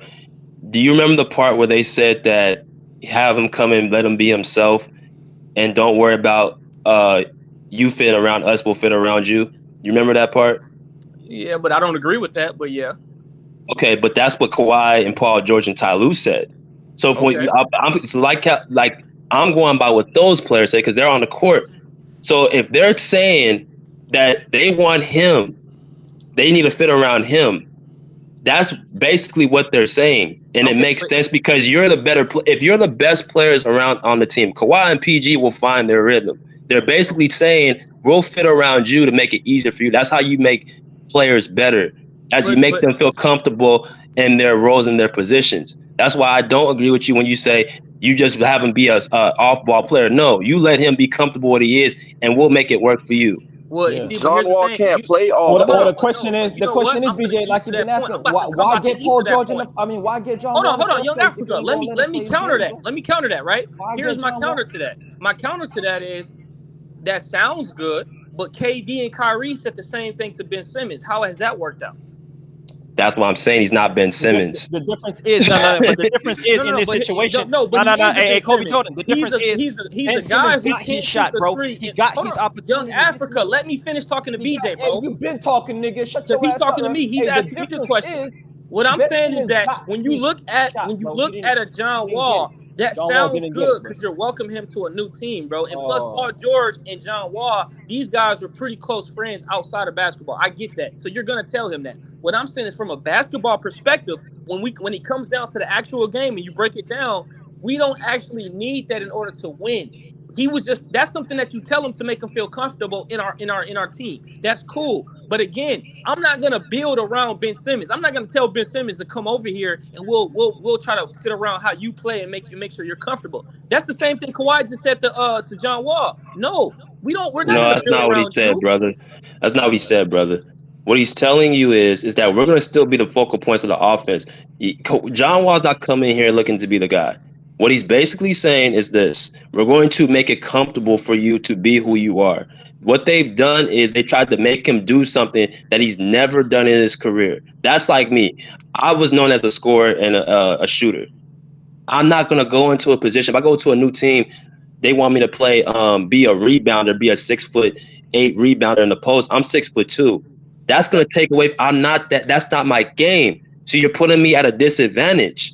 You're putting me at a disadvantage where I cannot do my best to this team to help y'all out. So then, BJ, what do we do in that situation when we actually it was an experiment, right? It was a low cost, high reward type of experiment, right? Because John Wall, what did we pay him, like $6 million? So it wasn't, we didn't pay him a lot of money. It was really, and it's on a 1-year deal. So it was a low risk, and if he played great, high reward. We get it. But guess what, BJ? In everything like the business world, shit don't work out sometimes, bro. You got to kind of go back to the drawing board. Everything. But what hasn't worked out, bro? He's been putting up solid numbers with the time he's been giving. The only problem is that they haven't promoted him to a higher game. That's what has not worked out. All right. Well, again, hey, bro, BJ, I respect you, but I respect Jerry West and them more. They're looking to get a point guard who can shoot for a reason, bro. And I'm gonna just leave it at that. That's cool. I mean, you could have said that at the beginning and saved a lot of time. No, I did. Instead of saying all this other shit, you could have said all you had to say was they want a better player that can shoot. I would have left it there. I've been saying that all stream. You just haven't been listening. Bro. You've been saying a whole lot of. You were speaking on basically all this other stuff. In the beginning of the stream, I didn't say we need a high IQ point guard. I didn't say that in the beginning of the stream. That has nothing to do with shooting. If you just left it, if you said high IQ, first you said high IQ, which I cut that down. He's not a low IQ point guard. And then we brought up the minutes where I told you he was putting up production with the minutes we get. Then you said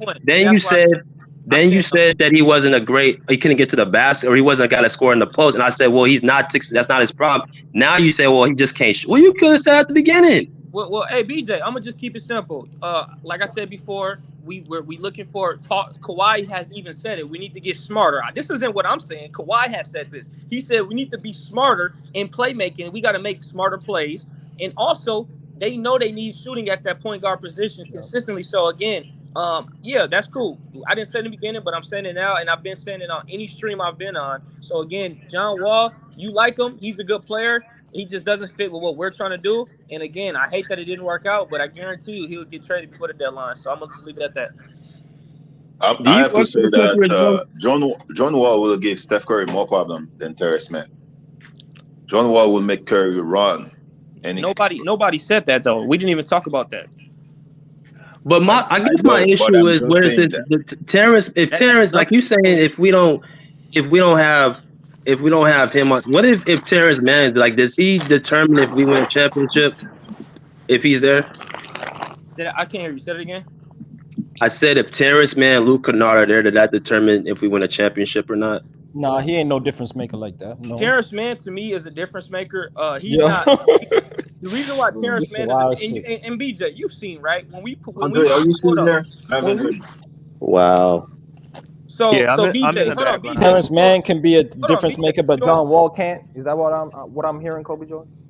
So first of all, and this is the thing, right? The guys that are on this panel, I'm gonna be honest, BJ. I watch every single Clippers game. These dudes, they occasionally. Bro, I watch the games too, yo, stop the cap, nigga. He act like he got the only TV in the world up in this bitch, bro. So you watching them trash ass Lakers, you gonna turn on the Clippers? I'm watching Terrence Mann put up 0 points and a half, bro. That's what I'm watching, bro. Stop it, bro. So hold on, you didn't see him throw up 31 against Houston last week, bro? Kobe Jordan, bro. Houston, come on, man, Houston. He said you keep walking into the trap, Kobe. You keep walking to the trap. No, but he actually played against. He had good numbers. Actually, good teams. Kobe Jordan. Exactly. He played against. He played great games. Okay. He played against his game against Cleveland was a great game. He also played really good against Houston, and he played really solid good on defense. No, I'm talking about John Wall. He's played better against better competition. All we're trying to tell you, Kobe Jordan, is Terrence Mann got that opportunity. John Wall hasn't. That's all, bro. That's okay. And guess what, bro? That's life. I don't care. That's life. What does that mean? Life. That's life, bro. I just don't understand how you say that he's an integral piece to us winning a championship. Yeah, hey, BJ, you play professional ball, right? Yeah. Here we go. Were there guys on certain teams either that you were on or that you seen that you thought should have got minutes that didn't get minutes? Does that happen throughout? Yeah, that definitely has. Yeah. Okay, so again, that happens, right? That's not up to you. You can have a player that you like or something that you might see that you like. But again, bro, the team decides how they're gonna play. They choose who they want to put on the floor, who fits who with who. I'm not looking at John Wall individually. Hold on. I think John Wall is a really good player. I think he still has a good 5 years left, bro. What I'm saying is that I don't think he's what we need in order to win a championship for what Kawhi and Paul George are trying to do. So why'd they bring him here? Why'd they bring him here? If the Clippers play the Warriors in the playoffs, we brought him here again. Steph Curry is gonna cook Terrence Mann. Bro, we paid $6 million for him. It was a steal. The Lakers actually, they were a few teams wanted him. The Timberwolves wanted him. The Lakers wanted him. He didn't go to the Lakers, but a few teams wanted him, and we only paid $6 million from him. Paul George is one of his best friends in the league, so he actually recruited him. He also wasn't being played by Houston, so he really was kind of like an experiment for us. So you like John Wall now? And then here's the other thing. We didn't want John Wall originally. We wanted Mike Conley. We were in contact with his agent, but that deal it just fell through. We didn't get the deal done with Mike Conley, so we ended up getting John Wall. Yeah.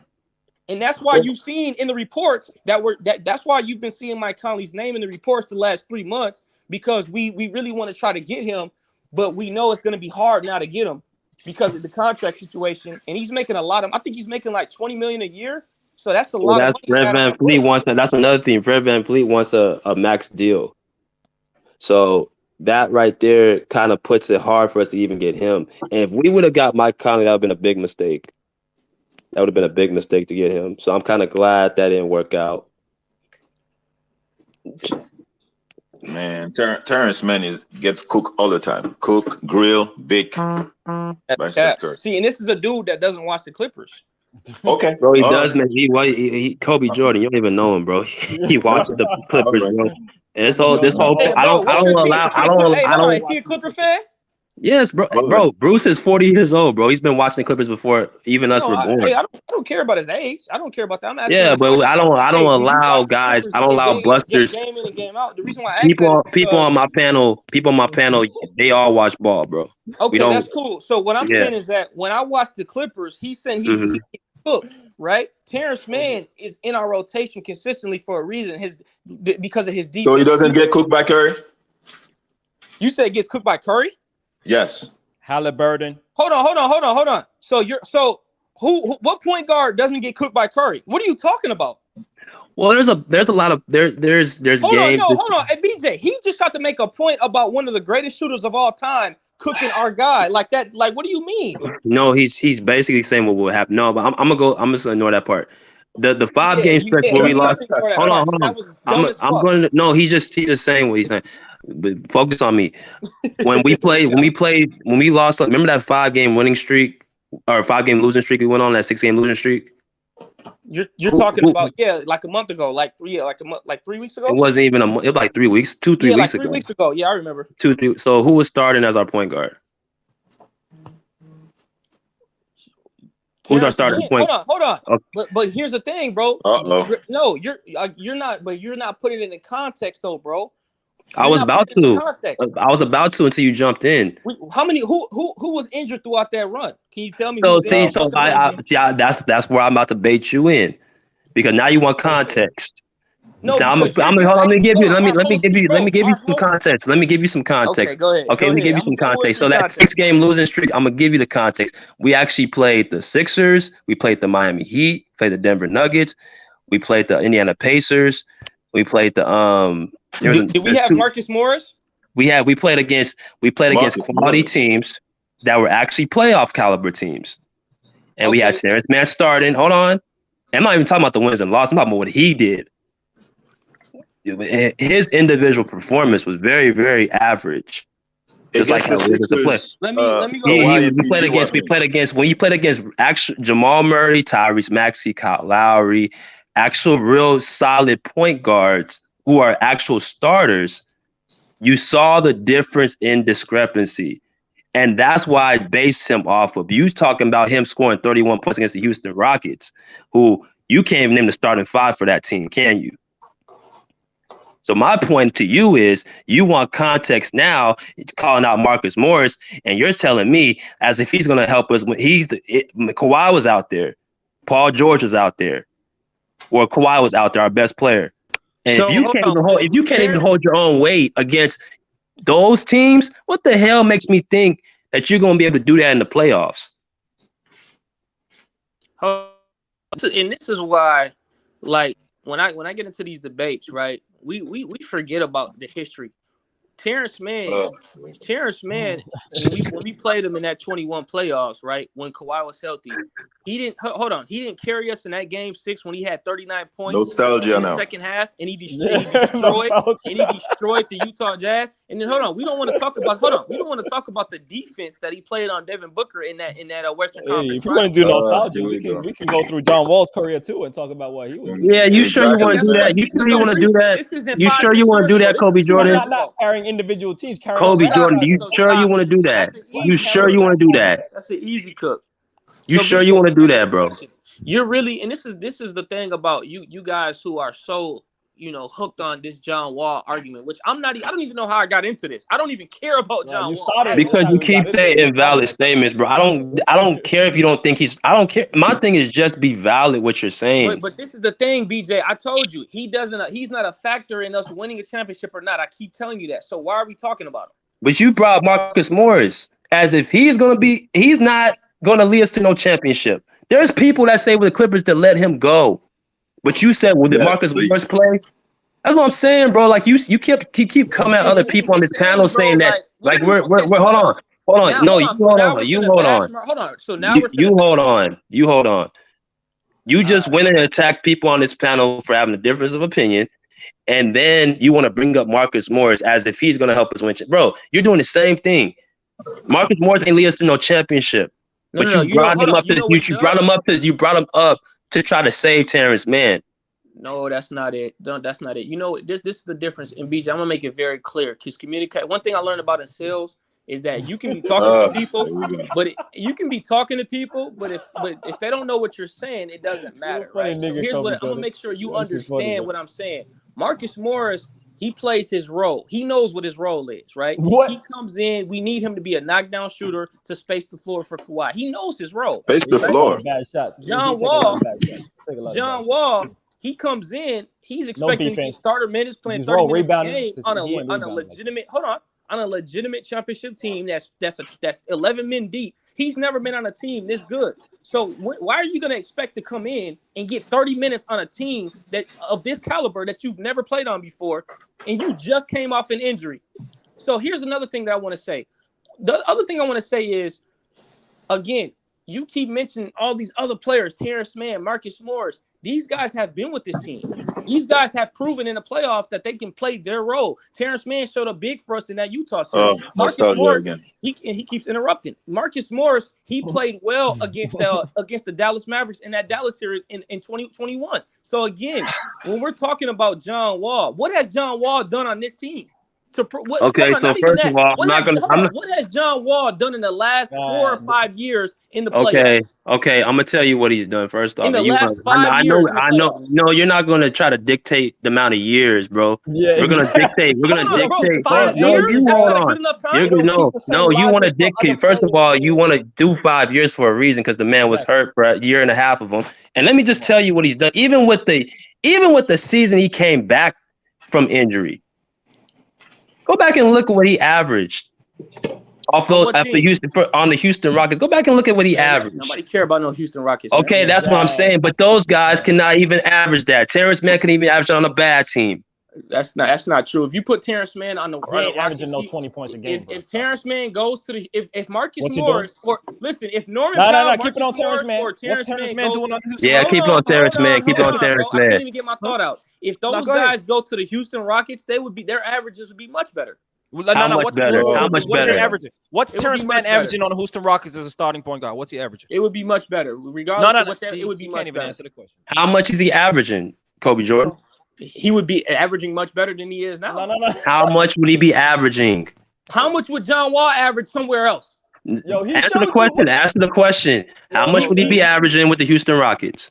The same as John Wall that what he averaged last year. Bro. Man, get the fuck out of here!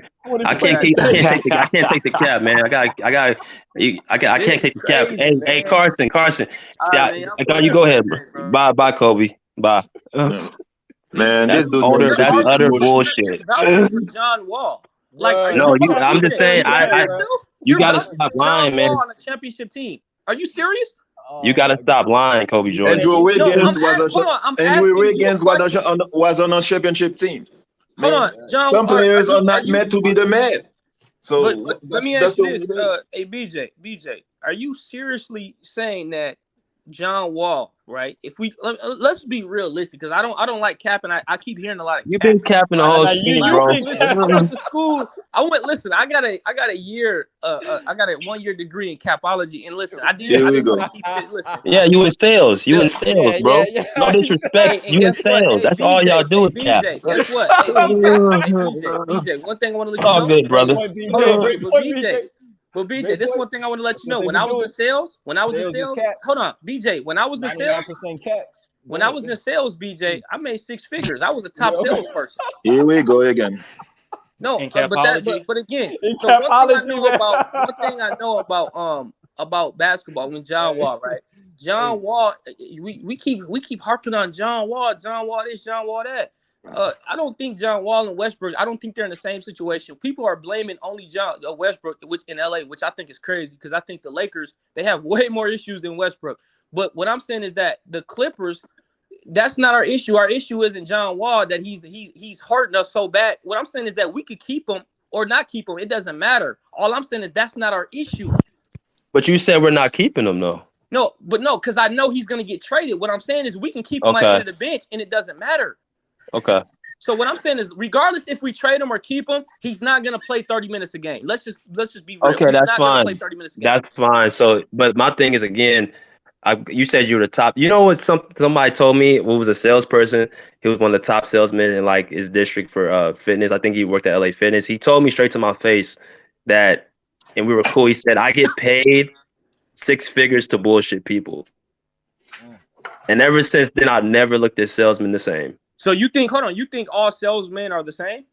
No, yes. I'm saying I look at y'all with the motive. When y'all speak, you guys speak very, very smoothly with y'all intellectual and all that good stuff. You're a smart dude, but you've been on the stream saying stuff that's just been inaccurate. And then every time we keep knocking it down, you keep going to something else. I asked you a specific question. How much you think Terrence Mann will average? And then you changed it. How much you think John? I didn't ask you that. He already averaged 20 and 6 out the Houston Rockets. What is Terrence Mann averaging? Yeah, but again, hold on, bro. You keep saying that what I'm saying is invalid, but these are theoreticals, bro. We don't know because he hasn't been on another team. So how am I going to give you a perfect answer? You don't know about John Wall too. You don't know about John Wall too. You don't know what's gonna happen. Wait. You've been doing a lot of soliloquies. You don't let Young Africa or I talk. This is what I'm saying, though, BJ. I'm gonna go back to your salesperson. When you just made don't say the customer's always right, Bruce. Like, come on. Hold on. When you just made a blatant statement about salespeople as bullshit artists, that lets me know that what like your whole perception is all screwed up because you don't understand. That's not what he said. He said some of them are hold on. He said that's what he said. No, listen. Hold on. When he just mentioned what his friend said about salespeople, what did you say, BJ? It changed your perspective, right? It changed my perspective, yes. So hold on. So that lets me know that you don't even understand that there's different type of salespeople. All salespeople don't even sell the same thing. So how are all salespeople bullshit artists? I'm listening to. I'm talking with you when you're speaking. That just popped into my mind because you're saying stuff that's not that. If you say that Terrence Mann can go to a team and easily average 20 and 6, bro, he's not even averaging. But that's what I said is if he goes to another team, his averages would be much better. That's what I said. I didn't give you an exact number. You said he's averaging what John Wall's averaging, bro. Don't know. Bro, we just got bro. Here's what I'm saying. You forced me to. I told you. I don't know. He would average more. He forced you to say that, Kobe Jordan. You can't project. You can't force it, brother. You can't force it, brother. I like Kobe Jordan. Kobe, bro. I like you a lot, man. I actually do. I just do like you. So, BJ, this is what I'm saying. You actually like John Wall as a player. Like you really like his game, right? I like him for it. I know what a point guard brings to a team, bro. And what I'm saying to you, it's not even the fact that I like John Wall based off what he brings and how he is for this team. So, but hold on. You just said that you like him because because a point guard. Is that what you said? I know what he would bring to this team as a point guard, right? That's what you just said. Right. But 20 minutes ago, you just said he's not even a traditional point guard. So make it make sense. He doesn't have to be, man. What do you mean? Hold on, because this is what I'm saying. You just said as a point guard, you know what he would bring to the table, but he's not even what you would consider a traditional point guard. He's not even a traditional point guard. So what I'm saying is that you don't have to be a traditional point guard to be a high IQ player. He's still a high IQ player. He can still disagree. I don't think he's a high IQ player, and that's what I don't agree with that too. Based off, okay, so I gotta ask. Okay, so I'm not talking. Us watching the games. Okay, so are you talking about? First of all, and this is why we gotta go through his whole career. We can't just go. We can't do that. Hold on. If you go off of everybody's whole career, that would be flawed. Because if we look at Westbrook, hold on. It's consistency. No, it's not. Because hold on. Let's say somebody never watched Westbrook, but they only look at his stats. Let's say a kid who's 5 years old goes and looks up Basketball Reference and looks at Westbrook's stats without ever watching the game.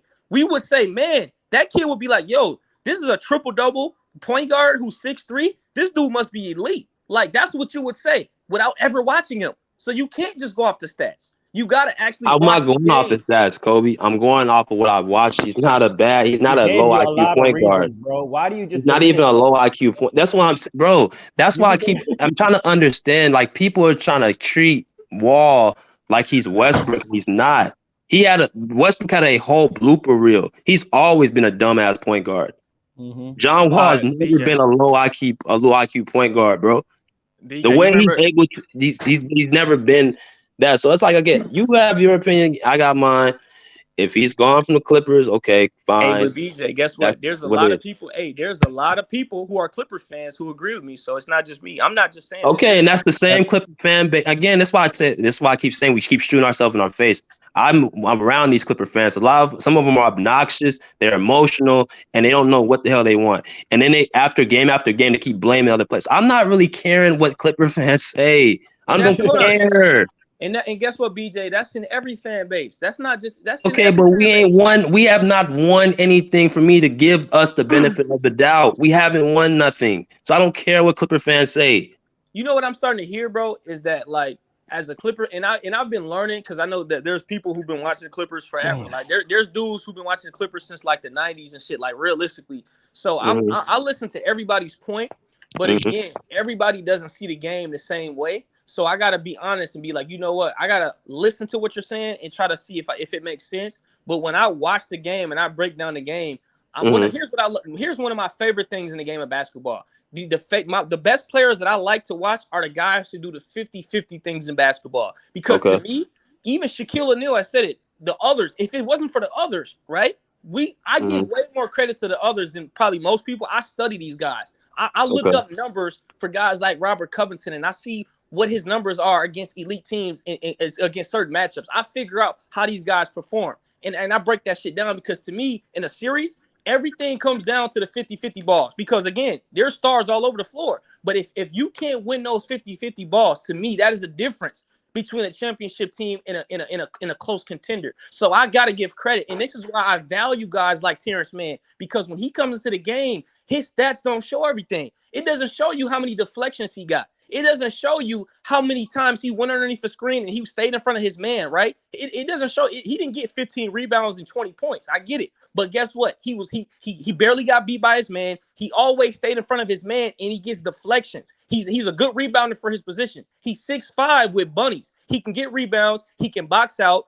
He can get it. And this is another thing, right? We talk about assists. To me, when you look at assist numbers alone are overrated. This is why I say that.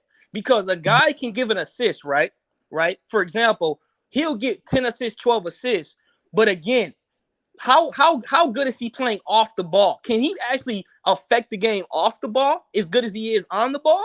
Like, is he good at cutting and getting other guys open looks? Like, is he good at setting screens? Is he good at doing the little things? Because to me, that's what really matters. Kawhi and PG can dominate the game offensively, but if Rocco and Batum aren't hedging or aren't, pressing Jason Tatum and putting pressure on him, then we're going to have an issue guarding him, right? If we don't have guys that are boxing out and going for loose balls, those are the things that I value on teams like this. So again, John Wall is a good player, but when I talk about intangibles, if you're a Clipper fan, you've been watching them closely. Terrence Mann, he may not be in the box, the stat score or whatever, the box score, but he does a lot of the little stuff, bro.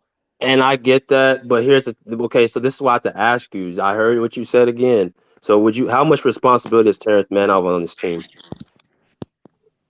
How much responsibility? I don't even understand. What does that mean? So you said the little things. So what does he have to really do? Is there like a percentage? Like how am I? No. I'm saying my question is, you're saying his stuff doesn't have to show up in the box score. So you're basically essentially saying stats isn't everything, which I never said they are, but they are something. So we're gonna get over the point. He doesn't have great stats. That's pretty much what you're saying. He doesn't have great stats. Not all the time, no. But he's not. But I'm saying he doesn't fill up the stat sheet. Let's just be honest. But he this doesn't is do it. But again, let me finish. Let me finish before I let you go. Answer, but go ahead. There ain't no answer. I mean, he doesn't fill up in the stat sheet. That's what you essentially said. I didn't say it. Okay, so what's your point? There was no point for you to even respond. It was just basically saying, yeah. So that you just made a statement about he doesn't fill up his stat sheet, which already said that. Okay, but you tried to jump in front of me to explain. You just said you wanted me. There was nothing to explain. You just say, yeah, he doesn't fill up the stat sheet, but you wanted to continue going. I'm trying to tell you. Point. Okay, so go ahead. I have a point. I'm gonna go even further deeper. My point is, if that's all it takes for Terrence Mann to be integral part of this team, I'm telling you, he doesn't need all those minutes to do that. I was always here's the thing that you don't understand about me, that you probably don't know about me, Kobe. When we played in 2021, when Reggie Jackson was eating up all the minutes, I vouched for Terrence Mann to get more minutes. I vouched for him because I knew his impact to the game. And I knew what he can do when he was guarding Luka Doncic being a 6'5" point. I was like, Patrick Beverly is killing us and Reggie Jackson's not a good defender. Put Terrence Mann in. I was a big advocate of Terrence Mann. But I know what he is. He's a glue guy. Give him 25 minutes on the team. We will be fine. That's it. We don't need him playing 35, 30, 40. We don't need that. We don't need him starting. And he's not playing 35, 40 minutes. He's not. So there's been games he's played 35, 40 minutes. And the reason why he's played that many games is tell me who was on the injury report that game for him to play those minutes. No. I'm saying even when John Wall was there were games he was playing high minutes. Ever since after the Minnesota game, he's been playing high minutes. But I remember that. Listening. But BJ, you're not listening. There was games where Reggie Jackson. There was a stretch about 6-7 games where Reggie Jackson didn't even play, bro. And those were the games where Reggie Jackson. That was part of the Houston game where he had 31. That was part of the. This was 2-3 weeks ago. We just said this. That 3-week stretch about 3 weeks ago, Reggie Jackson sat out for about 7 or 6 games. Not because he was injured, because Ty Lue was again experimenting with different lineups. So yes, he was gonna play 34 minutes. The reason why is because Reggie Jackson and John Wall were both not playing. No, John Wall got hurt after that fact, bro. John Wall got hurt. No, John Wall got hurt 2 weeks ago, bro. He's been hurt for and guess what? But But my point is, John Wall being hurt has nothing to do with Terrence Mann getting all these minutes. Even when John Wall comes, not? They play the same position. Again, I don't know what Terrence Mann plays. He's a point guard labeled, but he doesn't bring the ball up on the court, and he's playing with Paul George and Kawhi on the team. He's not. He's a versatile. He's not a player. I'm telling you, it doesn't matter what John Wall, how much they're giving the position to Terrence Mann already. They've already said that he's going to get his minutes, and I'm saying to you, he doesn't need all those minutes to be a productive player. Based off what you just said, him doing the little things, he doesn't need to be in the game for that amount of time. He doesn't. He doesn't need to start either. Okay, well, again, bro, you keep saying he don't need all these minutes to be effective, but then you're telling me John Wall does. So make it make sense. I'm making it make sense because he does more with his time. I disagree. He does more with his time. We're talking about production. I disagree. Terrence Mann is a better defender than John Wall. He's bigger than John Wall. He can rebound the ball better than John Wall. He's younger, way athletic. He doesn't do the stuff that John Wall does. So again, defensively, yes. Rebounding, we don't need him rebounding the ball. He's a point guard. You don't need him rebounding the ball. With us being when we first started, and this is, bro, I can't even argue with you, right? Because when you make blatant just lying statements about how we don't need him to, how do you not need him to? What team would say we don't need you to rebound? Who says that to their players? Bro, you're a point, bro. As what point guard in the league is looked at to have to rebound?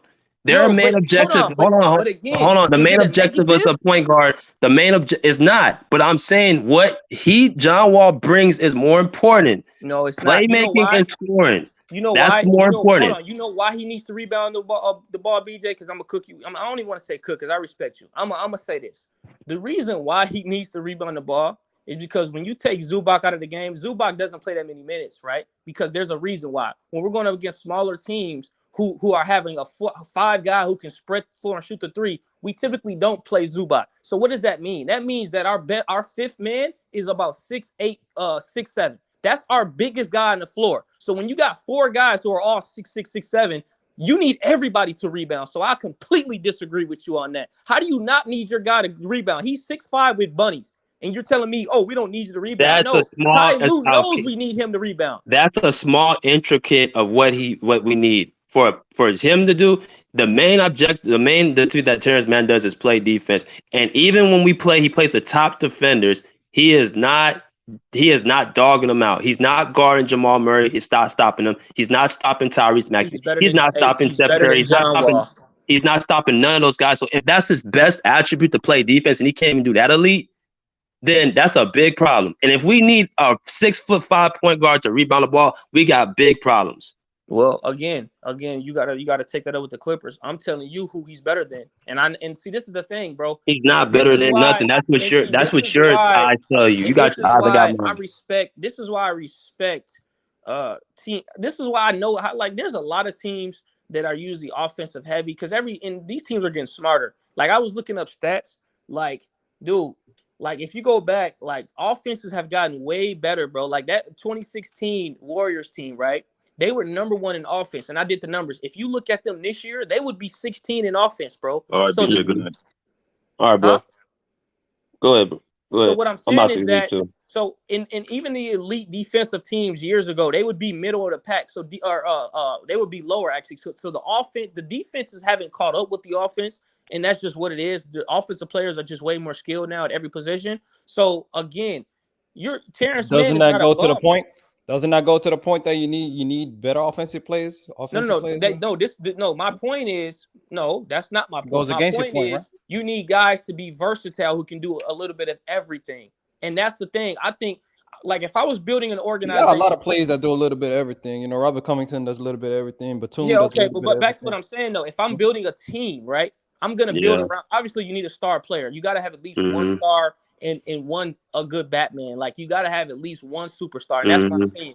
But if I'm building around him, bro, I'm looking to get not the best 3-point shooter as a role player. I'm looking to get the middle of the pack guys, right? The Vanderbilts, the guys who are really good at the little shit to build around that superstar to make it easier. When you look at the Milwaukee Bucks, right? They started winning when they brought in glue guys who could help support Giannis. When they brought in PJ Tucker and Drew Holiday, those two guys, they can do a little bit of everything. Drew Holiday right? is a little bit more than a glue guy. Don't undersell Drew Holiday. No, but he's okay. For example, I'm not underselling. What I'm saying is that Drew Holiday does all the little work, and he's good. He's better than the average. I get it. But what I'm saying is that when they had Eric Bledsoe and Brogdon, that wasn't enough, right? They had to go out and get PJ Tucker, who could play 1 through 4. They had to go out and get a Drew Holiday who can guard the best guards on the team. And then somebody asked me the other day, do you think that Giannis would win with another star like Devin Booker? And people they clown me for this. I said I don't think so. Here's why. Because when you look at a team like Giannis and the Bucks, that team is built on a lot of guys doing a lot of little work, right? Bobby Portis, he knows where to be at on the court. He's physical. He's like one of those tough. He's like an enforcer almost, right? And then you talk about guys like Robin Lopez. He can rebound. He can knock down the three. He can spread the floor. Guys like PJ Tucker could defend multiple positions. Everybody does a lot of stuff, right? So it's like he doesn't just have 2 stars and then a whole bunch of guys that are like low tier. So I don't know, bro. When I'm talking about, my point is this: in today's NBA, I told Showtime this. I don't care about the superstar names anymore. I don't care about guys who can score at a high clip. You got to have all the little guys who can do the little work. That's what I believe. If you have nothing but little guys, you get little results. But that's not what I said. This is why I think that's just an overstated phrase. I think that you people didn't even listen to what I said. I listened to you, bro. I listened to you for 2 minutes. What you mean I didn't listen? I didn't interrupt you for the whole 2 minutes. Okay, you went into a whole soliloquy to basically saying Jared Vanderbilt and little guys like that are the guys that you look at to win. And you don't look at the big names. My point is you get little things, you get little results. But and my thing is, again, DJ, that's not what I even said. You didn't even listen to me in fully. I listened to you, bro. I swear I did. You didn't understand what I said. I swear I listened to you. I said you need to have at least one superstar and a good Batman. No. That's the thing. It's not true. You don't need just one superstar in this age. You don't need just one superstar. Giannis won a championship. Giannis won a championship. Hold on. So BJ, hold on. Win with a superstar and a good Batman. I'm saying against a team with multiple stars, you're at a disadvantage. Mm-hmm. You're at a disadvantage against teams with multiple stars. Mm-hmm. The stars are always going to be the ones that lead the charge. Yes, you have the pieces. You have. So see, now you're interrupting me. Hold on. How come the Miami Heat don't like to be interrupted, bro? You do a lot of interrupting. Hey, Kobe, Jordan, I'm trying to let you talk, bro, but you can't keep interrupting me. I'll let you talk for 2 minutes straight. Okay, go ahead. So my thing is, again, the Miami Heat, they took them to the 2020 playoffs in the bubble, and then they lost to who? Yep, the Lakers. A team with stars. Okay, so why did Miami Heat in 2011 lose to Dallas? Why did that happen if you need all these superstars? That's an anomaly. That ain't a trend, though. That's not that's not. Hold on, that's an anomaly. Hold on, the Detroit Pistons beating the Lakers in 2004. You're talking about That's what about 20 years ago, my nigga? Okay. What about the three? Well, hold on. What about the 3P of that same? Hold on, that 3P that Laker team beating the Allen Iverson Sixers, beating the Jason Kidd Nets, beating the Indiana Pacers, Reggie Miller. Bro, I can go on and on. Okay, so hold on. The 2014 Spurs beat Miami Heat in 2014. What about that? The 2013 Heat beat the Spurs in 2013. No, I said you didn't listen again. 2014. I am listening. You're trying to make a case that one-star superstars beat multiple teams, and they don't. Bro, what I'm saying is that hold on. You're saying the Spurs with Duncan, Ginobili, and Parker, and Kawhi, 4 Hall of Famers is the point that you making, bro? Hold on. No. What I'm saying, What I'm saying is that you're talking about, a 36-year-old Tim Duncan. Tim Duncan that was still all NBA that season, that was still dominant. First team all NBA. He wasn't. And hold on, Kobe Jordan. I gotta question you a little bit, bro. Like you do know Duncan was still a vital piece in those 2 runs with the Heat, right? But guess what? The superstar talent on the Heat, their big 3 was better than the other big 3. You naming the but they still had. But you're saying one star. I'm telling you, one-star stars are there in this day and age. There's too much talent. It's too much talent. You guys are arguing the semantics. What I'm telling you is this: you guys keep telling me Like, I don't even know what the fuck we're arguing about because this is just dumb. I feel like people just want to be right. I'm not trying to be right. I'm just being honest and telling y'all that you don't need to have multiple superstars to win a fucking championship. That is my argument. The point is that you're trying to shut what somebody else is telling you, and it's not even holding weight what you're saying. If you're going through history, the teams with more stars beat the teams with less stars. That's a fact. But hold on. But guess what? You don't need to have multiple superstars to win. Is my point. I didn't say you against a team with multiple stars. Yes, you do. If it's Kawhi Leonard essentially by himself, no, you don't. Okay, Kobe, you got it. If you're you know why? Because hold on. What about Kobe and the Lakers in the back-to-back championships? He didn't have superstars on his team. Yeah. Hold on. What 75 player did he play with? Andrew Bynum and Pau Gasol? No. That's not the definition. He had 2 All-NBA players. I said superstars. I said superstars. No. Your point to begin with was all you need is a star, a solid Batman, and just mid players around him. And that ain't the fact. That wasn't the Los Angeles Lakers. They had Andrew Bynum, Pau Gasol, and Lamar Odom, who were elite at their position, that's not true. Who were elite Pau at their Gasol, hold on. Pau Gasol was a good backup, and you know what they had? They had good role players around him. Lamar Odom was a role player, bro. Shannon Brown, Sasha Vujacic, Jordan Farmar, those were role players. What are we talking about? Bro, was Pau Gasol a backup player? Did you say Pau Gasol is a Batman. He's a solid Batman. Oh, okay. I heard backup player. That's what I was he asking. said backup. See, this is what I'm saying, bro. Hey, he's a solid Batman. So that's the point. And what about Lamar Odom and Andrew Bynum, though? That's Lamar Odom. Hold on. How many All-Star teams have? Hold on. How many All-Star teams have Lamar Odom made? Hey, how good was he at his position? How many All-Star teams did he make? For the fourth option, was he not one of the most elite fourth options in the league? He's a role player, bro. No. See, you getting it twisted, So bro. hold on, Lamar Odom wasn't a role player? He was not no mid Vanderbilt type of nigga you talking about, bro. No, that's not what I said. I said, is he a fucking role player? Listen. Nah. He more than a role player. Okay, well then that's how I know you don't know basketball. Lamar Odom has never been an All-Star. He would never be a number 1 option on a championship team. No one said that, nigga. Okay. You gonna mention? Let me calm down, mention Vanderbilt and Lamar Odom? Can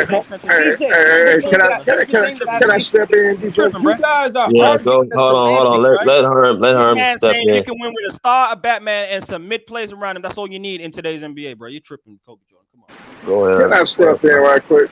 I just heard one of the dumbest comments I've heard in a long time. Now you counting 4 options to try to make a point that somebody had a good team. Now you counting 4 options. No. Did you hear the context of the conversation, Herm? Did you hear the context of the conversation? I've never heard that dumb shit in my life. Did you hear the context of the conversation, Herm? Yeah, I heard the context of it. So what you talking about? We talking about teams, nigga. What are you talking about? We're talking about championship teams. You still and the competition of championship teams. No. In this era, most championship teams are surrounded by more than 1 or 2 stars. Like recently, look at Golden State. They still got that main core. And Draymond, people consider Draymond one of the best defenders of all time and all that bullshit. And the Splash brother Klay Thompson and shit. And you had an all-star Andrew Wiggins.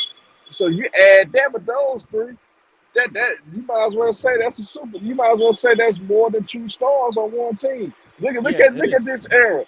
Look at this era. Like when LeBron won all his rings. You have more than 2. So there was more than 2 superstars on the team. Yeah, you making up for her. Somebody arguing with me and shit. Hold on, Herm. Really quick. Hold on, Herm. Let me ask you a question. When Giannis won in 2021, did he have a second legitimate superstar on his team? Superstar? Who talking about? Not a superstar, but he had a star. Okay, so hold on. But this is all I'm saying. All I'm saying is all you need to win. Middleton and Drew Holiday, you need an all-star, and you need pretty good role players around them. That's all I said. He had 2 all-stars. And this is the context, right? He comes up against the Phoenix Suns, who are not loaded like that. And the point that BJ was making, if you're coming up against a team that has multiple stars on their team, you need to match that. If they come up against the Golden State Warriors, they ain't cooking them like they did the Phoenix Suns. That's the point, man. That's ridiculous. That's a fact. That actually a fact because really Milwaukee, they you got 2 other all-stars with a superstar. You might as well say you got two superstars on the team. But what Drew Holiday and Chris Middleton bring, that would bring what the second superstar would bring. So in all actuality, that team still had two or more superstars on the squad. I think Kobe Jordan, like I mean, it was cool having him, but I just think that, man, like a little stuff he was taking a little too far. Like to say you don't need star power is that's just ridiculous. Or you only need one star. If you're going up against a team with 2 or 3 stars in this day, you're going to be at a disadvantage. He's naming teams that didn't have to go up against like you talked about the Bucks 2021, bro. They were getting blitzed by the Brooklyn Nets and had Kyrie Irving and James Harden didn't go down. That series would have went very different. Exactly, man. And that's why, because they got stars, BJ, at the end of the day. Like that's what we're trying to say, man. Shit. Hey, I just hate that I had to hey, Kobe Jordan got a whole lot to say. The Clippers, look, I still see the issues. They won today. They beat your Chicago Bulls, Herm. I know you're salty at that, Herm. Your Bulls be taking L's out here. Hey, what happened on that last? Did you watch the game, Herm? Did you watch the game, Herm? Yeah, I actually ain't mad about that though. But I saw. You don't expect much. I'm gonna tell you what. I told Showtime and what was gonna happen before it happened here. I said we got into that big lead. I said we gonna let y'all back in. We gonna let y'all back in the game. Y'all gonna win them all. But what up with DeMar DeRozan and Zach LaVine fighting for the last shot? Like no spacing. Like hunting for the ball. What's up with that? Some problems in the Bulls locker room, Herm? Yes, it's plenty of problems in the locker room. Because they both wanted that shot. That's crazy. That's why Kawhi got the steal, closes the game, man. It's crazy. But at the end of the day, man, hey, BJ, y'all won today. Y'all won despite your flaws today, right? This is a game where you won despite your flaws, despite all the things we're talking about. Kawhi's greatness gets you the game, right? But the question that remains is, can he get it done, and can that be enough to win the playoffs? I don't think so. And people out here underrating John Wall without even seeing what he got. Me personally, I ain't even saying that he gonna be the be all end all and be all the solutions to the problems. But you got to try it at least. You got to give him a legitimate shot at least. But brothers out here just having conclusive judgments on what John Wall can and can't do outside of not getting the opportunity is kind of crazy, man. And you're going to see, and you already know what's coming, because you know in the playoffs, teams are not going to let Kawhi get off like he's doing in the regular season. He ain't going to be playing one-on-one single coverage. He ain't going to be getting the freedom and space that he is. I'm daring Luke Kennard, Marcus Morris, Reggie Jackson, Norman Powell to beat me. I'm daring Paul George to have the ball in his hands when we load up on Kawhi, and can he beat me? And if he can, all good. But I like those odds more. And if you had a guy like a John Wall, or a guy like the type of player he is, who can play make, who can attack at the basket, who can actually create shots for other guys and not have a stagnant offense if Kawhi's getting loaded up on, well, then now you got a better chance. And we've seen the history on that, and we're going to see. But the way it's looking, I see no hope for the Clippers to get to the finals like this, bro. Unless Kawhi needs to go for 35 every series and just be dominant. And we can't have that, bro. It shouldn't. That's what makes it so hard to watch. Like, we barely beat the Bulls. Sorry, Herm. We barely beat the Bulls, and they're the 10th seed in the East. I just checked it. There wasn't no impressive win. The reason we won that game was off of Kawhi Leonard again. He changed the whole energy of the game, bro. If he doesn't play tonight, we lose this game, and that's just sad. And people ain't looking for that. Now people will get on me and say, "CB, that's what I'm talking about. John Wall, he didn't play tonight, so he's that's what I'm saying, bro. Like, this is why I say with us as Clipper fans, bro. So a lot of us are like looking at the game the wrong way. We're not even looking at like we having Kawhi having the carries against the Bulls, really. Hey, look at what your God play gave you today, bro. Reggie Jackson 1 of 9 from the field. Terrence Mann 1 of 6 from the field. Luke Kennard 0 of 6 from the field. Even Nicholas Batum 2 of 10 from the field, and y'all still won that game. That's crazy. Hey, look, Africa. They do the little things though. They do the little things. They do the little things. Get the fuck out of here. Hey. And it's looking like the same equation, man. Paul George and Kawhi got to carry, and we've seen that situation, man. A lot of pressure on two hometown brothers. That's going to have a lot of pressure in the playoffs, and that's not a good combination, man, especially when you don't have an offense. Like you said, man, if you're not going to run a set offense, and if you're going to go on individual matchups and break a defense down and try and find open shots that way, well, then you need to play with a fast pace. You need to do one or the other. Be a great transition team, jack up a lot of shots, and make up for the non-execution on offense with a lot of shot attempts and just playing at a fast pace. If you're going to play slow, walk the ball up, put the ball in Paul George and Kawhi's hands, wow, I'm licking my fingers as a defense because I want to see that, because we got a lot of things we can do against that kind of offense. A lot of things. And in the playoffs, BJ, you can rotate, and you rotate specifically to the guy that you want to, and you give the guy the shot that you want to. You game plan and say they're gonna swing, give it to this guy, and that's the shot we're gonna give.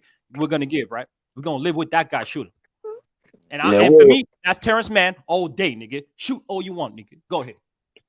I think we'll be fine. I think I just hope we continue to go up the standings and we continue to get better. It's just I'm just gonna be interested to see about us how we look. I mean, because Kobe Jordan said a lot. He said he thinks that he already done. John Wall's already off the team. So I don't know. We gonna win the game man. In a Clipper jersey, BJ. Yeah, we'll see. But all right, man. I'm gonna go and be out of here, man. It's kind of late, but appreciate y'all coming through. Bubba, Herm, all y'all coming through, man. Definitely appreciate y'all. Salute y'all. Salute, man. What's up, BJ, man? Hey, we gonna see. It's gonna be an amazing season. Hey, this is a season that's gonna define a lot of legacies in both conferences. This is one of my favorite seasons of all time, to be honest. The way the narratives and the storylines are going, so we gonna see, BJ. But shout out to you. Pull up a chair, pull up a seat, pull up an opportunity for John Wall, BJ. Pull up, man. Peace. Pull up. Oh, so appreciate y'all coming through, man. Definitely appreciate the new subscribers and people coming here with their sentiments and their opinions and stuff. I mean, like I say, I constantly welcome everyone's opinions to the show. Anytime anybody has a disagreement, I don't have a problem with people disagreeing with me. You know what I'm saying? My thing is just be truthful and accurate with what you're saying, please. We got too much of this. People just saying whatever and people just sticking with it. I mean, anytime somebody gotta keep telling you what you such and such think, that just tells me you don't have really much faith in what you think. So that's all I gotta say, man. Love y'all. Pull up a seat, pull up a chair, pull up. Peace. Out here like swim well.